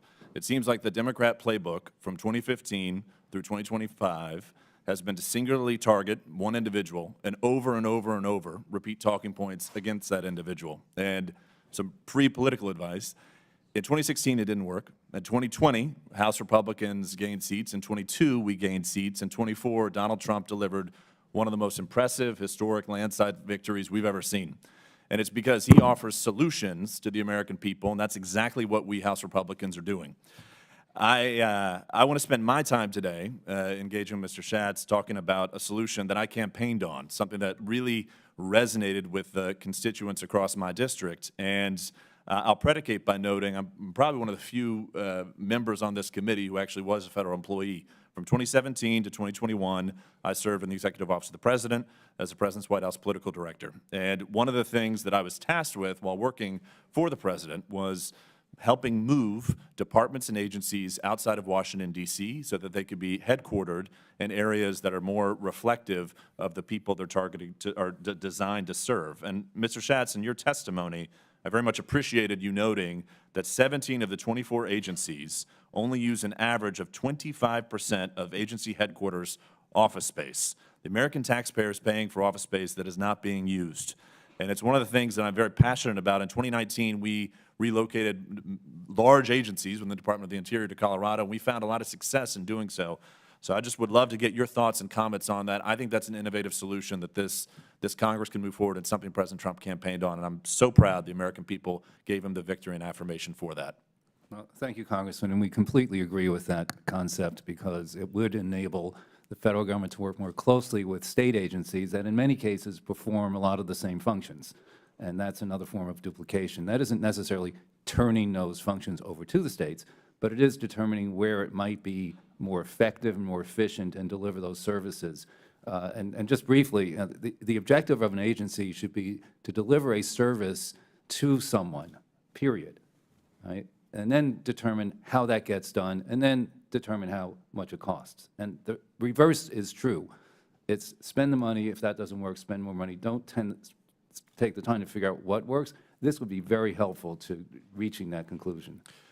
Well, in that vein, and as my esteemed colleague to my left, Mr. Gill, noted, all the programs that were all the money frivolously spent by USAID, I have to imagine the people of Texas's 26th congressional district or Georgia's 3rd congressional district would not have made those decisions had they been employees at that agency headquarters. And in that vein, I just want to also note for the record, you'd have to drive an hour from where we sit right now to reach a precinct that voted for President Trump. Yet, of course, we saw a landslide victory across our country. To me, you need a federal workforce that's reflective of the balance that America is. And in this general area, we've got 95% Democrat participation in elections. To me, that's from where our federal workforce is coming. That's why we have so many problems that we've discussed here today. I also want to note, Mr. Schatz, your leadership at Citizens Against Government Waste has led to trillions of dollars of savings for Americans. You've done an incredible service to your country. And I just want to close with a final question to you. Based on your wealth and knowledge and experience, what are the most prominent patterns or locations that you find waste, fraud, and abuse in our federal government? Any advice to the committee before I finish? Well, it runs across all agencies. And I would note on the Department of Defense, when the Grace Commission made its recommendations and found $424.4 billion in savings, 25% of that was in the Department of Defense. As has been noted, they failed an audit. Joint Strike Fighter is pretty much of a mess. Less than half, about 55% of them are available for use. So the procurement system needs a lot of reform. Information technology, 80% of the systems are legacy systems, and some of them, they're so old you can't find people to fix them or service them. And that's an investment, in our view, that's worth making. Upgrade those systems, and then people will be able to find out from the click of a button, what's going on with their money, and that would be extremely helpful for transparency, accountability, and more efficiency. Well, I'm grateful for your testimony today. I hope every committee member reads all the innovative solutions that you've offered us, and likewise, I hope my colleagues join me in helping relocate our departments and agencies outside of Washington, D.C. I yield back to our distinguished chairman, Mr. Comer. Gentleman yields back. Chair recognizes Mr. Min from California. Mr. Schatz, Dr. Resch, thank you for testifying today. Now, this hearing is happening because of Republican concerns about the size of our government. But I would submit they're missing basic economics here, and particularly the chapter on public goods. As a reminder, public goods are things that governments provide that we all benefit from. National defense, infrastructure, education, police, firefighting, air traffic control, all examples of public goods. And the most important thing to recognize is that these are all things that private markets typically do not provide on their own. So when we're talking about making cuts to the FAA budget for air traffic controllers, understand that no one is going to fill that gap to make our skies safer. When we cut the budget for FDA and USDA inspections, no one's going to step up to come and ensure that our foods and drugs are safe. That is why the government provides these things. Now, I realize it makes for a great talking point to talk about getting rid of waste in government. And I'm sure there are many examples we can point to. I know my colleagues have pointed to some if we look closely enough, just as I'm sure we can find lots of examples of waste and corruption in large private companies as well. But here's the thing. The reality is that what you're looking for is just not possible at the scale you're talking about. Elon Musk and many of my colleagues on the Repub side of the aisle have publicly stated that their intention is to cut $2 trillion from the federal budget. The problem is that this is just bad math. And yes, I'm Asian, and yes, I'm pretty good at math, but you don't have to be very good at math to understand this. The chart behind me illustrates very clearly the entire domestic discretionary budget that's the primary focus of today's hearing is only $917 billion. You can cut everything: education, food safety, air traffic safety, wildfire prevention, affordable housing, the FBI, the DOJ, and you're still not even halfway to the amount that Elon Musk and the Repubs are trying to cut. You can fire every single person in the federal government. That's 4% of the federal budget, a tiny fraction of what you're looking to cut right now. You can cut all military spending, $805 billion. You're still not there. So let's be realistic and talk about what's really at stake here. When we're talking about $2 trillion, we're talking about non-discretionary spending, which is a fancy way of saying Social Security, Medicare, and Medicaid. These are earned benefits, the checks that my mom and dad rely on for their retirement, that your moms and dads and grandmas and grandpas rely on, that they spent their lifetimes paying into. And let's be clear, this is what Elon Musk and many of my Repub colleagues are targeting right now. They've made it very clear with their statements, such as when Nancy Mace in March 2023 called for huge cuts to Social Security, saying everything is on the table, quote. And so that brings me to my first question. Dr. Resch, I assume you're familiar with the United States Constitution. Yes, sir. Article 1, Section 1 states, all legislative powers herein granted shall be vested in a Congress of the United States, which shall consist of a Senate and House of Representatives. Article 1, Section 9 gives exclusive authority for appropriations to Congress. Are you aware of any provisions in the Constitution that allow the President of the United States to unilaterally take away Congress's legislative and appropriations authority? I am not. Are you aware of any provisions in the Constitution that allow a special governmental employee appointed by the President to take away Congress's powers? I am not. Are you aware of any references in the Constitution to efficiency? I am not.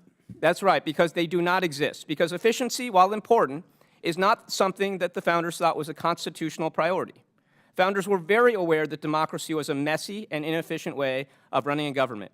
It would be far more efficient to have a monarch or a dictator decide how to fund programs rather than have 435 members of the House and 100 senators debate and deliberate and vote about it.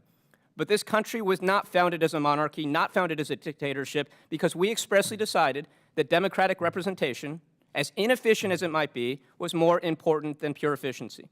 And that's the point that my Repub colleagues need to recognize. We can debate our views on Social Security and Medicare and government spending. In fact, it's critically important that we do that.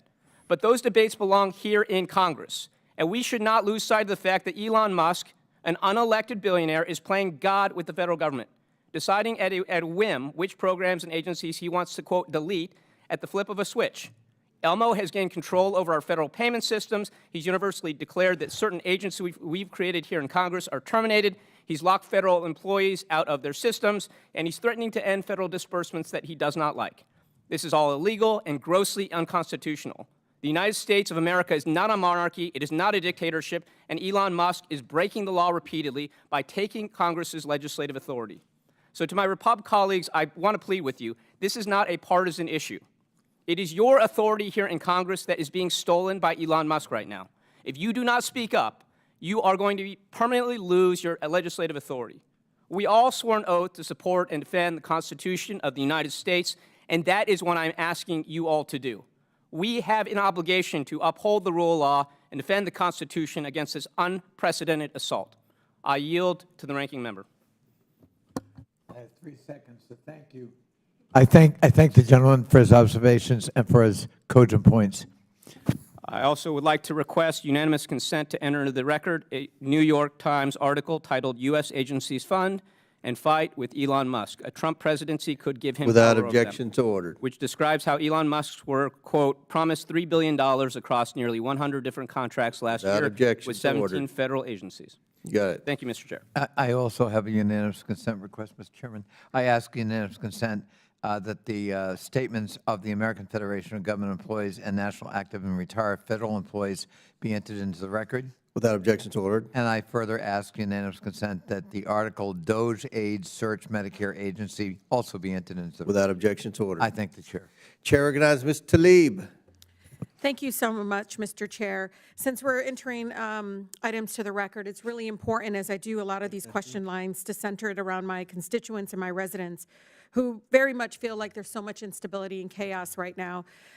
So if I may, I would like to submit a letter from the CEO and founder of Cody Rouge Action Alliance in the 12th Congressional District in Michigan, just about the freezing of the funds and what it meant for her seniors and many of the community members that she supports. Many of them are retirees. Many of them rely heavily on this agency to, again, supplement the high cost of living right now for many of our families. And so if I may, I would ask unanimous consent to, again, send this letter. Without objection to order. Thank you. You know, I want to cut through the BS because I am from Detroit, and we like to speak truth to power and be very honest. You know, the American people feel very much we're in a constitutional crisis. They cannot understand, you know, this billionaire. I don't even know really how to describe him. Of course, he's the richest man in the world. And to think that he can just walk in to an agency that I can tell you for many of my families from the Social Security, the Medicare, I mean, it is literally part of how they survive in our country. And it's not just about the private information. It's about the fact that this person who they have no way of, they didn't get to elect him. He's not held accountable to them, the community, the public. And so they are very much living in fear right now. And we are in a constitutional crisis. One of the things that I continue to talk to our ranking member about, and thinking about even the folks that voted for the president and others, if I was to ask the American people, do you think Elon Musk cares about you? Do they think that he cares about your disabled child that relies on Department of Education services through the IDEA Act?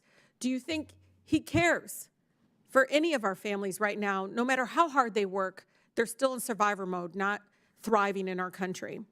The disconnect that his own lived experience will never, ever be able to connect to that family in North Dakota, to the teacher in Detroit, to the child living and trying to survive through the education program, living with autism, and so much more. And so I'm just curious. I mean, really, this is my, do you think Elon Musk cares about the American people, Mr. Shades?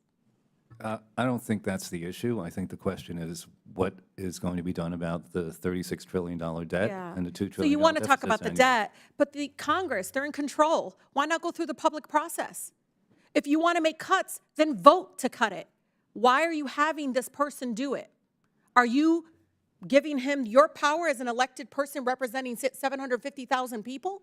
You represent equal number of people I do. I want to get a chance to vote on this, hear from my constituents, have it be done in a public process. You want to deal with it, you're in power. You have a trifecta, the White House, the Senate, and the House. But no, you want to do it this way, the cruelty of it. The fact that even American people, no matter in their political affiliation, I'm telling you right now, feel like they have no control over the decisions being made. Why? Because members of Congress have circumvented and said, hey, we're good. Go ahead and do it for us. Go ahead. Even though they know it is going to impact farmers, veterans, disabled residents, folks living with disability, and so much more of these infrastructures that they don't understand support all of our families. So you can keep talking about the debt. They have control. They can deal with the debt if that's really what they want to do. Instead, they're just yielding their power to Elon Musk, who has, again, been unelected. And we can continue to say that. But one of the things you can go around the country is they don't want Elon Musk making that decision. They want their member of Congress that is elected making that decision, Mr. Shades. That's the problem. And I will never, and Mr. Chair knows this, vote your district. Come here and vote your district. If your district wants you to cut these various programs, go cut public education, Department of Education, then go ahead and vote on it. Introduce a bill to cut the Department of Education. Do not say, hey, I don't have no constitution. You're just literally giving it to this person. It doesn't make any sense. Dr. Resch, do you think the American people think that Elon Musk cares about them? I don't think the American people should really care what he thinks. They should have someone making decisions who's taken an oath to the Constitution. Oh, that's actually very important, isn't it? You know, the Constitution gives Congress control over the spending, not the president, and certainly not Elon Musk. And the American people need to understand why that balance of government is there. It's to protect all of us from these kinds of decisions that are hurting people now. And Mr. Chair, just know this. This is the same man that continues to want to cut, but he has $20 billion in federal contracts. Can I get our money back? Because he is the richest man on earth, and he's still taking a handout from us, the public. $20 billion, Mr. Chair. If it's really about that and not about hurting these public infrastructures, which really are critical and important for, I guess, the most vulnerable, and really, you'd be surprised how many people in your community and in your districts, no matter, again, political affiliation, will be harmed by these decisions that, again, overpass the congressional public process. It's our constitutional duty and responsibility to be able to authorize spending and cuts. We should be able to do it, not Elon Musk. With that, I yield. Gentlelady yields. That concludes our questions. In closing, I want to thank our witnesses once again for their testimony today. I'm now going to yield to the ranking member for some brief closing remarks. I thank the chair and I thank our witnesses. You know, we've spent the entirety of this hearing under the rubric of right-sizing government, as if we all know presumptively what the right size is, which of course nobody does. In fact, it's not even necessarily a sensical question. But we have ignored half of what should be involved in any enterprise, business, nonprofit, or government, and that is the revenue side of the picture. You cannot right-size, whatever that means, government by only looking at expenditures and investments. You've got to look at how we finance it. Does anyone think that Elon Musk, in running Tesla, had a meeting when he took it over and said to his management crew, whatever we do, we are never again discussing or modifying the price of a Tesla. Whatever it is today, it's frozen forever. And all company profits will be derived from spending, expenditure cuts. Of course not. I heard the governor of Iowa say we ought to run government like a business. Well, then run it like a business. And that means there are two sides to the ledger, revenue as well as expenditure. I also heard the governor of Iowa say that there's nothing wrong with looking at the enterprise and making recommendations. I couldn't agree more. But that isn't what Elon Musk and company are doing. They're taking a wrecking ball to the federal government. They're firing people. They're intruding in very sensitive databases. They are threatening to close down entire departments and agencies of the federal government without any mandate, without any confirmation by the U.S. Senate, and without a howdy-do by the Congress of the United States. This committee and Congress cannot be supine in the face of that threat. We must play our legitimate role. And if my colleagues on the other side can muster a majority to, in fact, shut down these agencies, then so be it. But it cannot be something delegated to an unelected billionaire oligarch from South Africa. I yield back. Gentleman yields back.